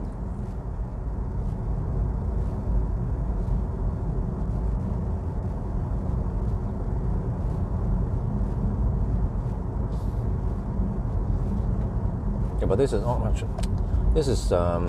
no, what the heck, man, dude, holy shit, that button is super annoying, because you know that you have the cruise control button on the steering wheel to resume. I clicked 3 times and it didn't react, even though I could hear the click sound, but it didn't resume the cruise control. So then it started slowing down, and because normally when I click on the resuming cruise control, I would let off the pedal. Okay, here. Okay, we're back here now. So let's see. 3.5 kilometers. Whoa, it's okay. I can turn around here. It's 3.5 kilometers, and it took 4 minutes.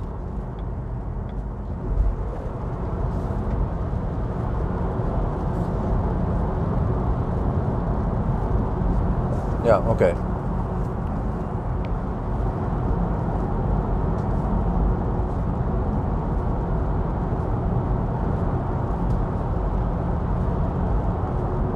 Wait, the car actually had around 40 kilometers per hour. I think that sounds more correct.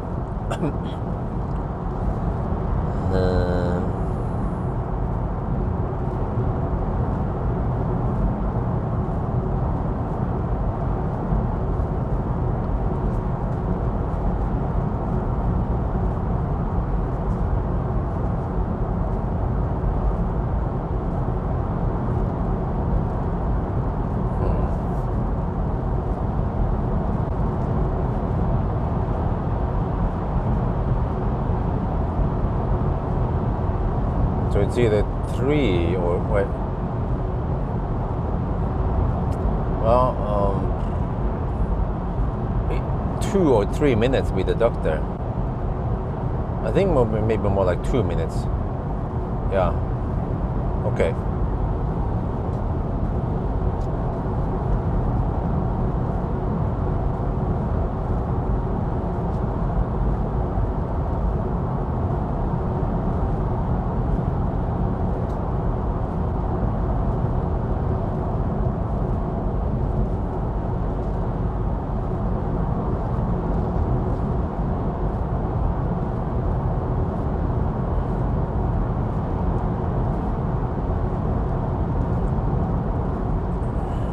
And then okay, and now I have to look at combine the charging sessions.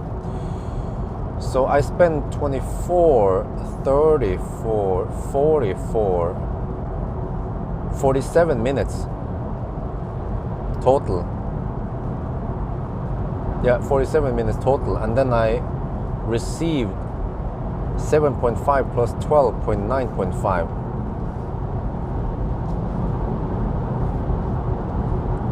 29 kilowatt hour. Okay, divided by 47 times 60. That's 37 kilowatt average. Okay. Oh, actually, yeah. No, well, actually, it's easier to figure out this instead. Let me see, how much again? 7.5 plus 12.9.5. Okay. 7.5 plus 12.9.5. Okay, 29 kilowatt hour divided by 110 kilowatt is 16 minutes. Okay, so 47 minus 16, so that is a deduction of 31 plus 2 minutes. So that's 33 minutes we have to deduct.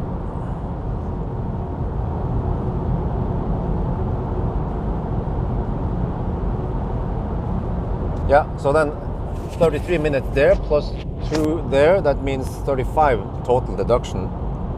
And this is as close as we can get.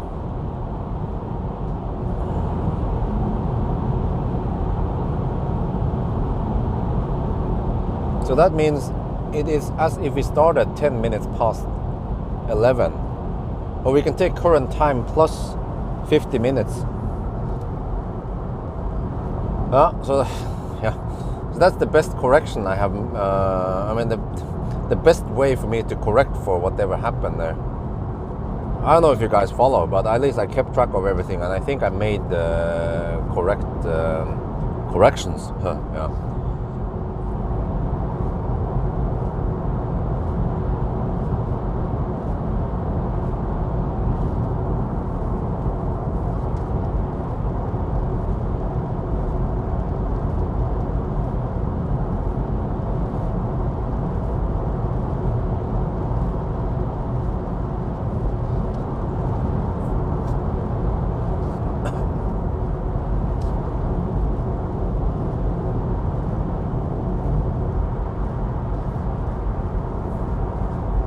Well, okay, but I can give you guys the numbers. We spent 47 minutes total charging. The 3 sessions combined, they took 47 minutes total.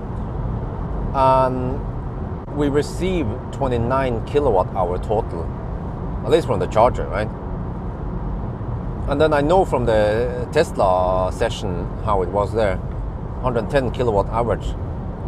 So we used that one as base. Okay, we charged a bit slow in the beginning, but it didn't take too long before it ramped up.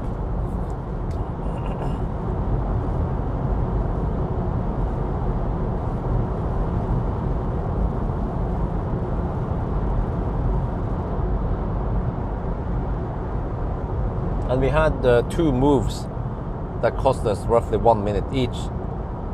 So what you need to do is you find out, well, actually it doesn't have to be that complicated. We know that we were supposed to get 29 kilowatt hour from the charger.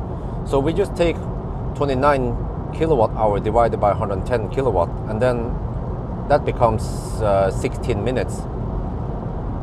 So it's supposed to take 16 minutes, which sounds plausible, and then we needed 47 minutes. So then it took 31 minutes longer, and then we just add the 2 minutes we spent for moving, and that becomes 33-minute correction.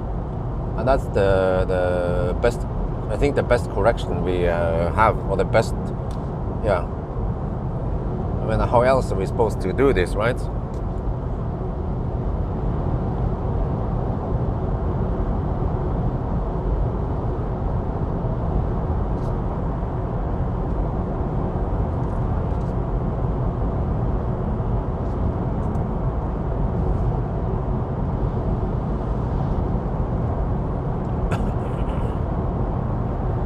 It's a mess. Well, yeah, kind of. Except for that, we have quite accurate numbers, and we know what it should be. Fortunately. So based on that, we can correct. So there might be maybe. I mean, worst case, our correction might be up to 5 minutes off, right? Let's say 1 to 5 minutes off, but it's still in that ballpark. It's not like it's totally off.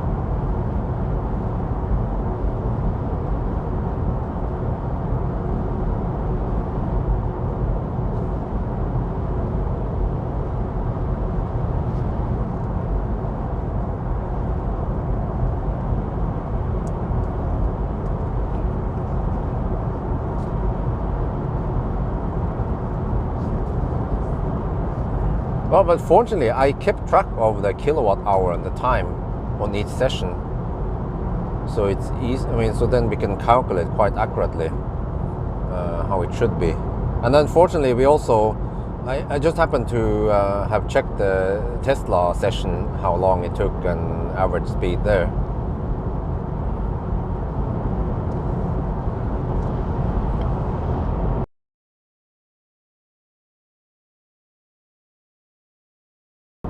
So you'll see now. We can stop at Kåterud if we have enough juice. I'll see now, or I don't know, ABB or Delta.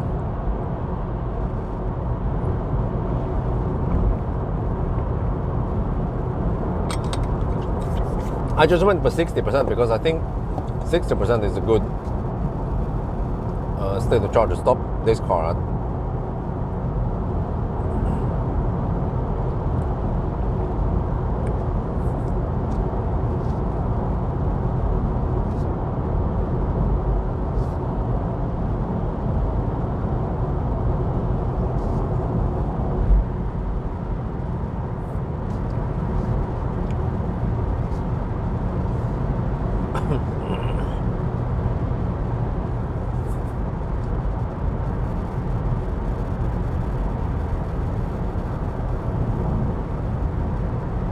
Kilometers from Minnesund. Oh, but I meant on the return, because from Minnesund to Rudshøgda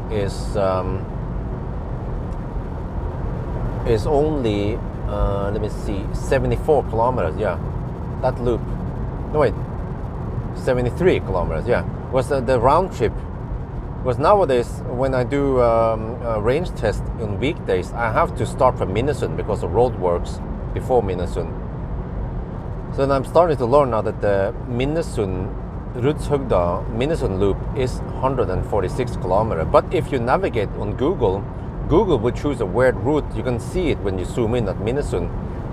So you think that it's longer, but it is actually 146 kilometers, not 147 or 48 that the Google claims. So that means Minnesund-Rudshøgda is 73 kilometers, and then we should be able to go maybe 110 kilometers, so somewhere around Kåterud or maybe Ringsaker, right, is possible.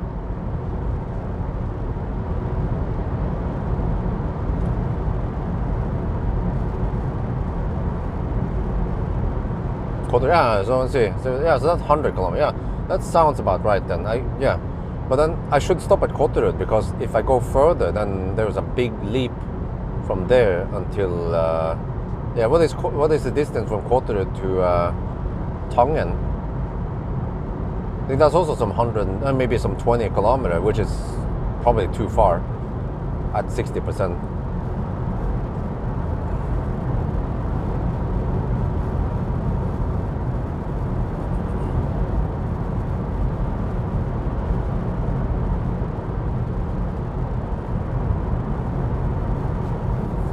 Yeah, I can go roughly 110 kilometers on each leg. Well, actually, maybe only 100 when I think about this, since we now have only motorways. In the past, we could go 110 something because we had to pass through Oslo.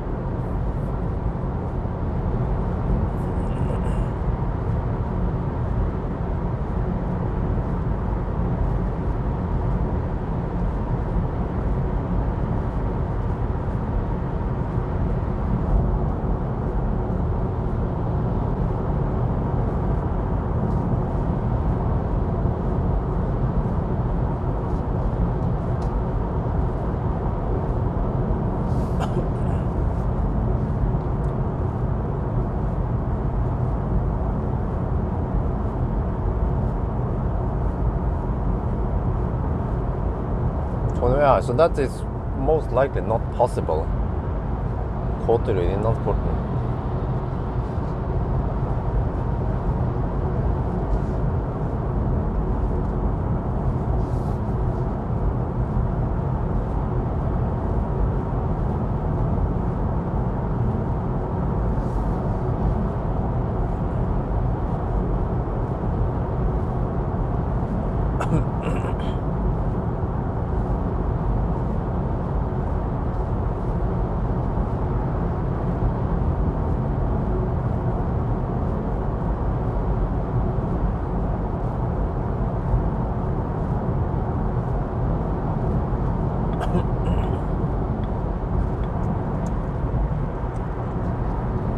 Guys, you have some disco light in there. Is that some kind of limo?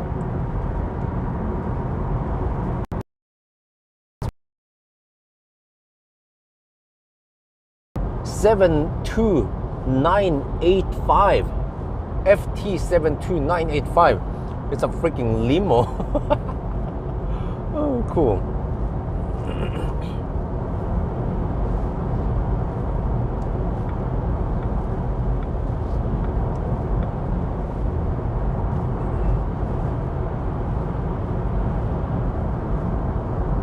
Yeah, I have to go back and forth here until 6 in the morning. And then someone needs to check. Well, I could check also maybe. Well, actually, if I just happen to turn around there, because usually I would then schedule a stop north of Minnesund. But if Minnesund is open, I could just proceed towards Kløfta again.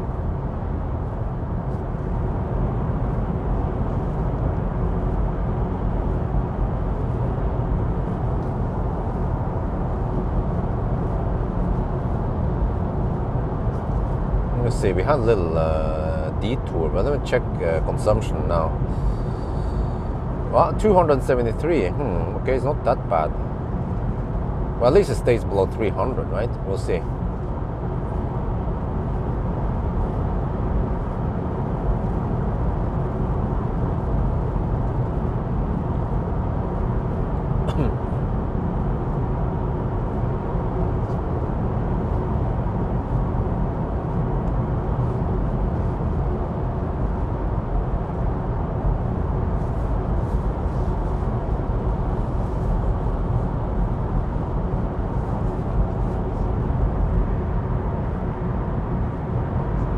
Lincoln town car, okay.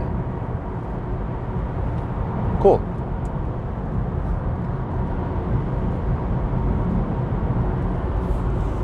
Well, Lincoln is definitely the American brand, right? Freaking huge. Which is probably just the average size for an American car.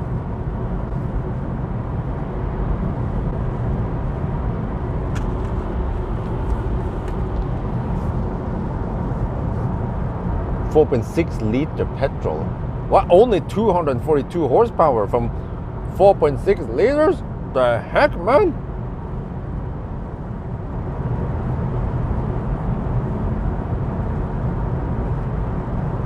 .6 liters should give you at least 600 horsepower. If it was turbocharged, maybe.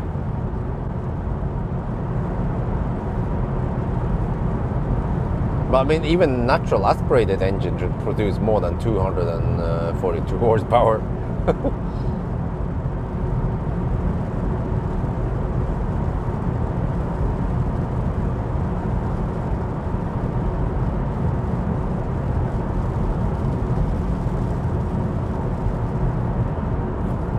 Well, here goes the rain. Yeah, at 3 at night, it's supposed to start raining, and then it'll be heavier and heavier.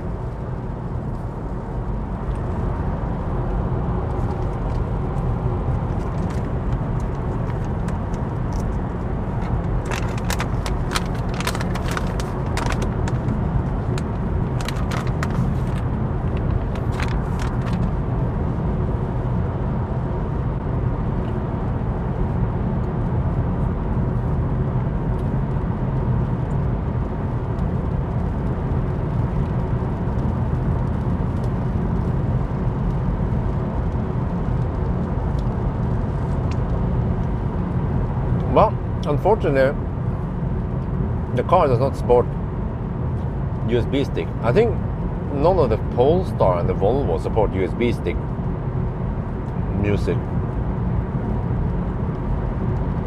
That's a bummer. But I do have some music on the phone I could play over Bluetooth.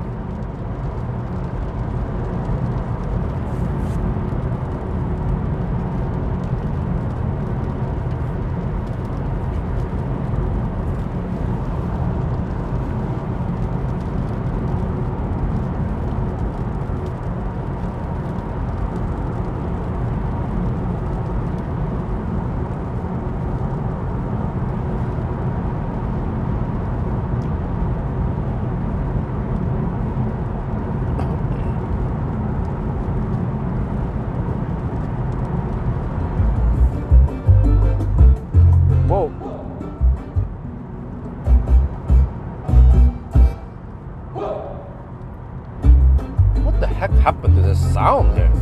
The fuck? It's not supposed to have so much bass.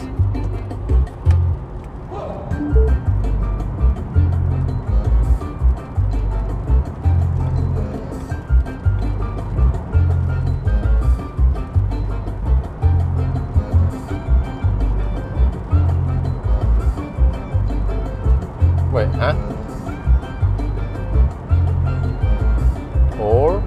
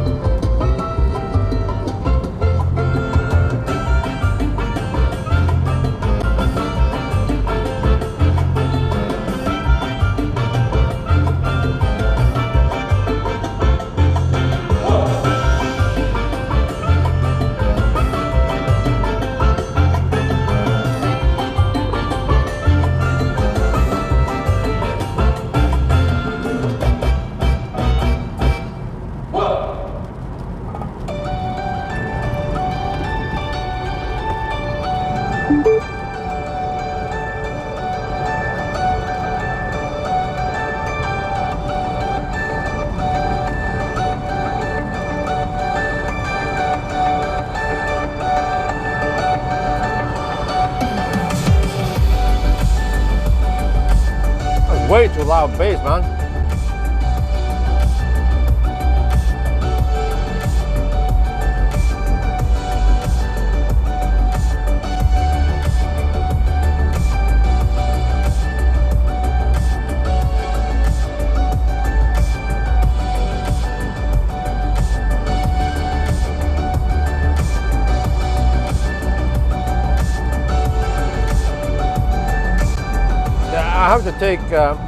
I have to take 60 hertz down to -4 decibel, then it sounds better. Not so overwhelming.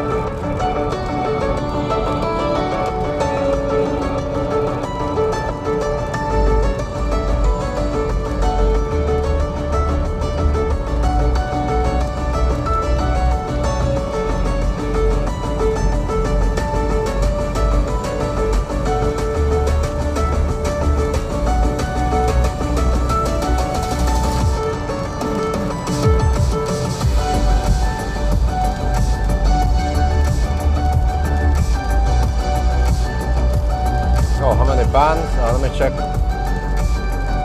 One click. Okay, just to go to the equalizer, I have to click once. There is a cogwheel on the music player, but it doesn't go to the equalizer. So 1 click, 2 clicks, 3 clicks, yeah, 3 clicks to get to the sound settings, and then 1 more click to get to equalizer. So 4 clicks. It has 1, 2, 3, 4, 5, 6 bands on the equalizer.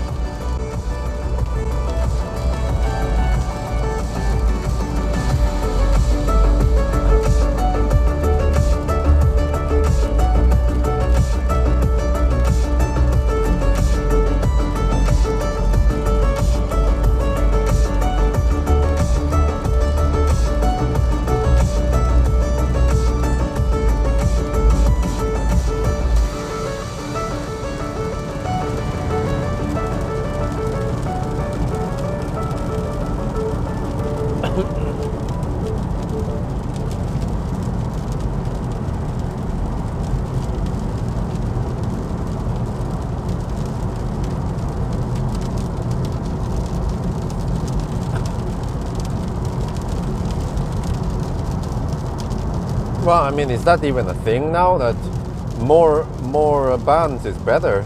I remember that was, I think, in the 80s and 90s. Like, oh, you look at this. You know, back in the days, you would have an analog equalizer.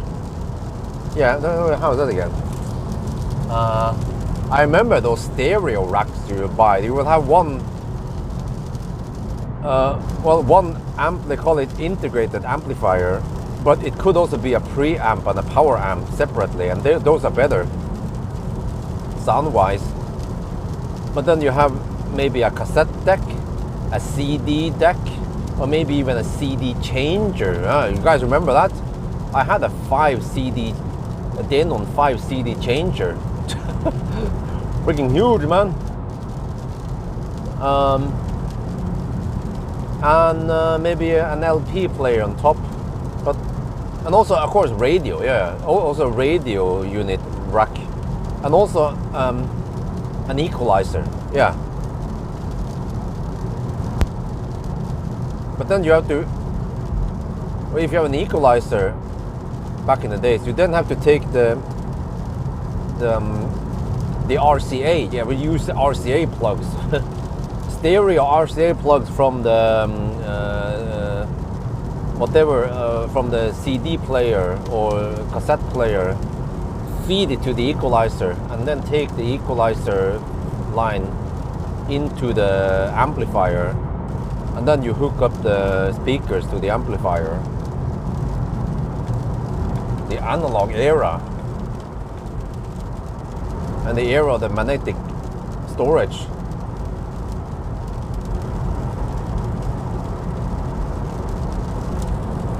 So I also remember I think I had a Technics something with with a equalizer, analog equalizer.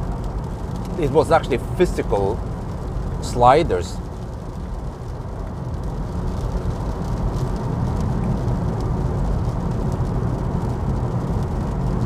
But isn't that like a software thing nowadays? How many bands you have? You could just configure the software to have, I don't know, 10 bands or whatever, you know. Okay, more Musak. Consumption. Oh shit. Hang on. Let me enter the. Okay, 1 click, 2 click, 3 clicks. Current consumption is 269. Total consumption is 272. So it is lower than the Smart Hashtag 3. For now.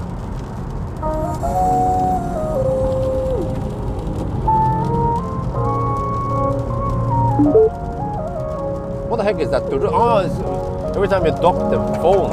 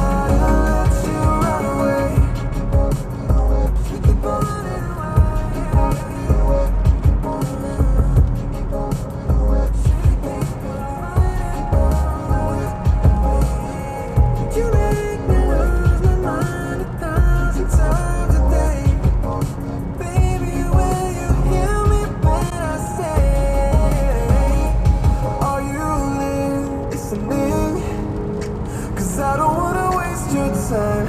I'm not giving in, and losing faith will be alright. Am I missing it? 'Cause you're the only one I want by my side. But if you're not here for it, I know I gotta let you run away.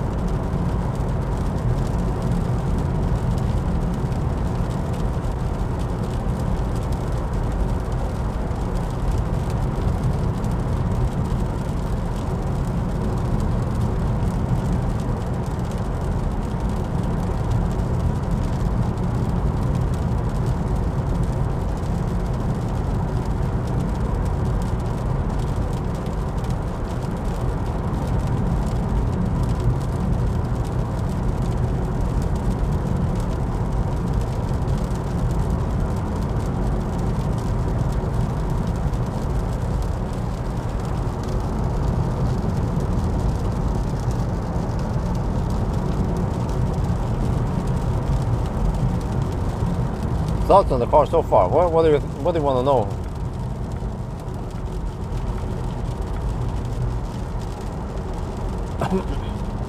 Maybe I can try to time it so I end up at Rudshøgda. Use the superchargers here.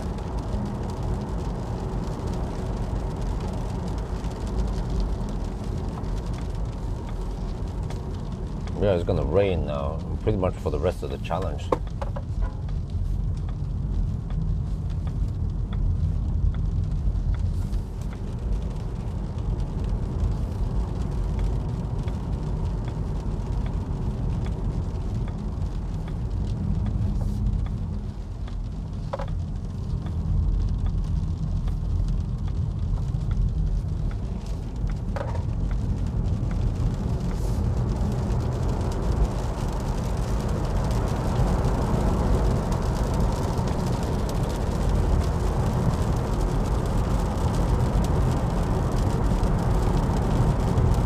Oh, okay, get a break. Oh, that'd be great, yeah. Okay, now the car says 21% at Kåterud. And we are only 21% at Kåterud, and we are 23 kilometers away. Yeah, so it seems like I can reach there maybe with 15% or, yeah, more. But I can probably not go past it. Because I have 63 kilometers of range. Well, okay, we'll see once I get close to Kåterud then. We can list, yeah, okay, we can try Kåterud and see what kind of charging speed we get there. If we get 150 kilowatt or 155 there, then that most likely, then there's some problem with Minnesund then, most likely.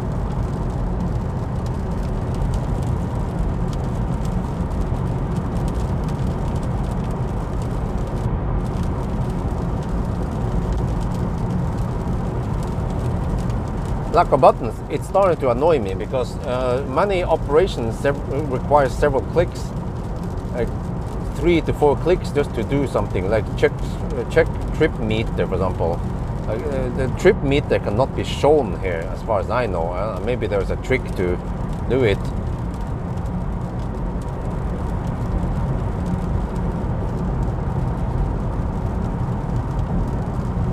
And also, well, I kind of gotten used to that speedometer and car status and stuff. You know, the instrument cluster stuff is on top of the screen rather than on the side. Once you've gotten used to it, no problem really. Actually, many cars, I mean not many, but some cars, I think it was Leaf, they have the speedometer more center usually where the speedometer on this car is roughly anyway, so not that much different, and that's usually what you're looking at most of the time. But you also look at some other car stats like light status and gear selector and state of charge and stuff is visible there. But one thing I don't like is that it doesn't show kilowatt charging or charging information is quite poor, or actually non-existent. It doesn't show anything about how fast you're charging. And even worse, when you're charging on AC, it doesn't show you how many amps you're pulling or volts or anything. But the strange thing is that if you activate current throttling, then suddenly you see current, at least how many amps you're pulling. But not when you don't have any current throttling. But it seems like they're trying to copy Tesla. I mean, or I don't know if that's a coincidence, or they are just trying to remove buttons. But the all touchscreen thing seems to be poorly implemented versus Tesla, because they have mastered it over many years.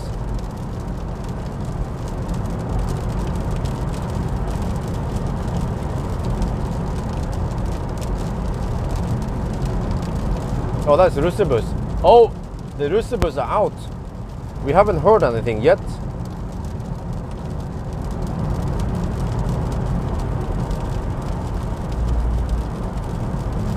Half the size of Model 3, right? Yeah, that's also, I mean, you have a smaller screen, which means, yeah, so like one thing I don't like is that I cannot, there is no direct button for increasing or decreasing temperature. You have to click once to bring up the HVAC stuff, either the quick HVAC or the full HVAC, which is also kind of confusing. When you click on the 24 degrees Celsius, you get some HVAC settings, but then if you click on the fan, you get the full HVAC settings. But there you cannot adjust temperature. You can do other shits, but not temperature. So yeah, why not? And they have the floating. Yeah, we have some Galaxy S9 Plus. Where can you press and hold and do something here? No, you go to the phone there. So it defaults to phone there and then music on the other box. But you cannot customize them. Since I don't care too much about the phone stuff, I would rather have some trip meter there instead.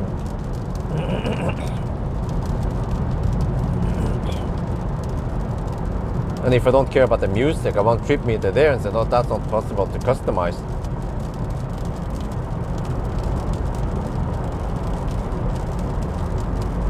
Yeah, and temperature in degrees Celsius would be great. But it should also show some more information other than that. Because only showing temperature, battery temperature might not be very useful for most people.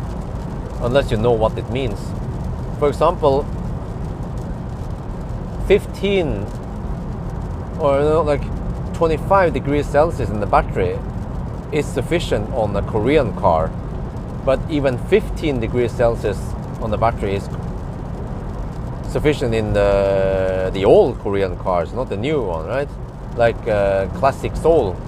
15 degrees is plenty to get maximum speed, at least at lower state of charge. But then 25 degrees Celsius is not even enough for Tesla to get maximum speed. They need over 40 degrees. And that's why only temperature in degrees Celsius is not enough. So if there's a combination of that plus maybe the kilowatt potential charging like Volkswagen has, and also Mercedes, that would be better. But then you have to go more advanced. You have to say that, yeah, you can heat the battery to 40 degrees Celsius and achieve 125 kilowatt. And now we are currently at the 25 degrees Celsius and 50 kilowatt or something like that. But then it becomes kind of complicated for the user to digest all the information. So there's the fine balance between how complicated you want it to be versus how useful the information is.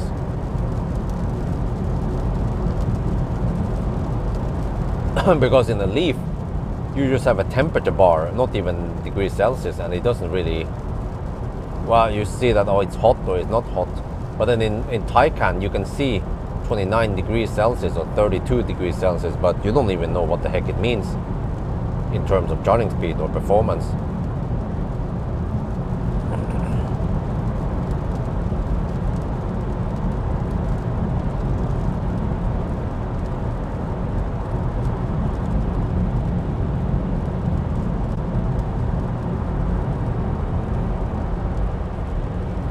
So I think the problem, I mean, I think the reason why car manufacturers in general, they don't show battery temperature is because it is so complicated, and it it also depends on each model, each battery chemistry, even for a Tesla, LFP versus NMC or NCA or whatever they use, you know, it's different. And also it also depends on state of charge.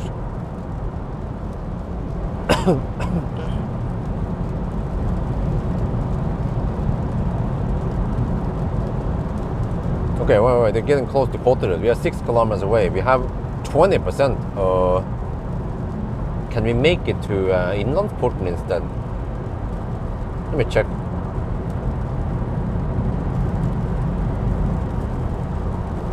Tesla. If I just search for Tesla, then it comes with Tesla supercharger as suggestions. Okay, and then I move over there. So it's wonderful, man. There, and then can I click on that? Search in this area. And they found supercharger Tangen, and that's 26 kilometers away. Let me see. Well, it claims we can make it to Tangen with 11%. That should be maybe 5%. Okay, we can visit Kotterud some other time then.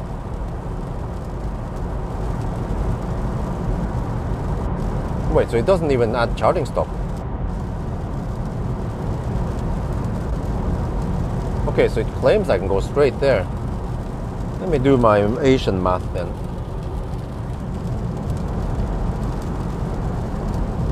Um,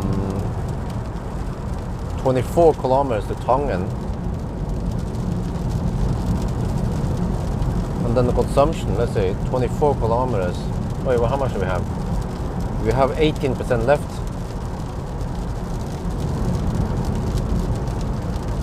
Oh, Jesus, man.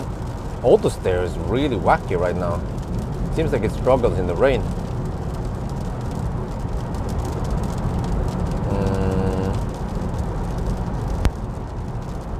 11 kilowatt hour left to go 23 kilometers. That is a budget of 480. Okay, we can make it there.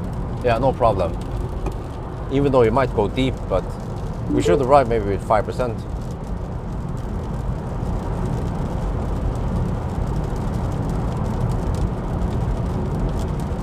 Well, Mercedes and Volkswagen, they have that thing. That is actually all you need to know. But you kind of need to also know the maximum speed. Otherwise, it wouldn't be super useful. But I mean, yeah, it's still better than just showing battery temperature, because that's kind of useless.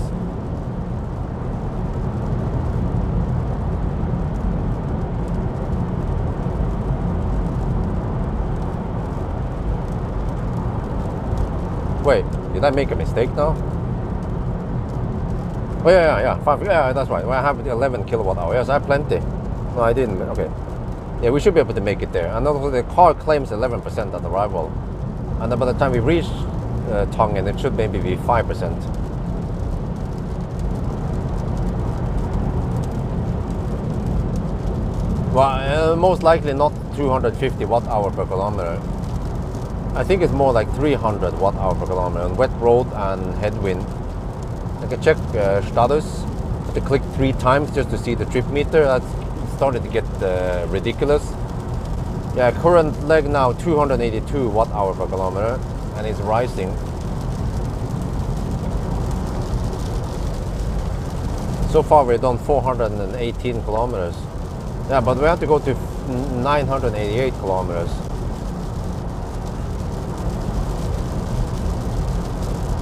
So we are not even halfway yet.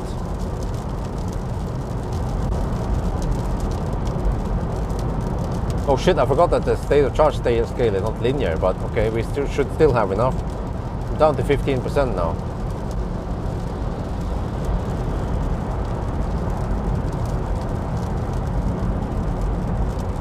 Now it says 10% at arrival.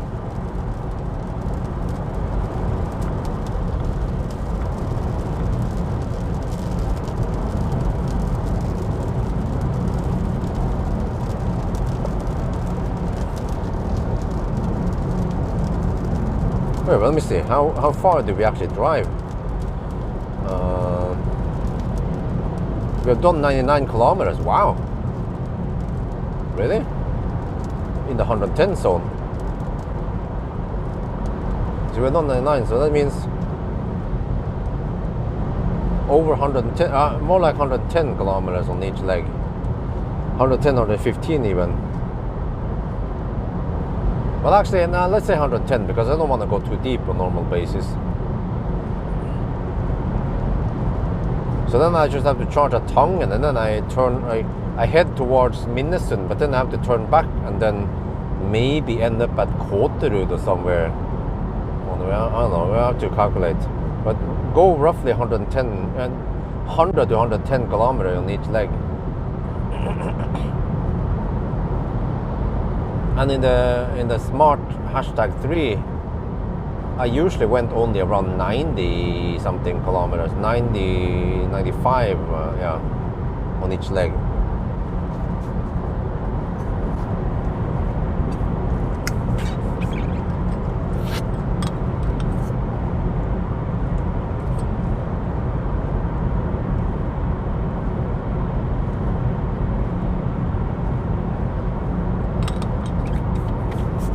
But it could seem like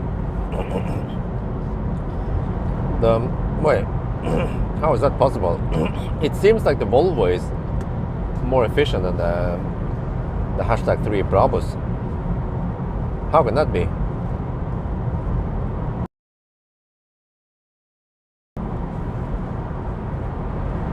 Okay, now it says 8% at arrival, and we have 12% left. 27 kilometers gone and 13 kilometers to go. Okay, we can, yeah, there's a pretty high chance we can make it to Tangen. Supercharger.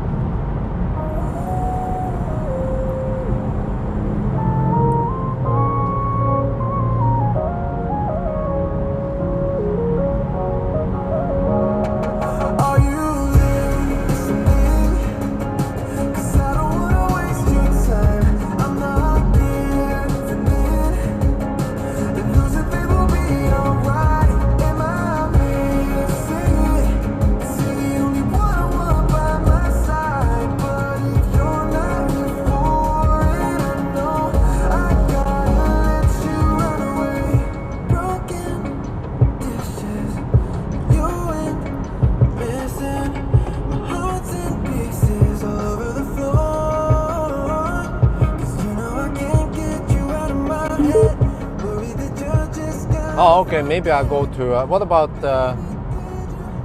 Tangen to Minnesund and then over to Rudshøgda? That's too far, right? Maybe I can stop at Brumunddal. Well, that's V2 supercharger.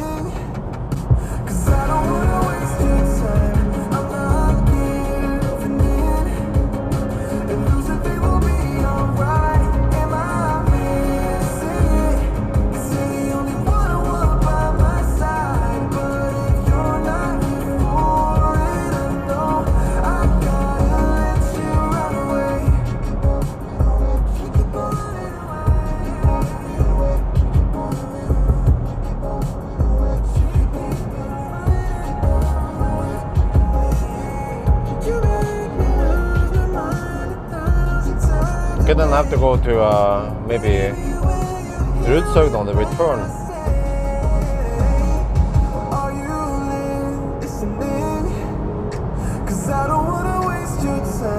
I'm not giving in, and losing faith will be alright. Am I missing it? 'Cause you're the only one I want by my side. But But I'll only get around 140 kilowatt at the supercharger.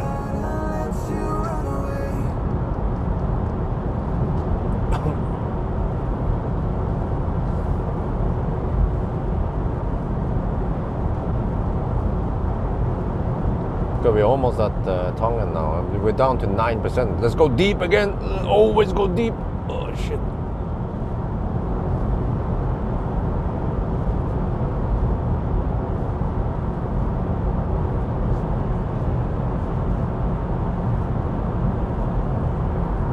Oh shit, I've had this thing running. Okay.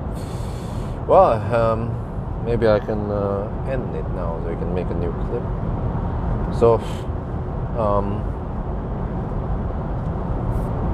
I tend to forget to turn off the road mic. So it's been recording in the pocket for who knows how long. Well, let me see, how low is the battery now? Let's check.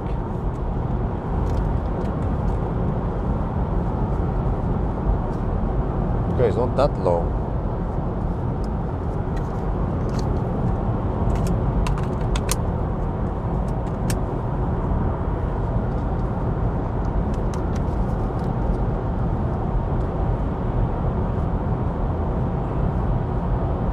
Huh? 200 kilowatt chargers.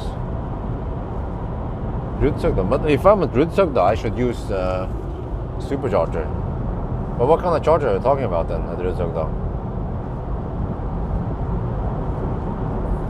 Oh, Delta. Wait, huh? Why should I test them? If you have superchargers there, I mean. Oh, we're down to 7% now. Going kind of deep.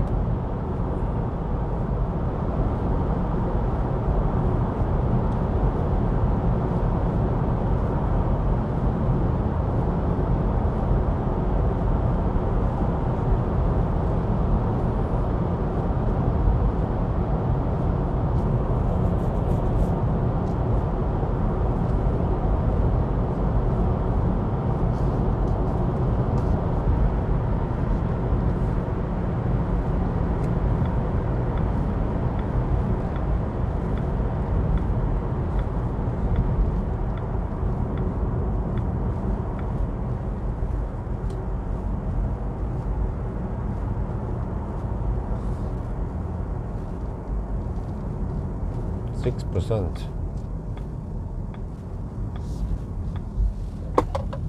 Well, should I try some Ragde charge or some Chem Power? We have Circle K. I'm going straight for the supercharger. The cheapest option, which is the furthest away. So I'm losing time now. I'm just kidding. Okay, maybe, nah, I don't know how much time I would be losing anyway. Going deep into the station. Ugh. Probably not that much ways to lose, right? There's almost no traffic anyway. I mean, it's almost like a detour to Valberg or some shit like that, so it's not that slow detour. Well, except that, wait, what is this? An excavator, is that? Okay, we have a bit of gravel road ahead. I'm gonna hammer too hard. Yeah, but this feels more like a Valberg detour. Okay, let me get ready. Get in. Okay, let's take the same stall I used before, which seems to be working, right? Here, this is 2A. Okay.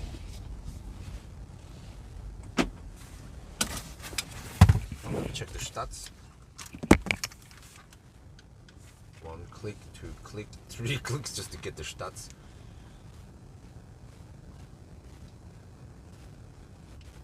Tongan.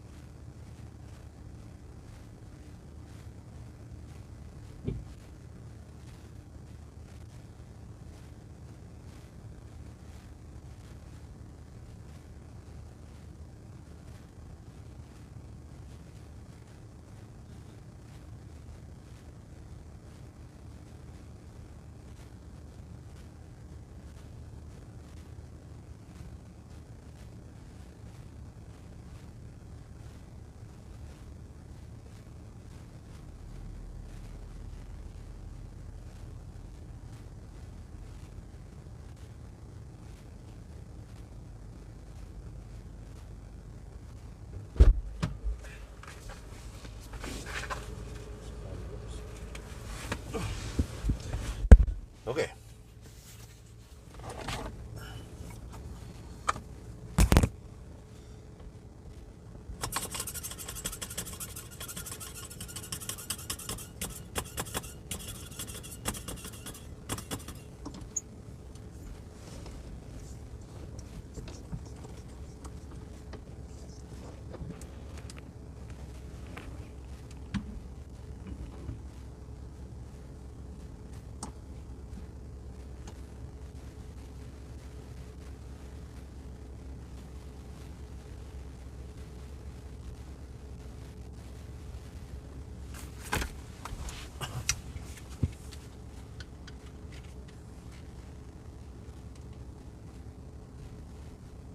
We are now at the supercharger in Tongen, and look here, so we managed to drive, well, okay.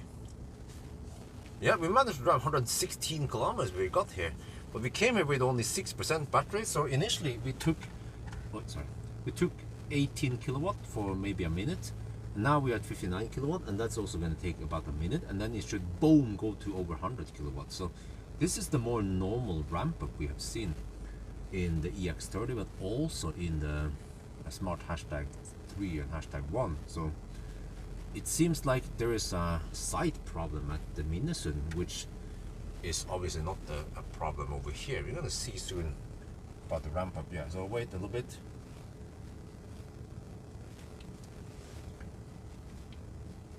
Now we're to supercharger ที่ Tongen นะครับ แล้วก็จาก Minnesund นะ เราขับไปได้ตั้ง 116 กิโลเมตรนะครับ เราชาร์จถึงแค่ 60% นะ แล้วก็เมื่อกี้เนี่ยเรามาถึงแล้วก็เหลือ 6% มันก็จะชาร์จช้าตอนแรกนะครับเมื่อกี้มันเป็น 18 กิโลวัตต์สัก1 นาทีแล้วมันก็ขึ้นไปถึง 60 กิโลวัตต์แล้วก็เดี๋ยวอีกไม่นานมันก็น่าจะเป็น 100 กิโลวัตต์แล้วก็มากกว่านั้นนะก็แปลว่าอันนี้มันปกตินะแล้วก็แปลว่าที่มินเนี่ยตอนนี้มันเริ่มเพิ่มขึ้นนะครับที่มินในส่วนมันผิดปกติมันอาจจะเป็นปัญหาที่มินในส่วนที่มันไม่เป็นที่นี่นะครับ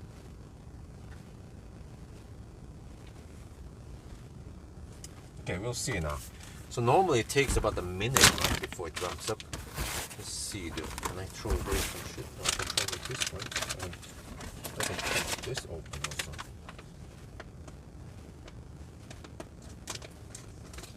Throw away some garbage here while I'm sitting here. Wait, but except for that now we're taking 60 kilowatts. But how long is that going to take before it ramps up?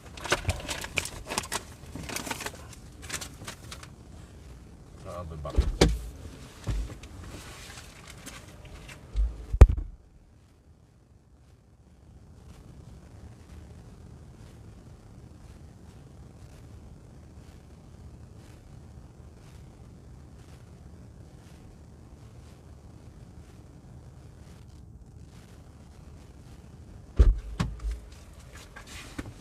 There you go.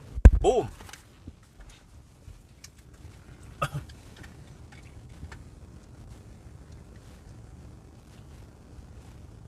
Yeah, there you go. Boom! 153 kilowatt hour per hour.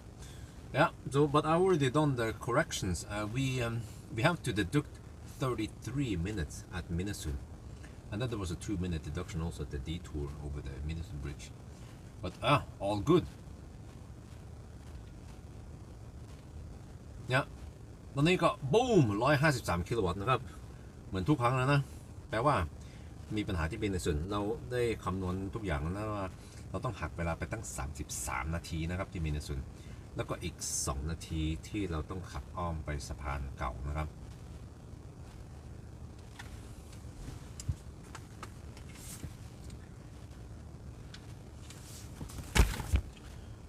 Quarterwood would be a good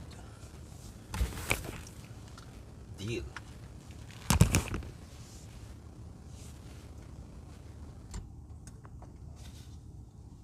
And I think about this, since it's fast. Yeah, because I'm not sure if I'll get good speed other places. Wait. 120 kilometers. You know what? Maybe I could just stop at. I could stop at Funes, Circle K Funes. That ABB can deliver slightly more than 150 kilowatt, even though it's marked at 150. So Oh, maybe it can deliver 175, or actually depends, but yeah, if I can get 153 like I got with the other smart, I mean, yeah, that's good enough. Because you see here, even here at the V4, we get 154, 155 maybe. But it seems like the EX30 is charging slightly faster than smart, maybe just 5 kilowatt faster. So but do I need to charge to 60? Wait, let me see. Let me check something here. Okay, so 437 now. So if I take, let me say, 1000 divided by 1.2, yeah, 988 is the distance. 988 minus 437, 551 kilometers left.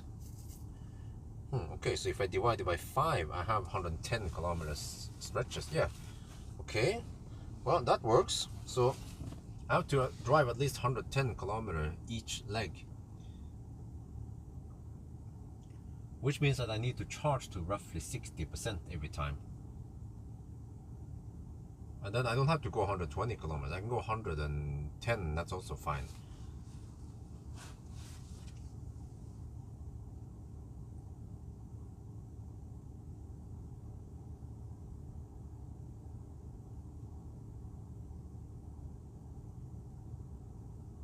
So I will just turn around. I will flip mode at Minnesota.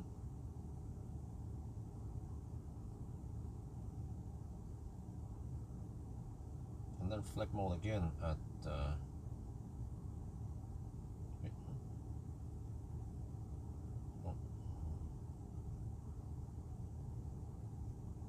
Rudshøgda.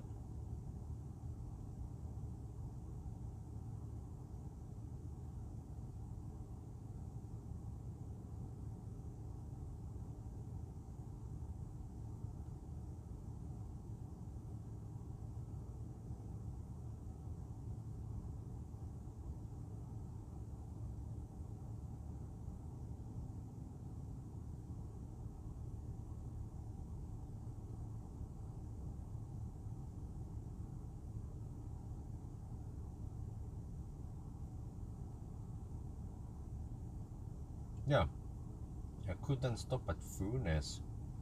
That'll be 113, that's perfect. Then what kind of consumption can we expect? 200 and... oh shit, it deleted it already. 280, right?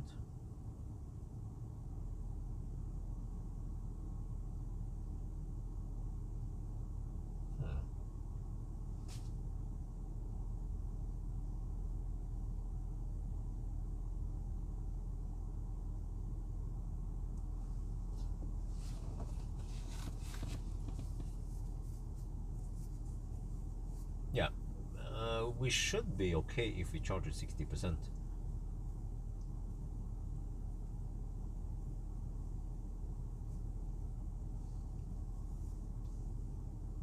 Okay, now it's not throttling, but this is more normal, you see. There must have been a really rare case of sight limitation at Minnesota.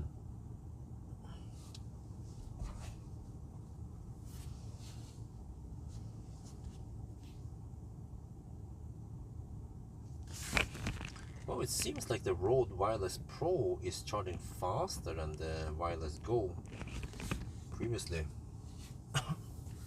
Now trying to experience how it is to use new microphones. Microphones here, they are actually really important. But I just remember something. Wi-Fi has a little Rode Wireless Go. In the old days, I would have two Rode Wireless Go. I would have one for the main cam and the handheld cam, and one for the car-mounted cam. But then I donated one to Wi-Fi, and then she made some videos. We went to Lapland, but then eventually she gave up the video production. I think it because it wasn't really for her, or you know. But then, so the camera I purchased a long time ago, she still has it, but she almost never uses it. It was the time when we figured out that, okay, maybe she would bring the camera. Okay, even though she didn't want to make videos anymore, she could bring the camera to shoot pictures, right? Because that mirrorless camera shoots better pictures than phones. Well, but over time, the iPhone has become better and better. So now she only shoots pictures and even videos with iPhone. Whenever she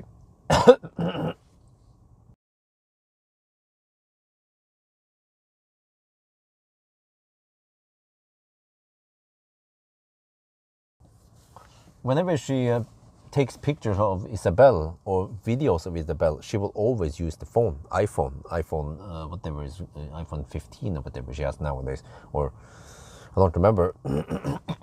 Well, I have to Google about this Apple Store. Let me see. Apple, or iPhone maybe. I might have purchased it from Apple-butikken or Apple Store. What is this? No, this is not it.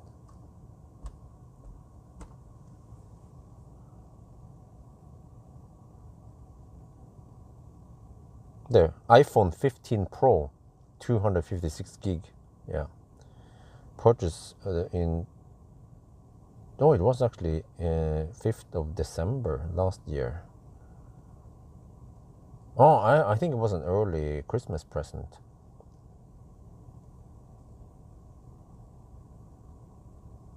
Oh, what was the price on that thing?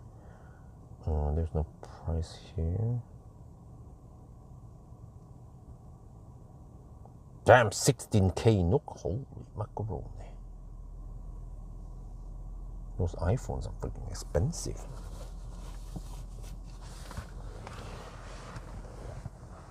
Okay, let me see. Yeah, what the heck, man? The Rode Wireless Pro charges really fast. You top up for only 5-10 minutes and you get you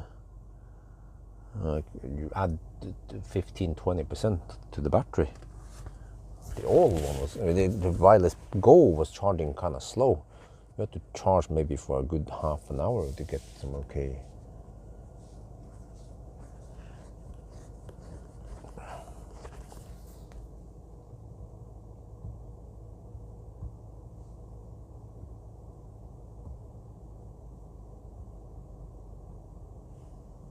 See if I can shoot some ambient light stuff here.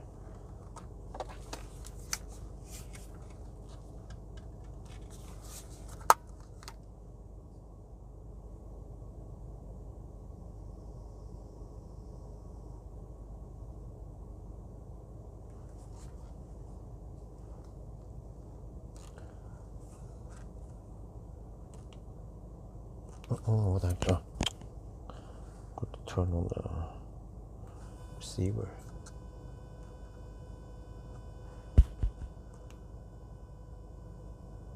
Okay, look.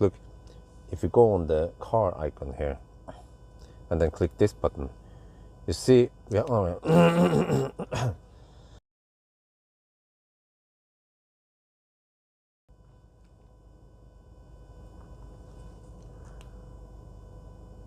okay, look, we have some ambient lights here, right?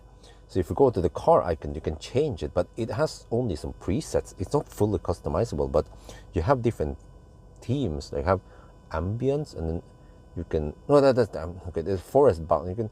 You can change, and then it changes also the interior here. See? Oh, that is overexposed. Sorry. There, yeah. But you also have sound. Okay, it takes a while. It slowly fades in.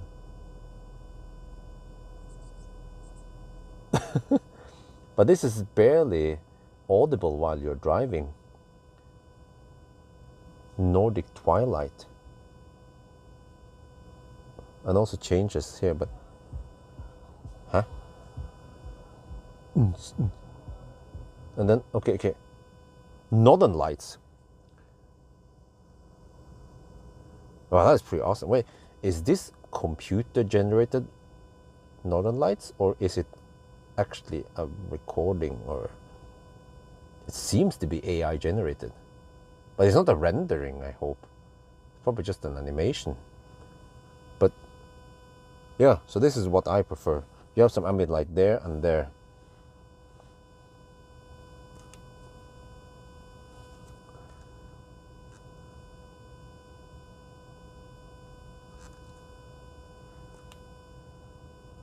โอเคนะเรามี ambient light ที่นี่นะครับแล้วก็ถ้าเรากดปุ่มนี้นะแล้วก็เข้าไปในนี้เราสามารถที่จะปรับได้แต่ว่ามันไม่มี full customization มันเป็น preset นะครับเรามี forest bath แล้วก็มีอันนี้มันมีหลายสไตล์นะครับแล้วก็เราเปิดเสียงแล้วนะ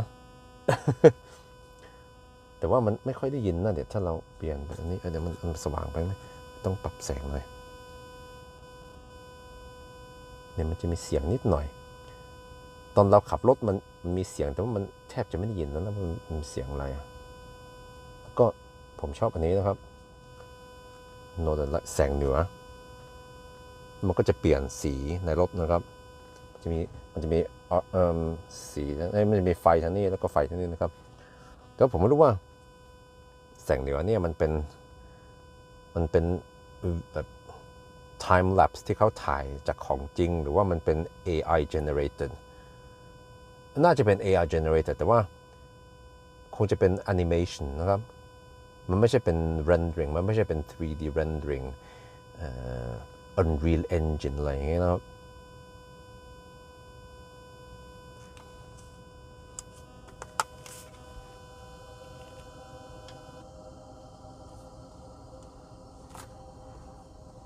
I have to get ready now.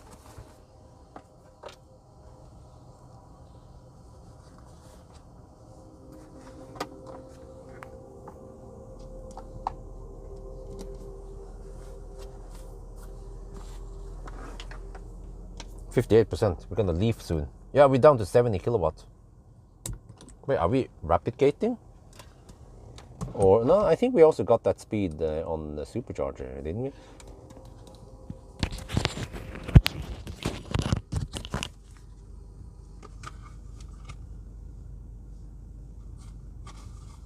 %59%.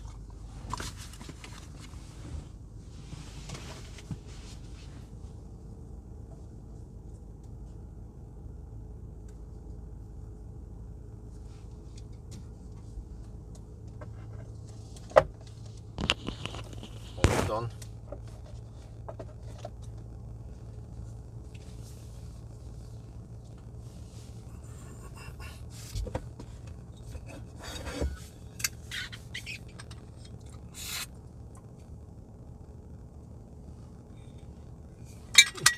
I should have to change bottle. I finished one drink bottle, so I have now a second ready.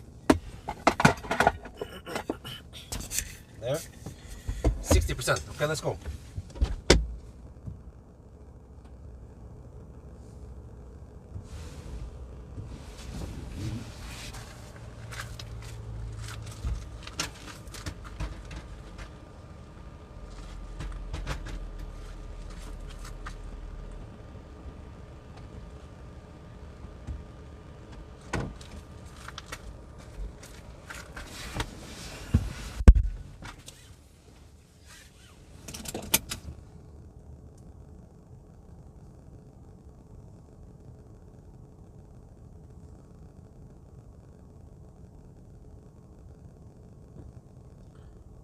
.6 minutes and 35 kilowatt hour. That's 107 kilowatt average.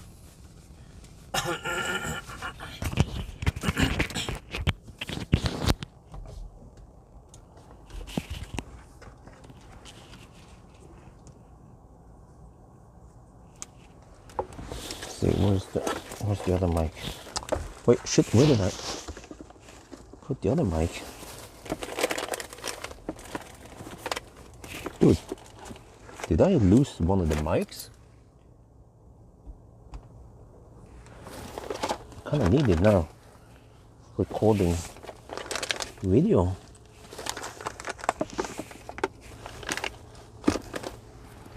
Normally if I lose something, it will be in the car somewhere.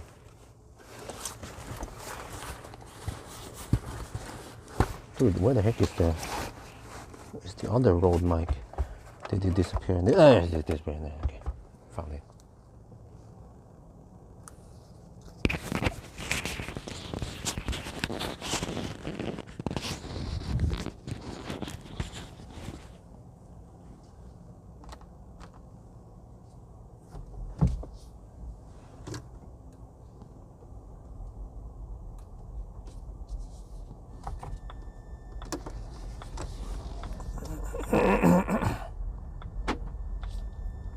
And now to disable the stupid settings, controls. Also click here, view all. Oh, not locking. Control settings, driving, view all. There, okay.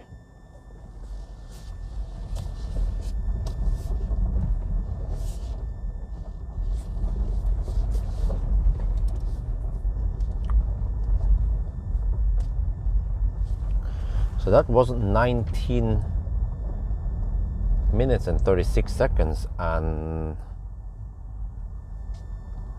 it was 35 kilowatt hour.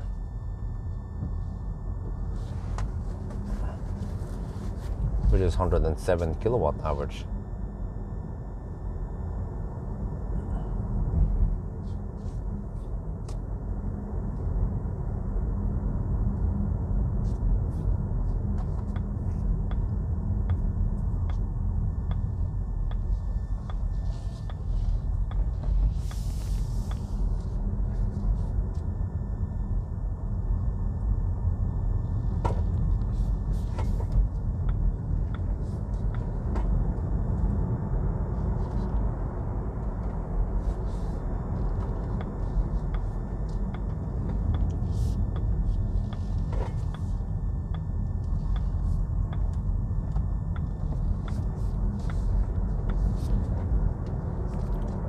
Well, we're back on the road. So let's see.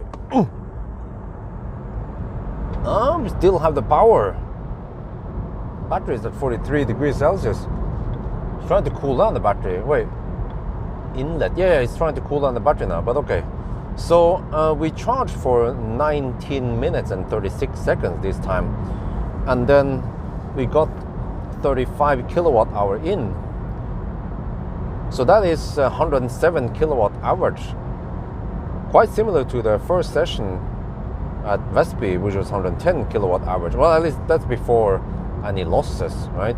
Or cooling or whatever. So at least it is quite consistent as long as, yeah, the charging station deliver what it's supposed to deliver.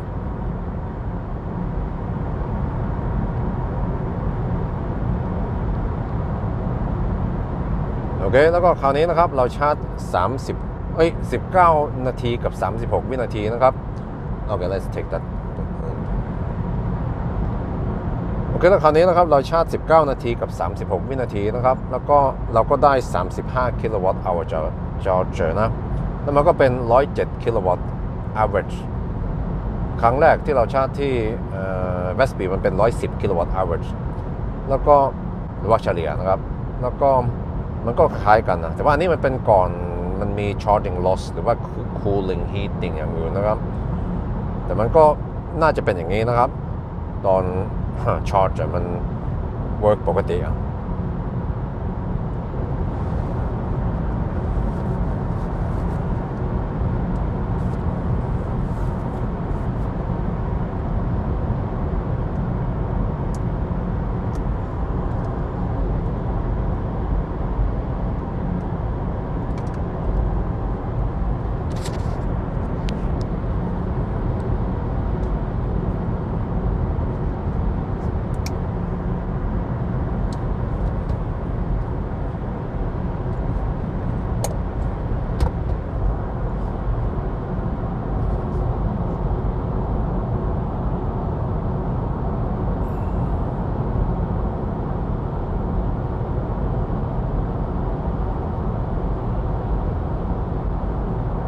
Yes. Alright,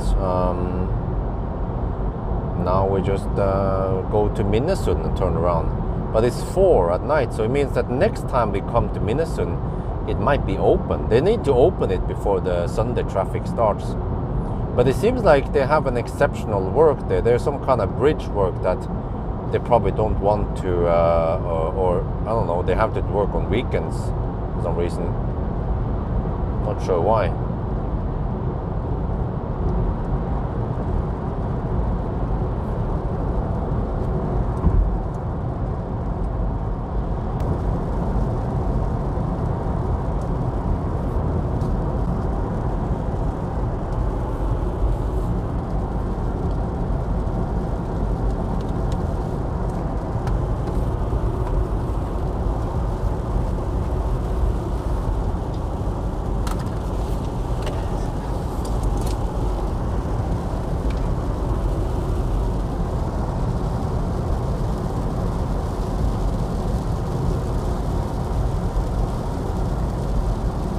Yeah, I said average, but I know it's supposed to be Chalia. Yeah, so I said Chalia also.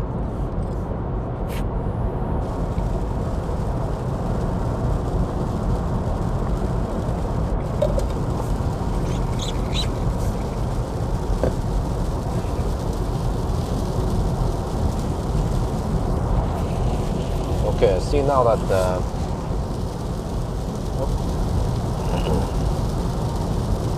Rain-X is starting to fall apart slightly because I wiped several times. But it must have been, it was poorly applied because I didn't have too much Rain-X.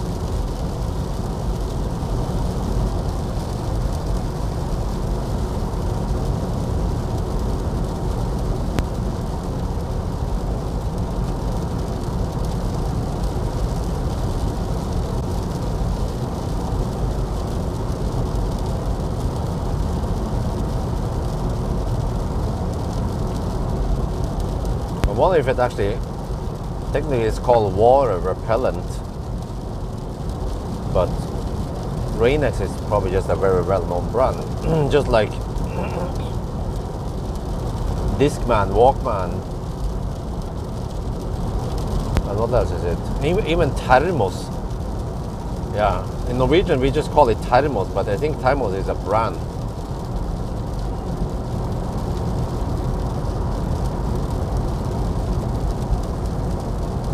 Well, a younger generation doesn't even know what the heck Walkman and Discman is.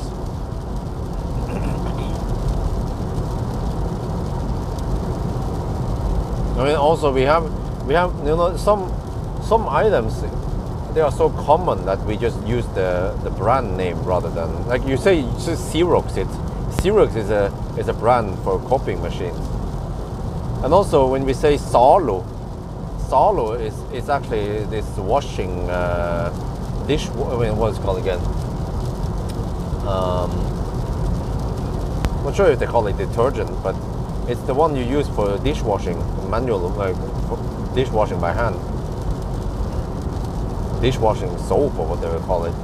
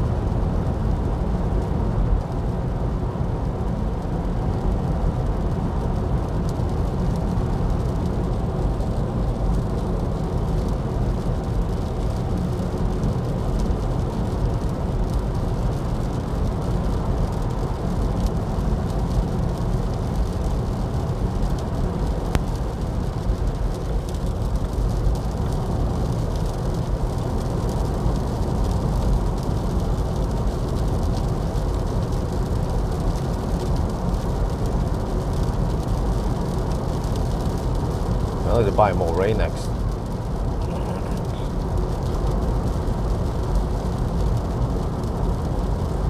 From Biltemen.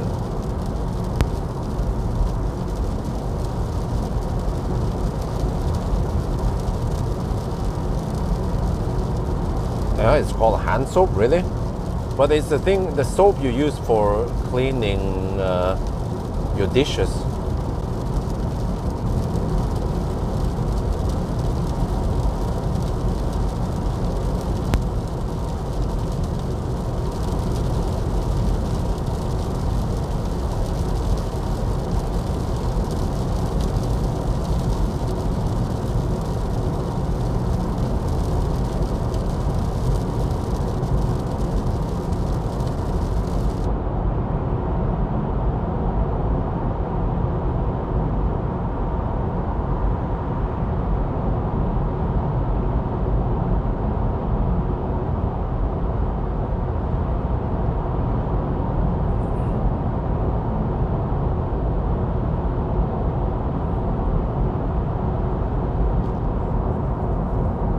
But sunlight is cheaper, right?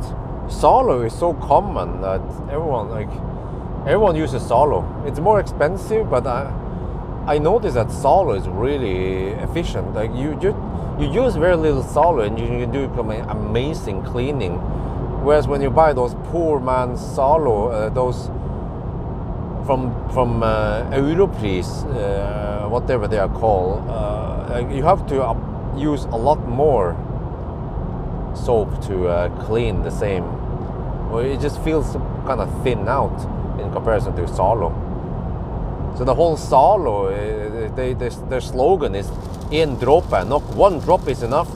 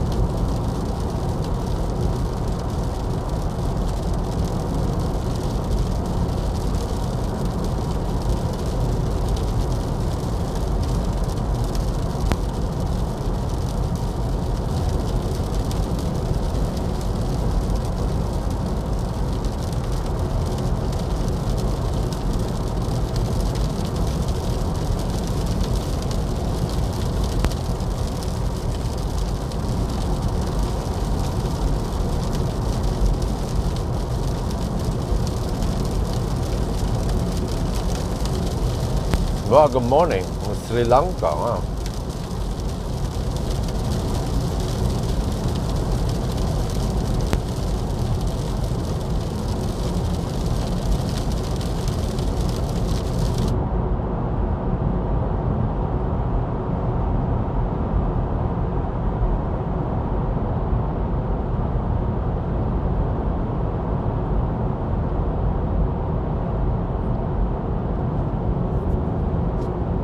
Okay, we need to turn around soon.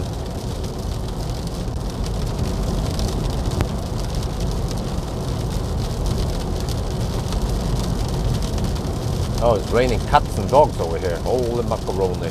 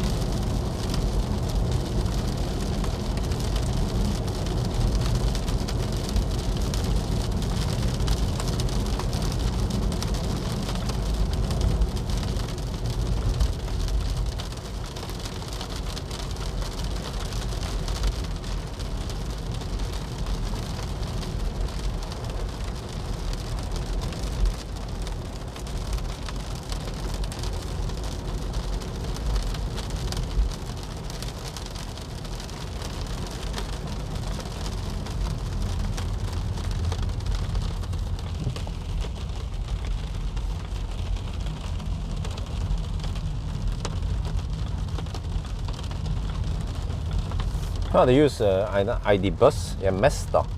Yeah, they use ID bus as service card. work cars.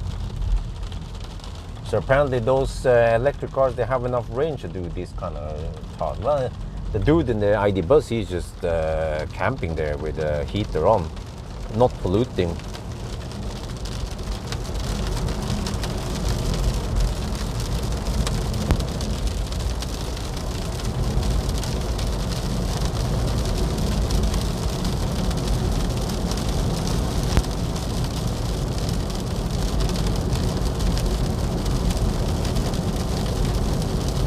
Oh, let me check the current consumption now. I feel like it's high. Wow, 309 watt-hour per kilometer. Holy macaroni!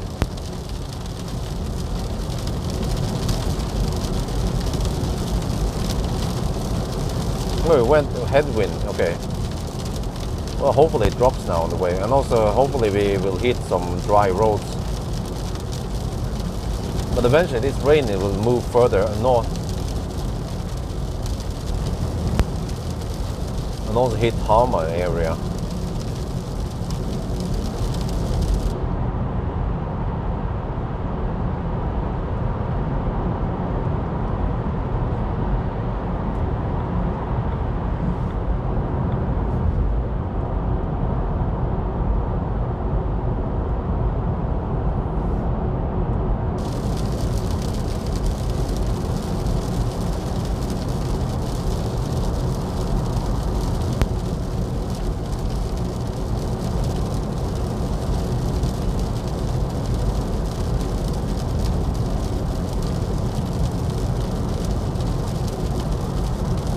Oh, we're not even halfway.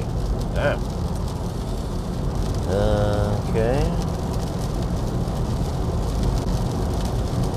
Hopefully we can finish before 10 tomorrow, right?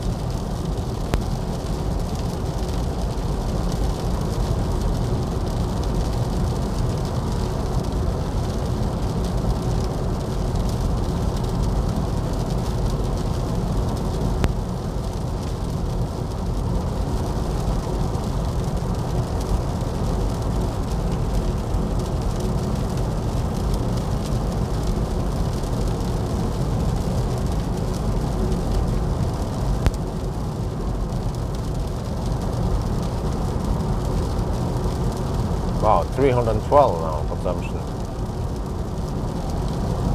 Oh, it's cooling down the battery, that's why. Yeah, battery is down to 34 degrees. That was quite rapid cooling after just 18 minutes.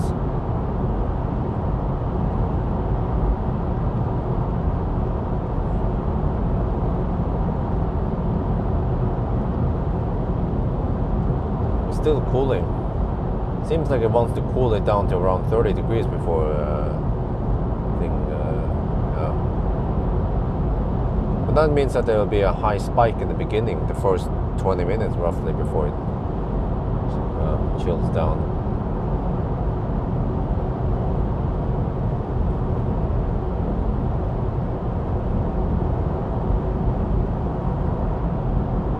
You're in the thick of now and an hour, so okay.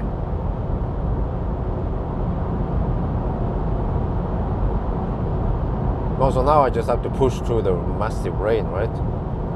Is it going to be like this all the way to Rudshøgda?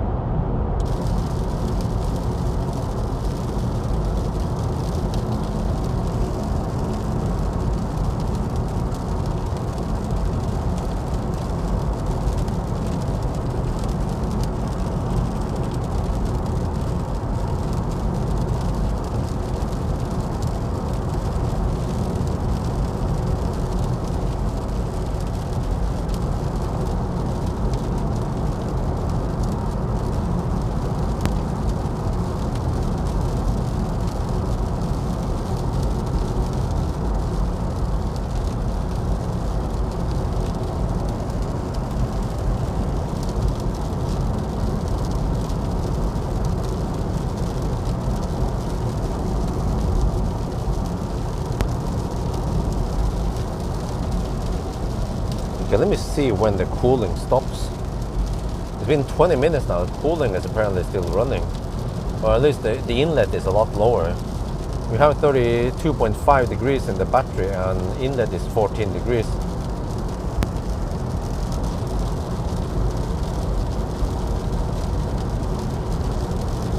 So it cools down relatively quick.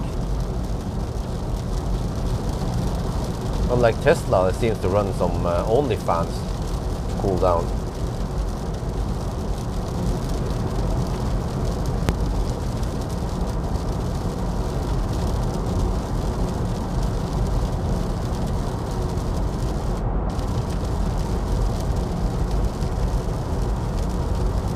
The front is roughly where Mjøsa now. Okay, but Mjøsa is quite big.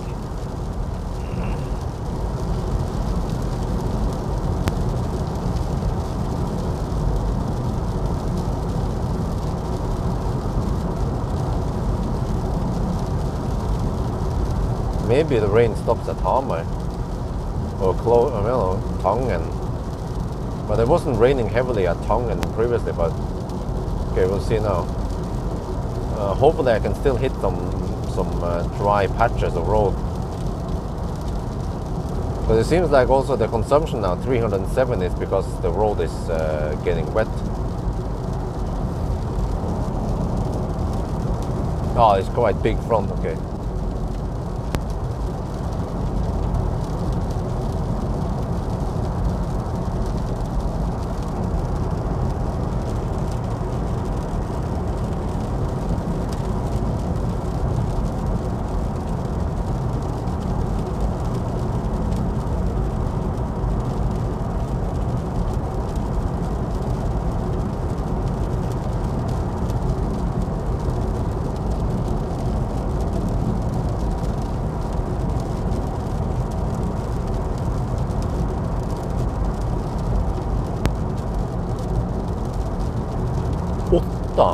To Lillestrøm, that's quite wide, man.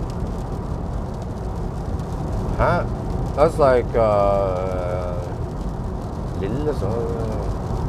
That's roughly 400 kilometer distance.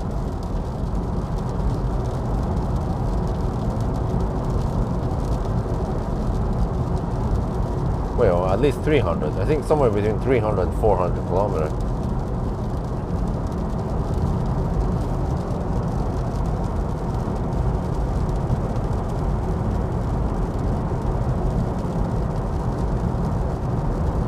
So yeah, electricity price today is also going to be fairly low.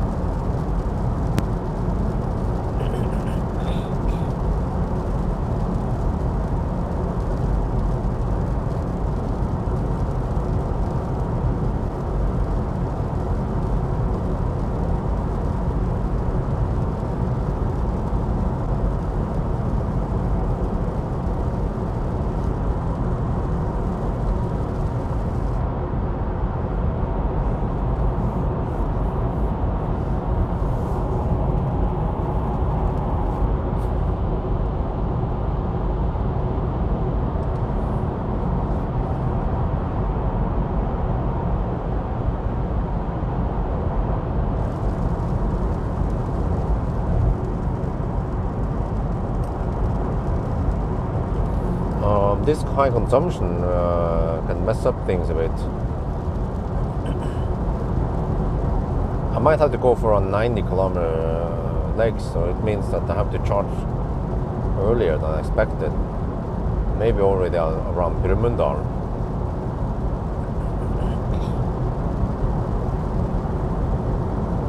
But when I plug, I had around 70 something kilowatt charging, so I shouldn't go much higher. Oh, my bad. I shouldn't go much higher than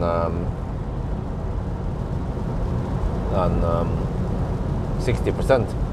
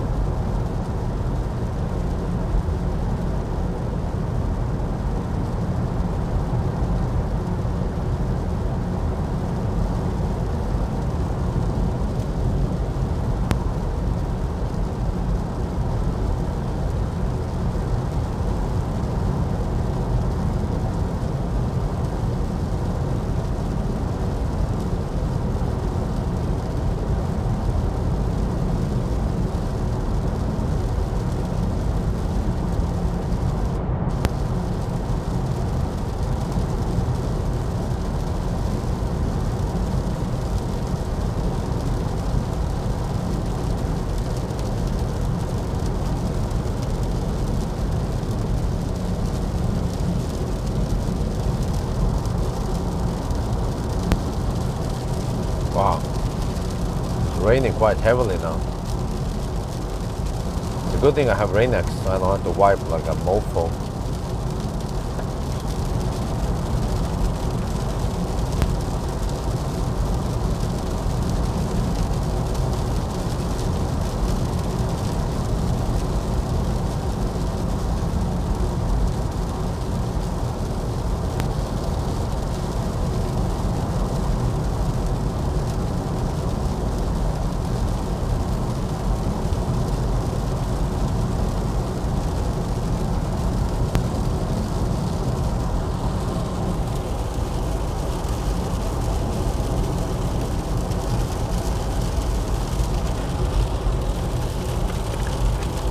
Usually it's empty before crossing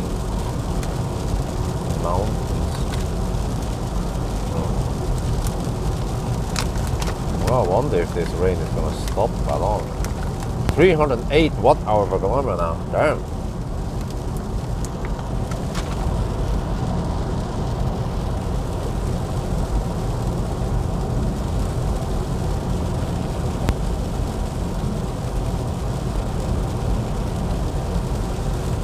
The next supercharger is at Brumunddal.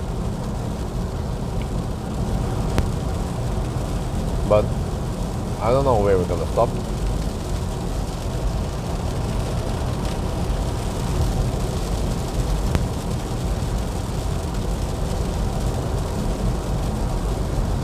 Maybe I'll stop at Brumunddal.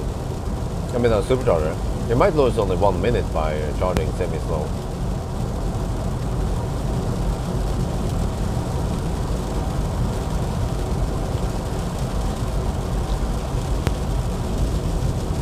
Yeah, I'm not sure if I can make it to fullness. Well, we'll see. We have a margin, of course, I can eat off.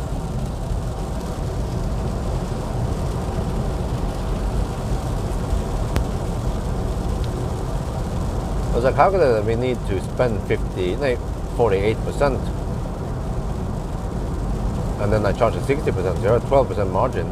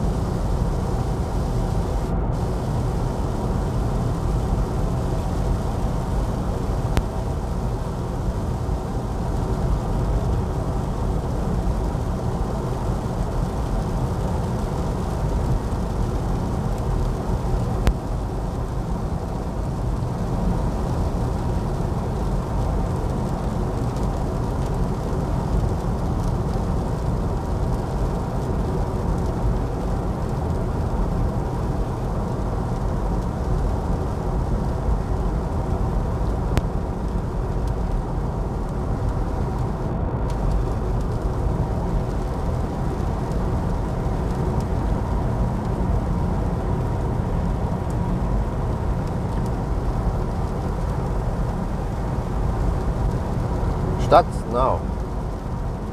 Oh, I just had it.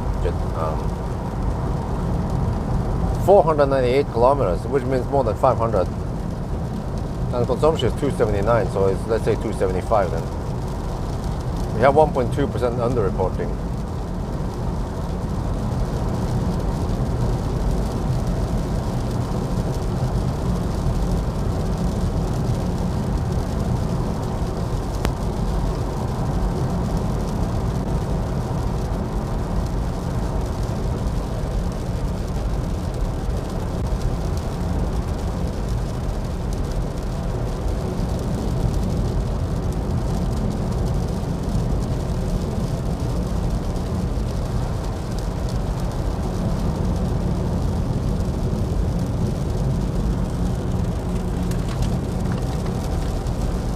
And then, well, how is it again? You have to add 50 minutes to the current time.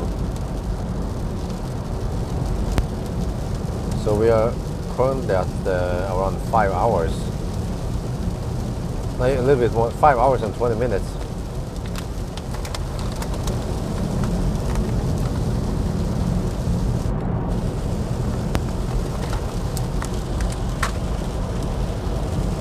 And past the halfway mark.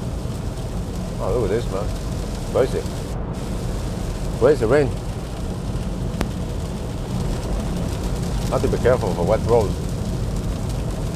Hopefully there's good enough drainage.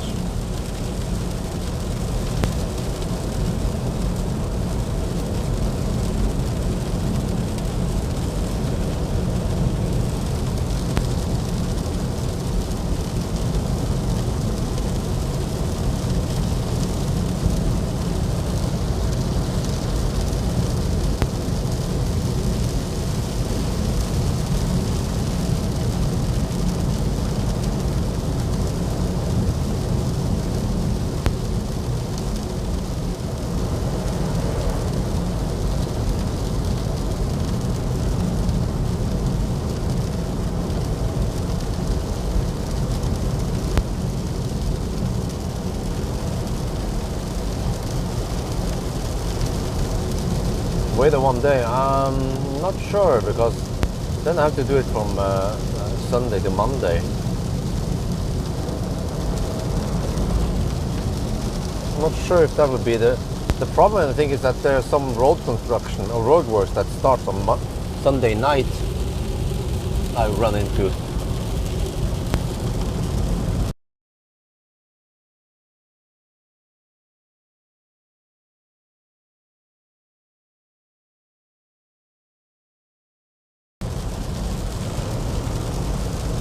Downside is the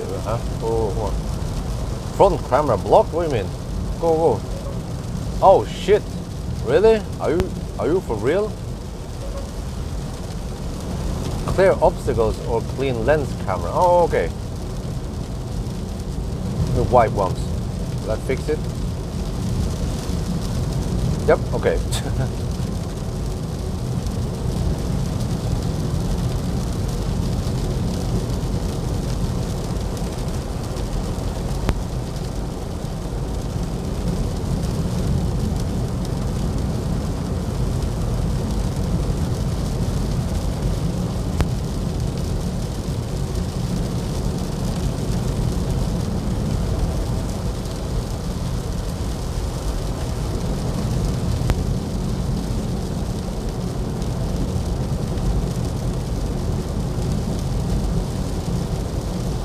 Well, I hope I get a break from the rain soon. Well, consumption is 311 now. Normally I would avoid really wet roads, wet runs like this. But then I can't do it on Saturday night. Saturday night is best for traffic and road construction or road works. Well, or actually Friday night could also be a possibility.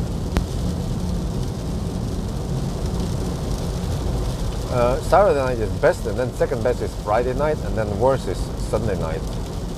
Because then it depends where you drive, but it could end up in the morning stau on Monday. Yeah, that's true. On the morning stuff, it's more traffic on Monday morning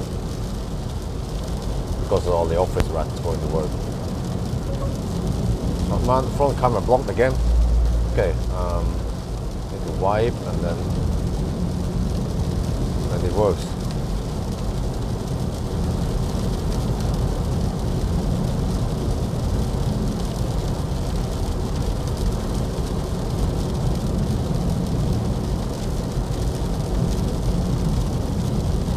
%. Wow.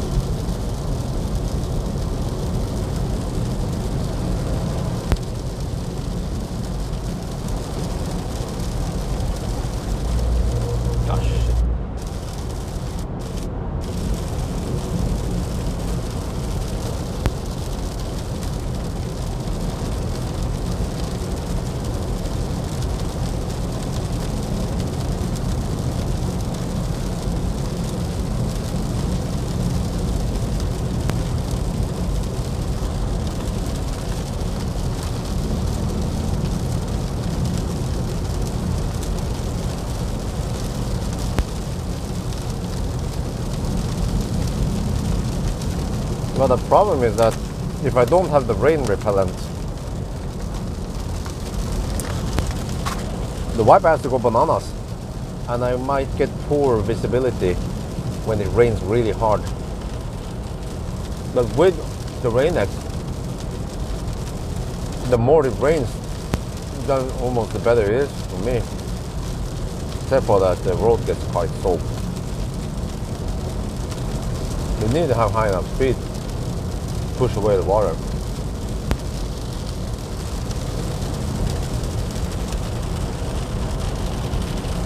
That consumption is 309 on this current leg. And total is 280 and it's rising.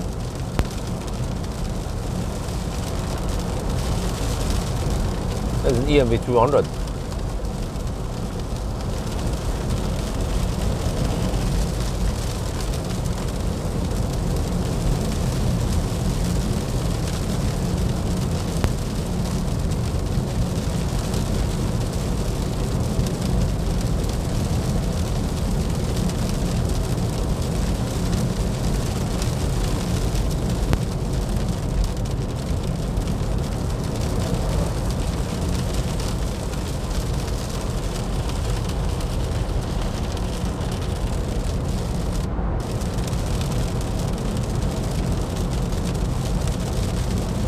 Now auto steer is just marking grayed out. It's oranged out. It's supposed to be green, but it's orange now.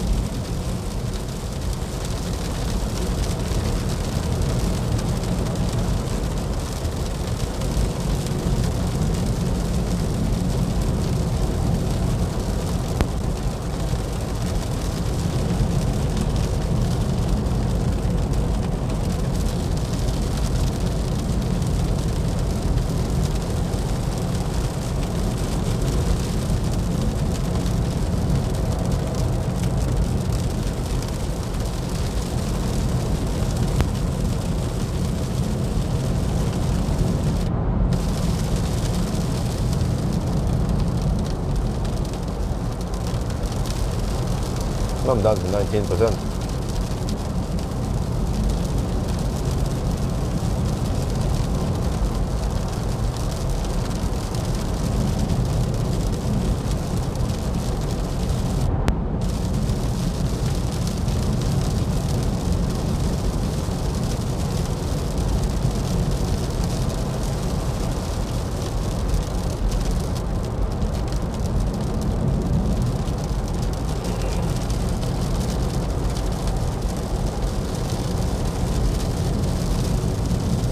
wanted to avoid water pockets here.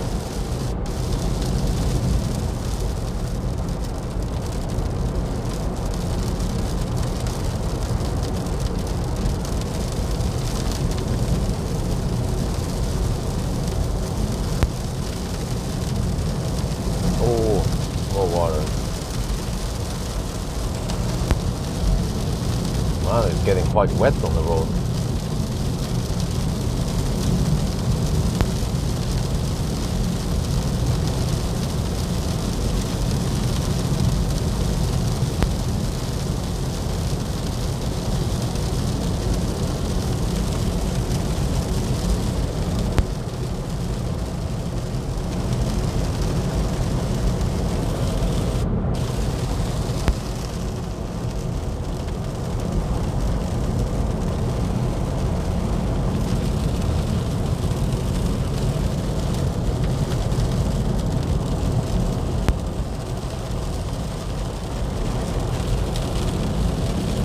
Man, this is crazy how much it rains.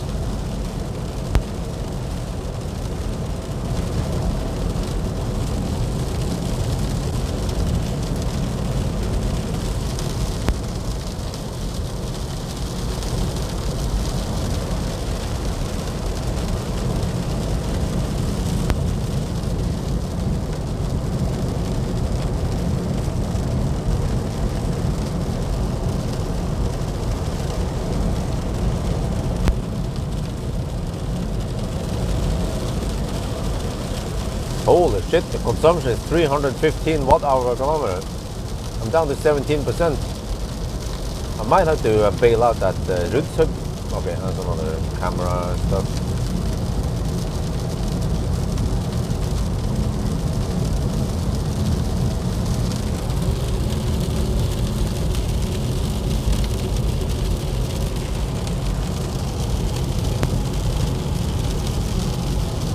Or at least I can go to Rudshub and then I can come back here and charge that. Well, actually, maybe it doesn't matter. Actually, maybe I should charge at Rudshub though. Let me see, it will be around 90 something kilometers, yeah. Then I don't go too deep and I get the maximum speed, which I might not get here. Well, especially if I go to supercharger.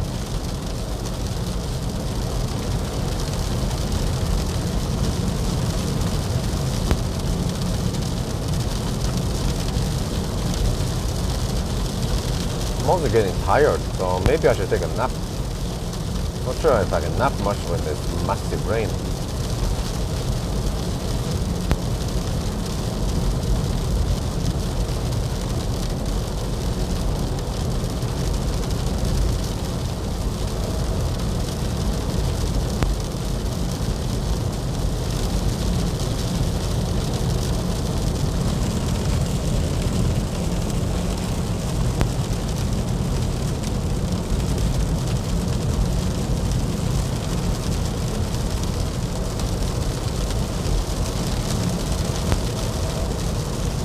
Just stay off the center where the water is concentrated.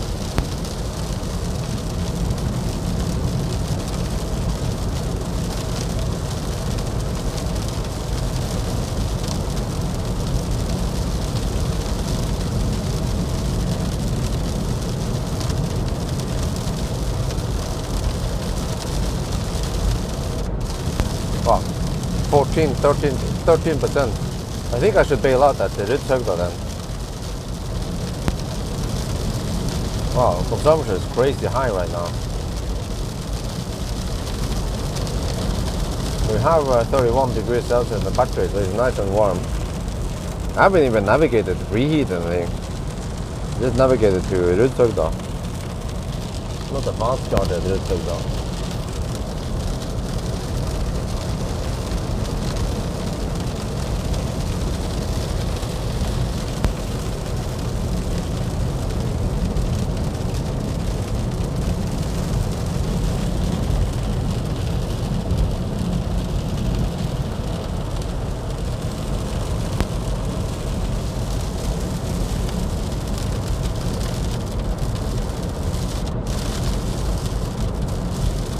whoa. Okay.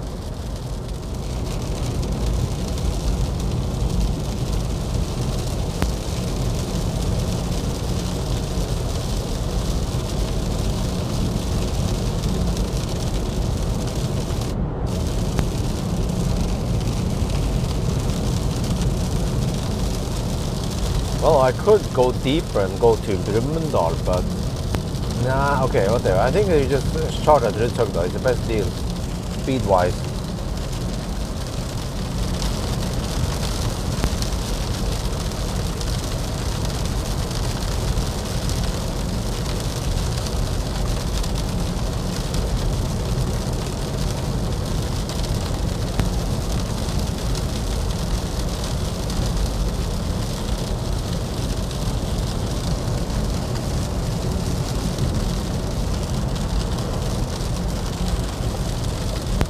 A little bit tired, but right now I'm just pumped for the arrival.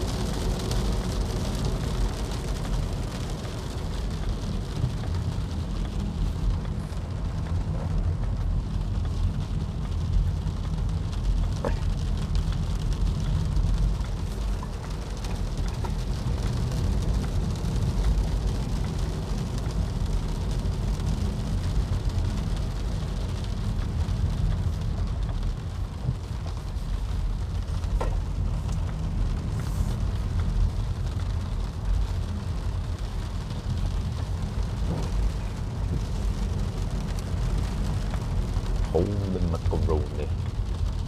It's raining heavily here.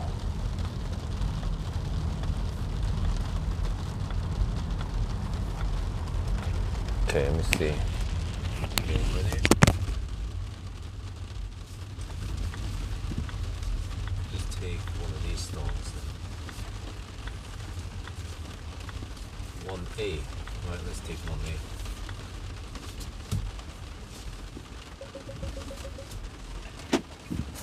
Okay, so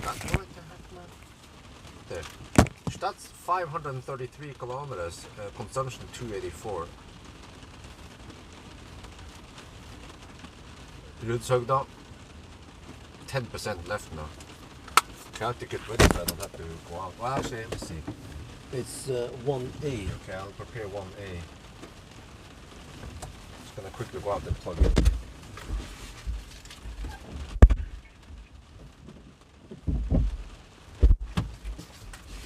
That was quick.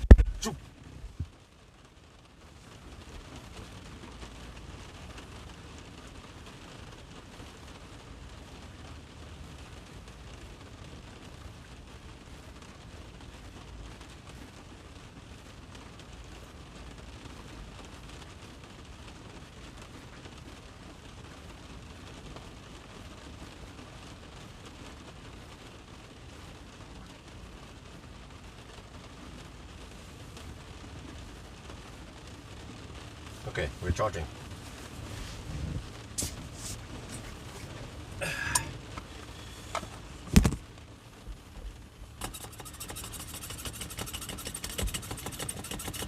Yeah, you see now it starts at 59 kilowatts, so it doesn't start at 18, so at least that's good. We are with 10%, so I think ideally we need to ride with 10% or more. Well, actually, well, not too much. It's 10%. Yeah.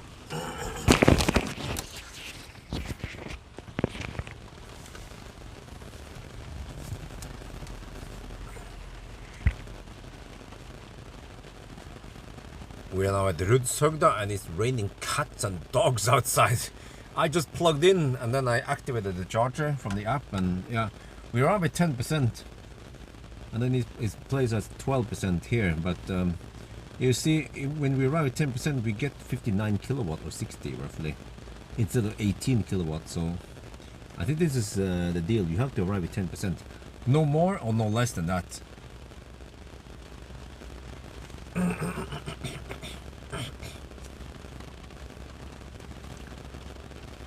But because of the wet road, the consumption was freaking high. 322 watt-hour per kilometer. On dry road, it was around 280 only. So, wow, that's a big impact on the range and also consumption.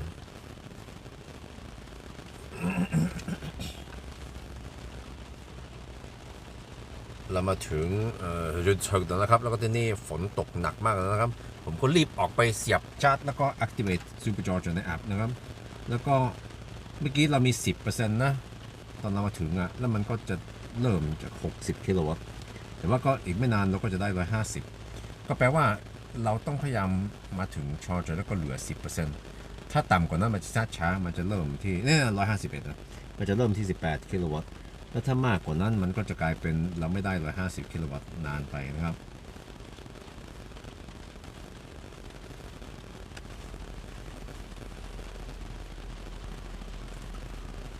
แต่ว่าคราวนี้นะเราใช้322วัตต์เอาต่อกิโลเมตรแล้วครับ เพราะว่าถนนมันเปียกมากนะถ้ามันไม่เปียกมันลบไปเองอะถ้ามันไม่เปียกมันจะเป็นประมาณ280วัตต์เอาต่อกิโลเมตรนะครับ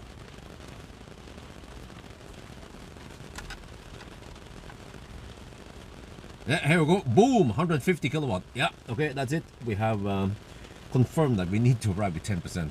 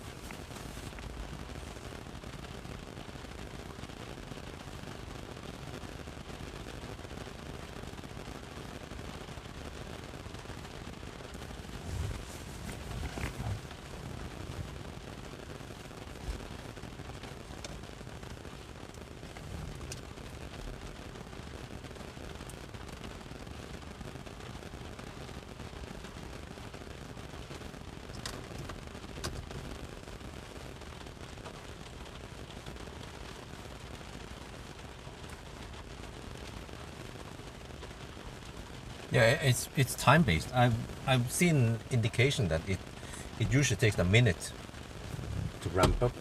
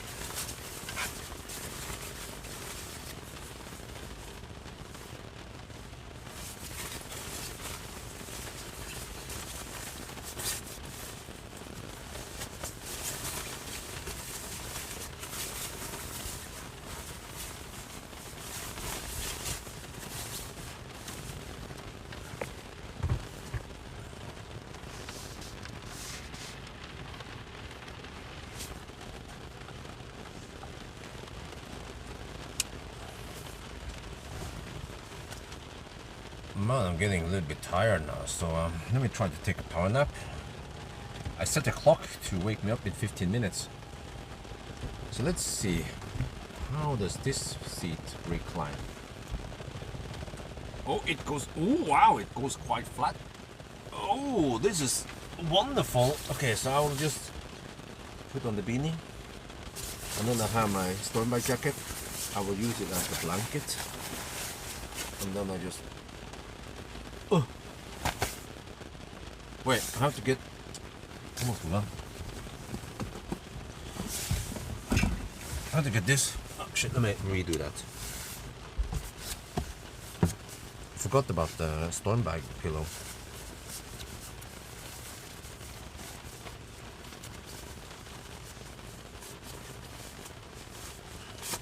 redo that.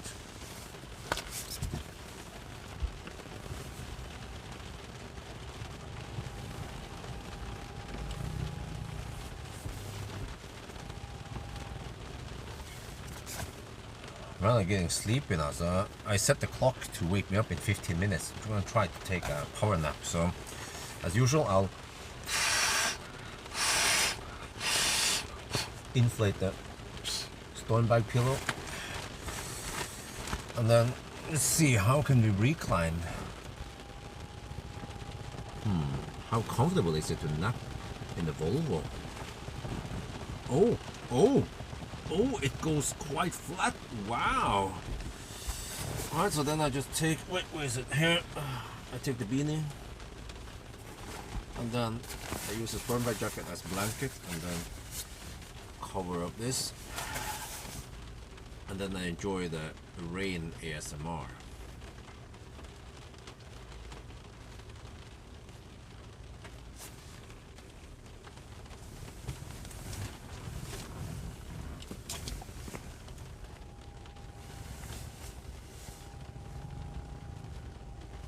No, I'm not sure if I will get the instant 150 kilowatts, because it seems like it always does this ramp up.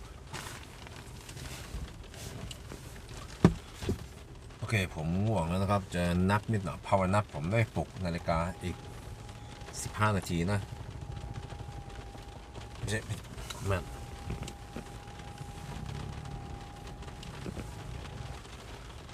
โอเคผมง่วงแล้วเนาะจะลองนับนะผมได้ตั้งนาฬิกาปลุกอีก15 นาทีนะแล้วก็เอาหมอนสโตนแบกมาด้วยแล้วก็เดี๋ยวลองดูนะว่ามันเอ็นได้เยอะแค่ไหนเนี่ย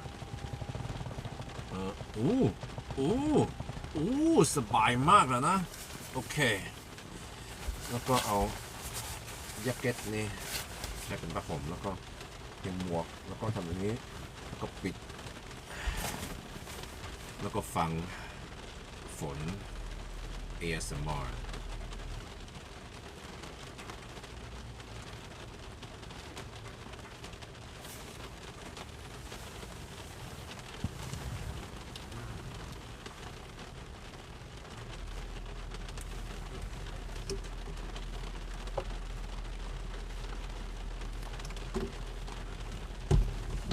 Dude, we're already at 40%.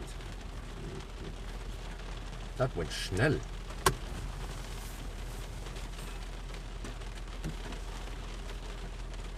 Well, actually, you know what? Wait. We have arrived at 15% before. Oh, no, that was at Minnesota, yeah.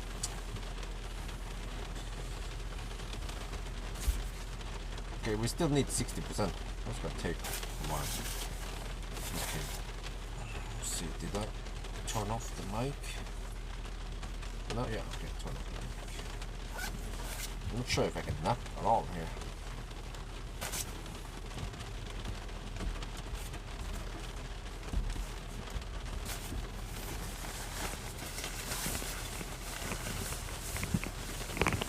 Probably not. There goes nothing. Go to sleep.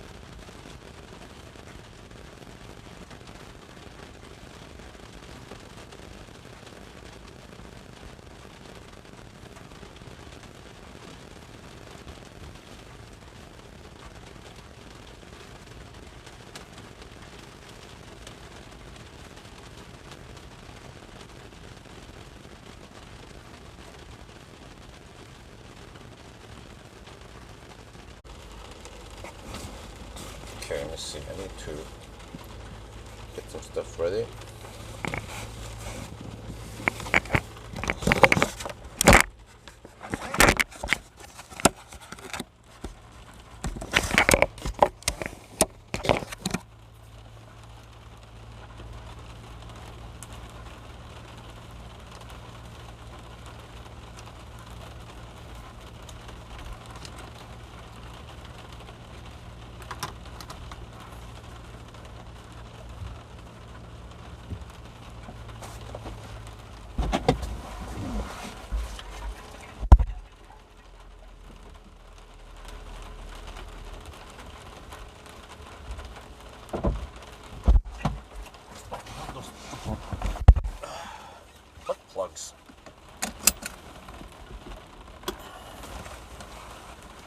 Okay, and then start, and then see, I need to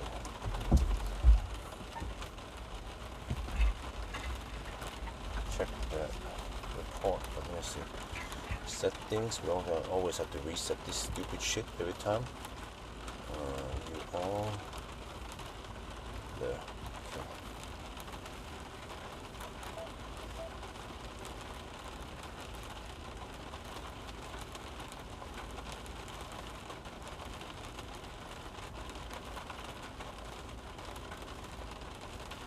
Wait. Oh.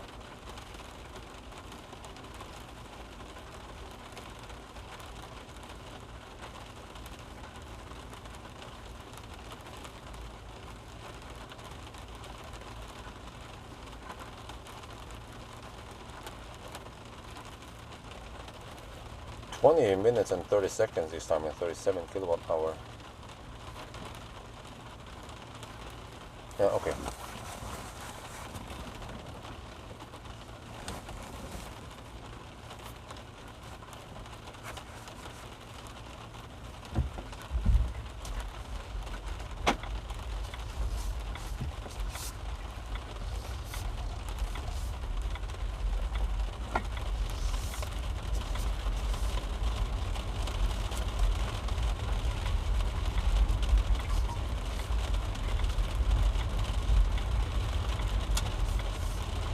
They charge 66% this time.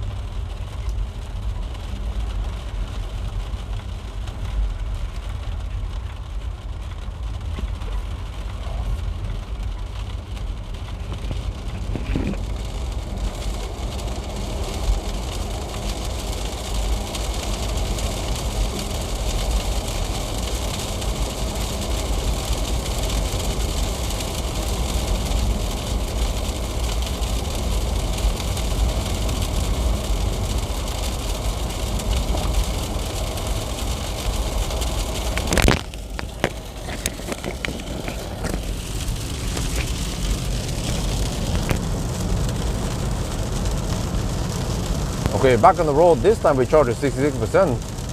Charged slightly longer than I needed, but okay. Also, you see that after 20 minutes and 30 seconds, we got 37 kilowatt hours. So that becomes 108 kilowatt hours. So yeah, it seems like we get consistent charging speeds as long as everything is normal.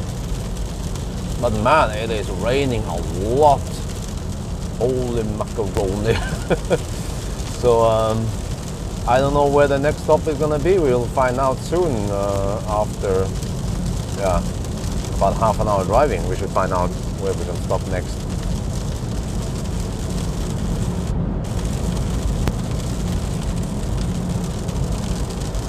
โอเคคราวนี้เราชาร์จถึง 66% นะครับชาร์จนานกว่าที่ผมกะไว้ตอนแรกนะนิดหน่อยตอนแรกกะว่าจะชาร์จถึง60แล้วช่างมันก็ไม่ได้เป็นอะไรมากหรอกแล้วก็เราก็ชาร์จ20นาทีกับ30วินาทีแล้วก็กลายเป็น37กิโลวัตต์ชั่วโมงแล้วก็เป็น108กิโลวัตต์เฉลี่ยนะครับก็ทุกครั้งมันก็จะเป็นประมาณนี้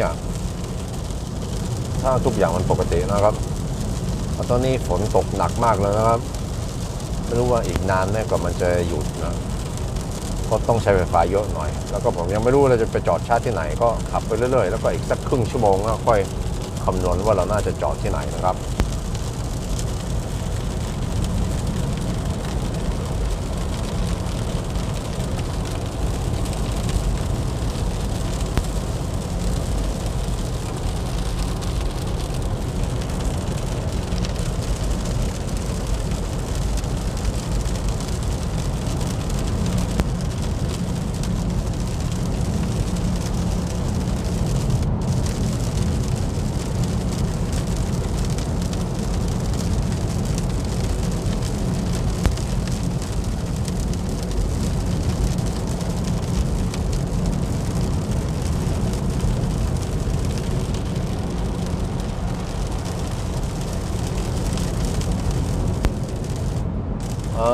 Last leg was around 90 something,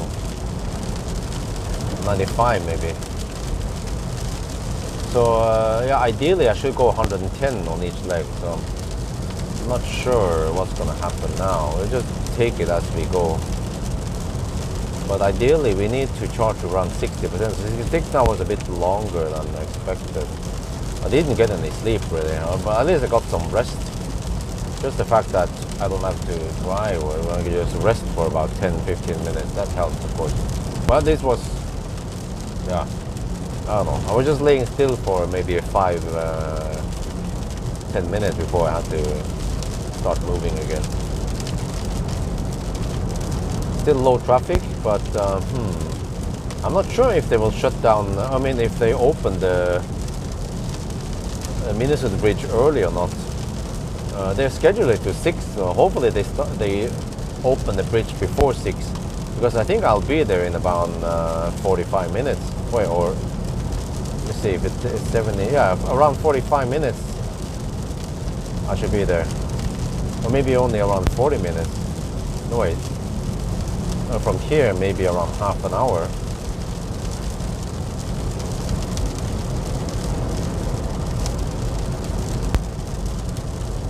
Yeah, that means I'll be there at around 5:48, 5:45 maybe.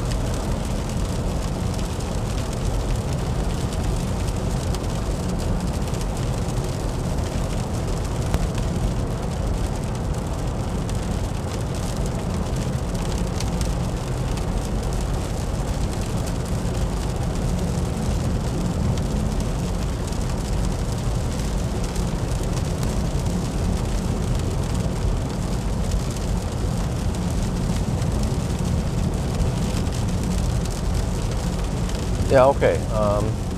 As we move south now, we will get light and less rain, so that helps, of course. So the rain is finally decreasing.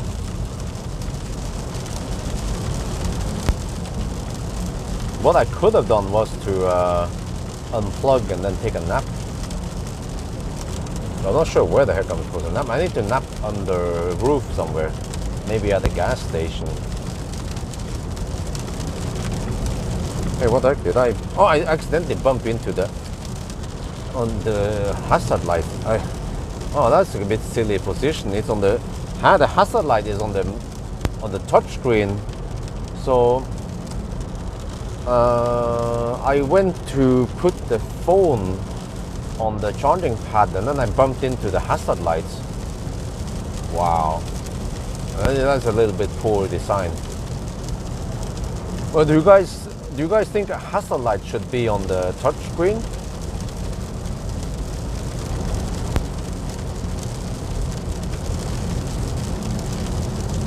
I think even Tesla doesn't have the hazard light on the touch screen. There's a dedicated button, what I remember.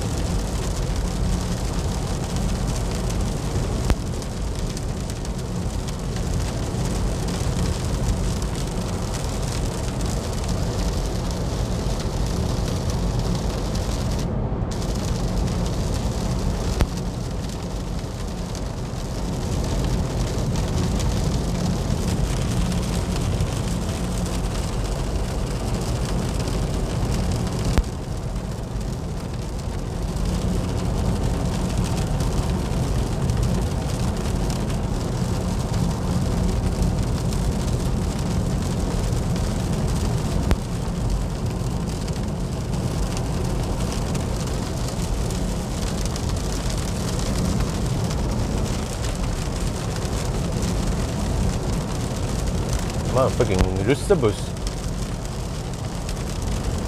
They're out. Aus.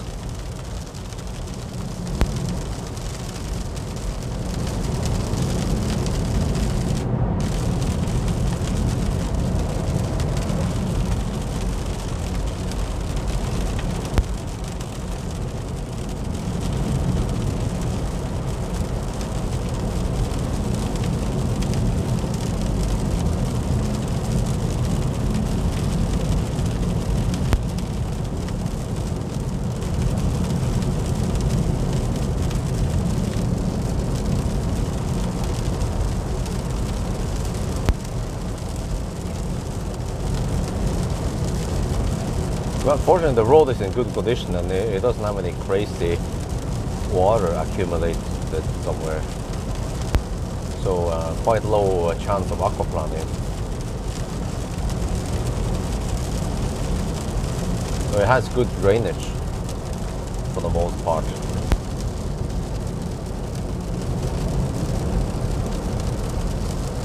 It might not be visible, but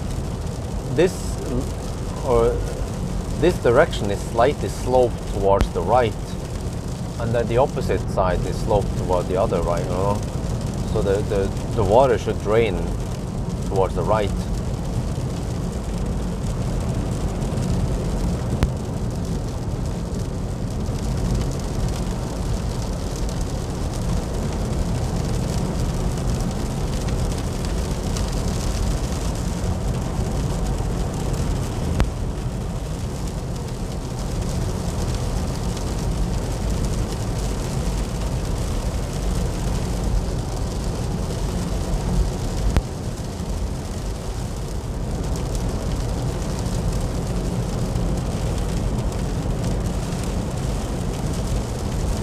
Boy, it's getting bright outside.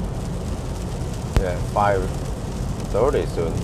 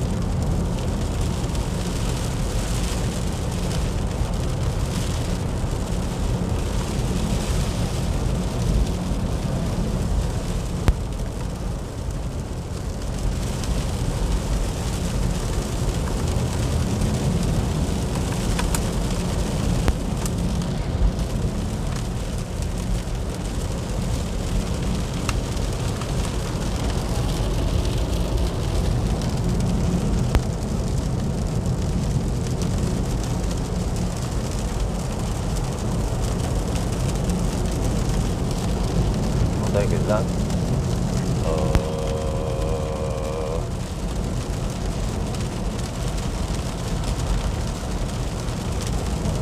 The car with hazard lights on. Did it crash? Oh shit, it crashed. Dude. The fuck? Holy shit balls. It must have aquaplaned because it crashed into the mid-center barrier.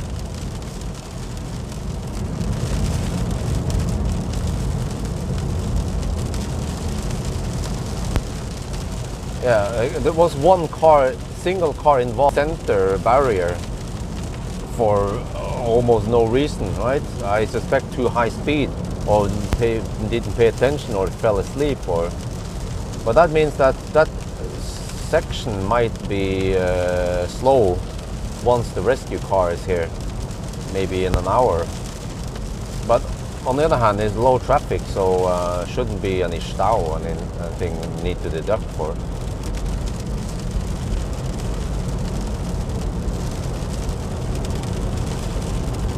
Okay, let me check consumption now. Car status, there. Wow, consumption is 356 watt-hour per kilometer. Wet road and high headwind. Holy macaroni.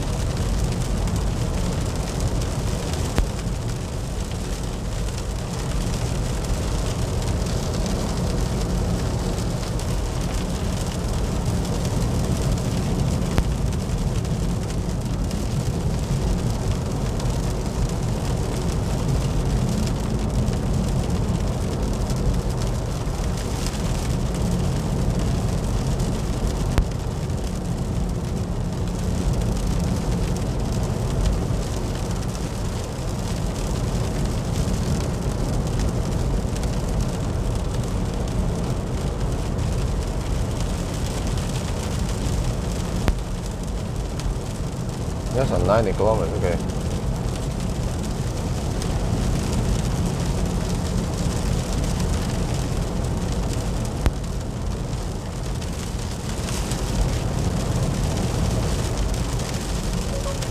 God, man, again. It struggles a bit with vision, or I don't know what's up with it. To wipe a couple of times and then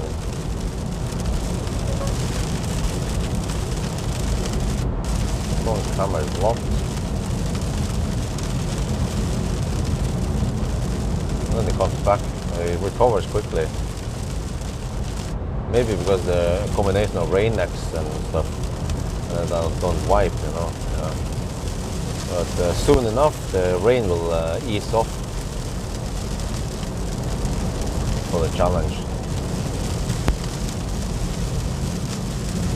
Maybe around Espa or Minnesund it will calm down.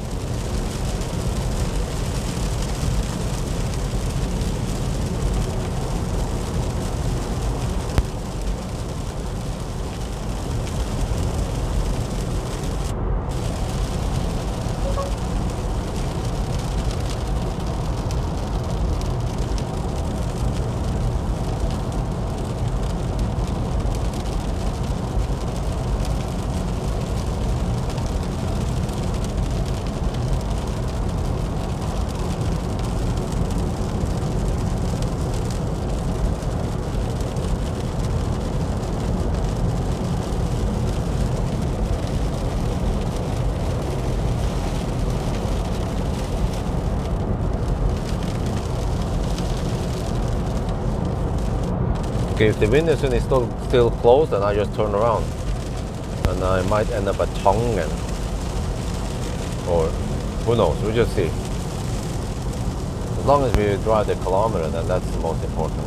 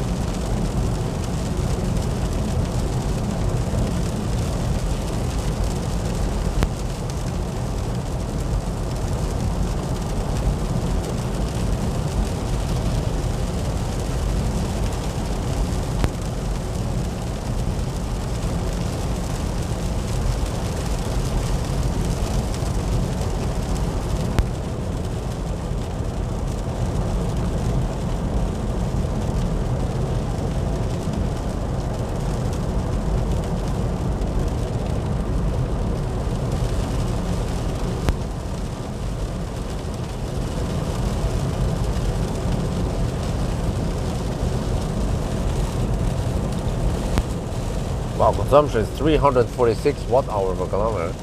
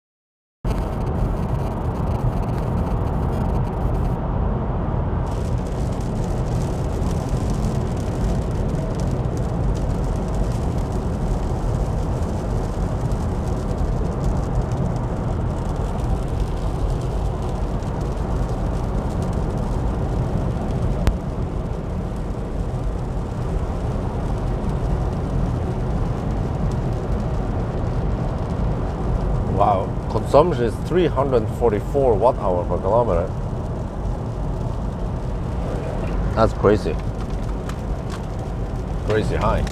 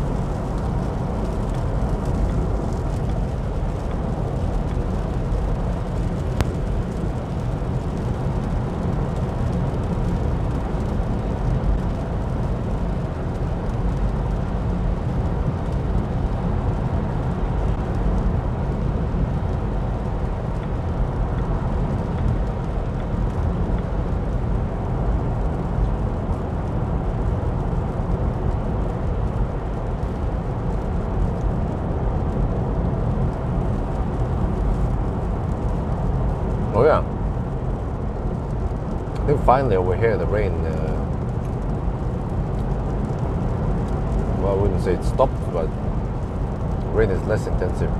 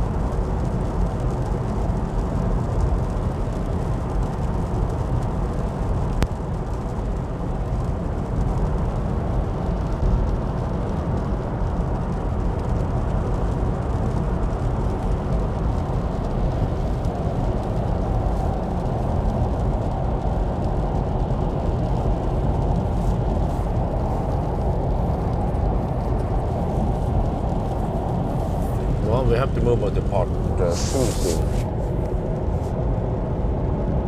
It's scheduled to start at 6 in the morning.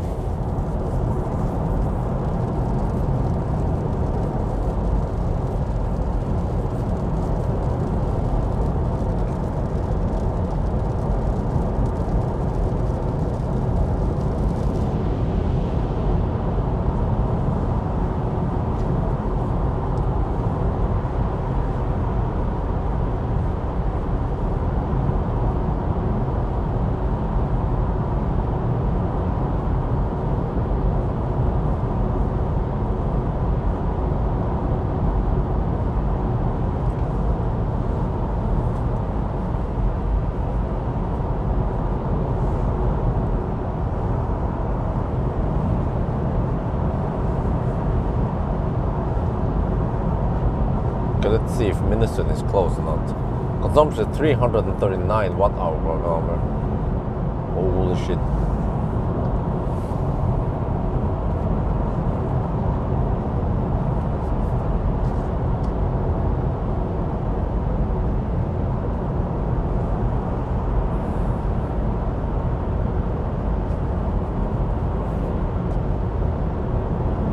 Okay, I'm gonna finish 15 minutes before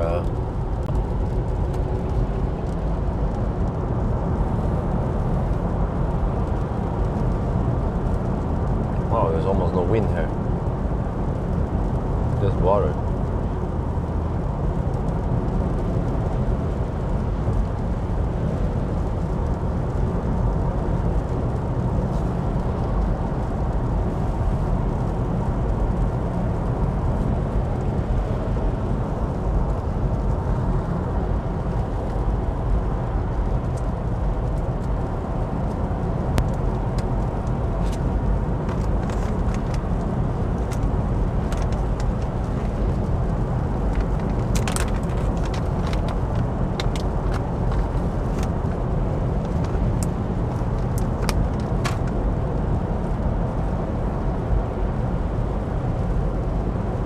Sure how far I can drive now.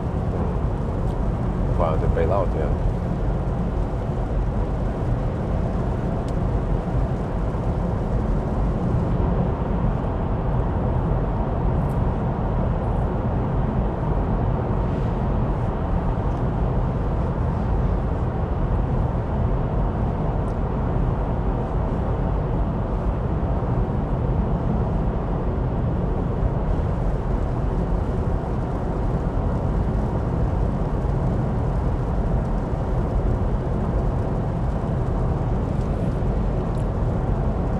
Oh, still close.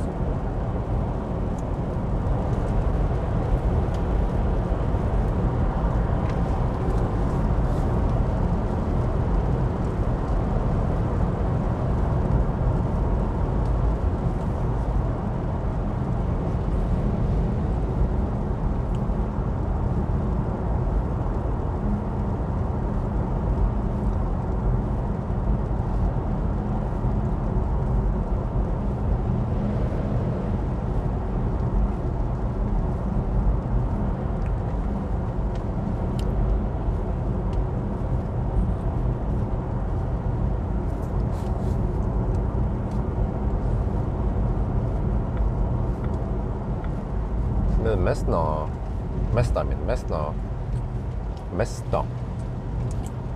Toyota disappeared. No, not Toyota.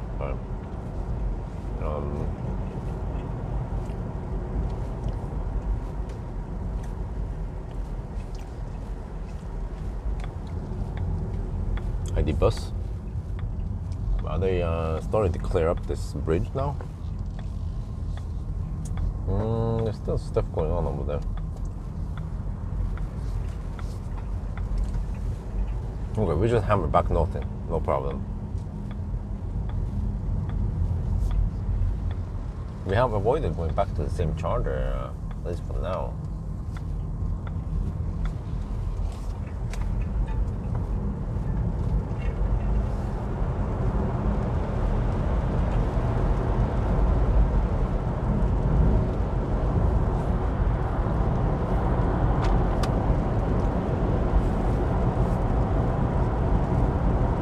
Okay, let me see. Now I have to plan my stops. I have 29 kilometers left. I can go to Tongan then.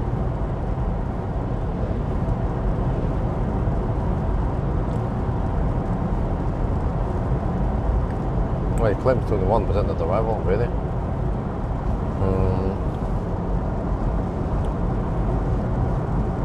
But I don't think I can make it to Kåterud. It's too far away.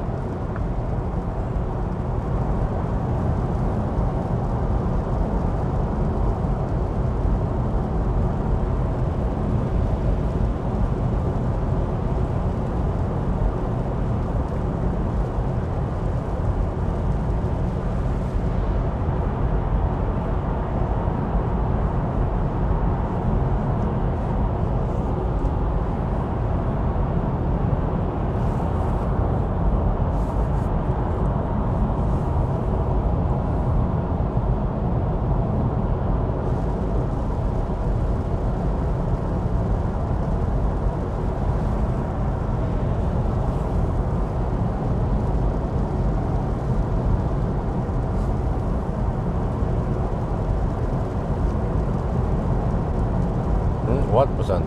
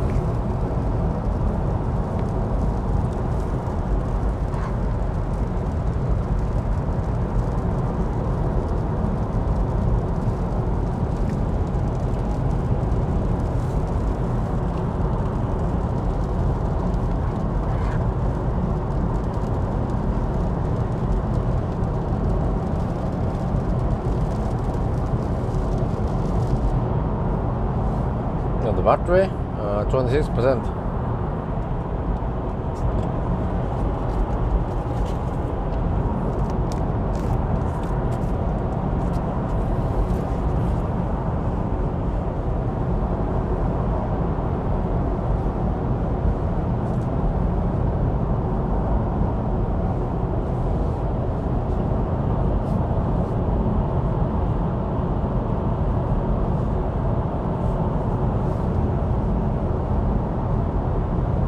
We might stop at Tongan again. I like it there.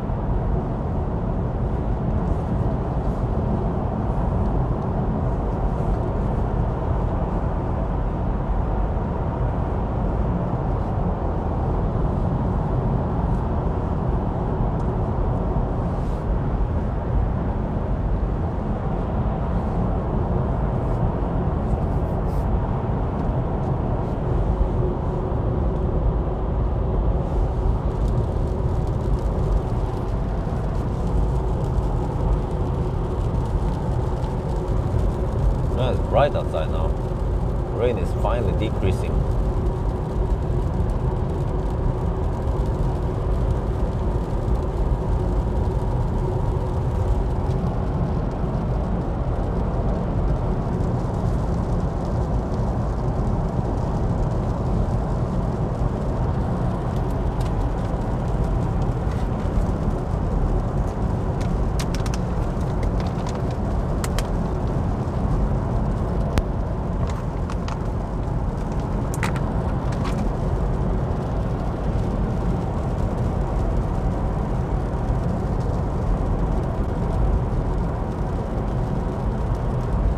19% now.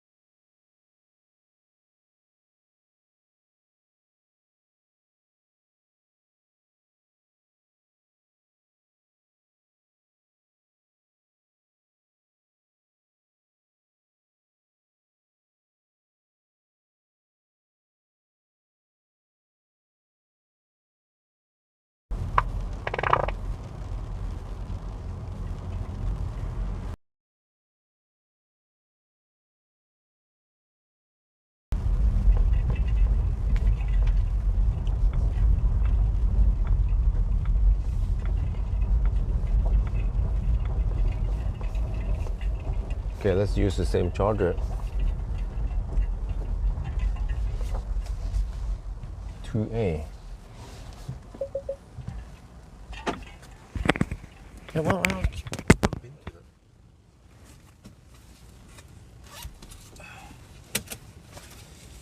Let's see. This. Okay, that's.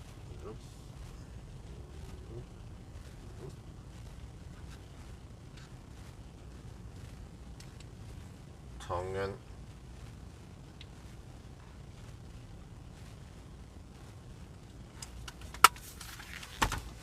Okay, let's see. 2A, was it? Bring it up.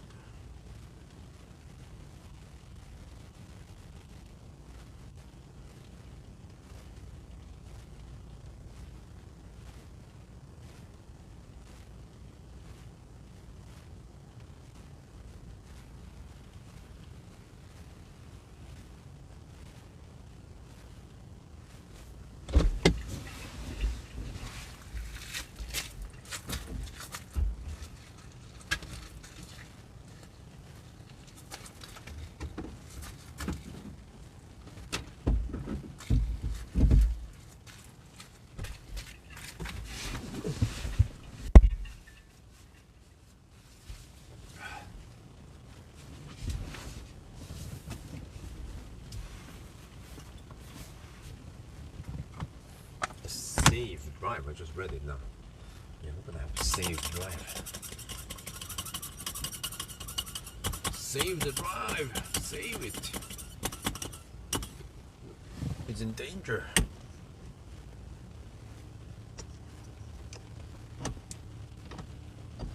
Well, I just saw it now. Good feeling of Uniper, I don't know.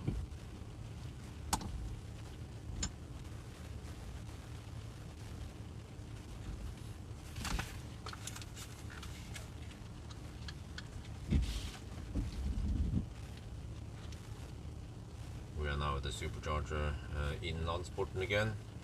So we arrive with 16% this time. And boom! Oh, look at that! Ah, if we arrive with more juice, then we get 150 kilowatt instantly. I'm not keen on arriving with 15% or more. Okay, but I'm not sure what else I want to do now. I still feel a bit sleepy. I didn't nap on the previous stop, so let's try to nap now.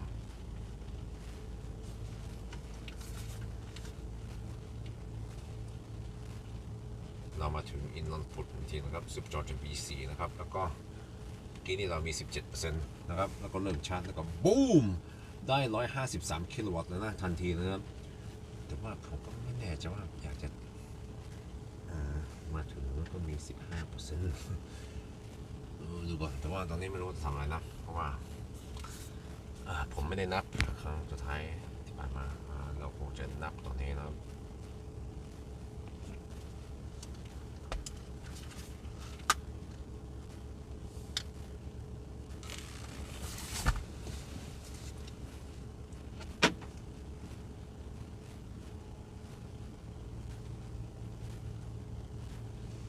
Well, I need to move over to part 2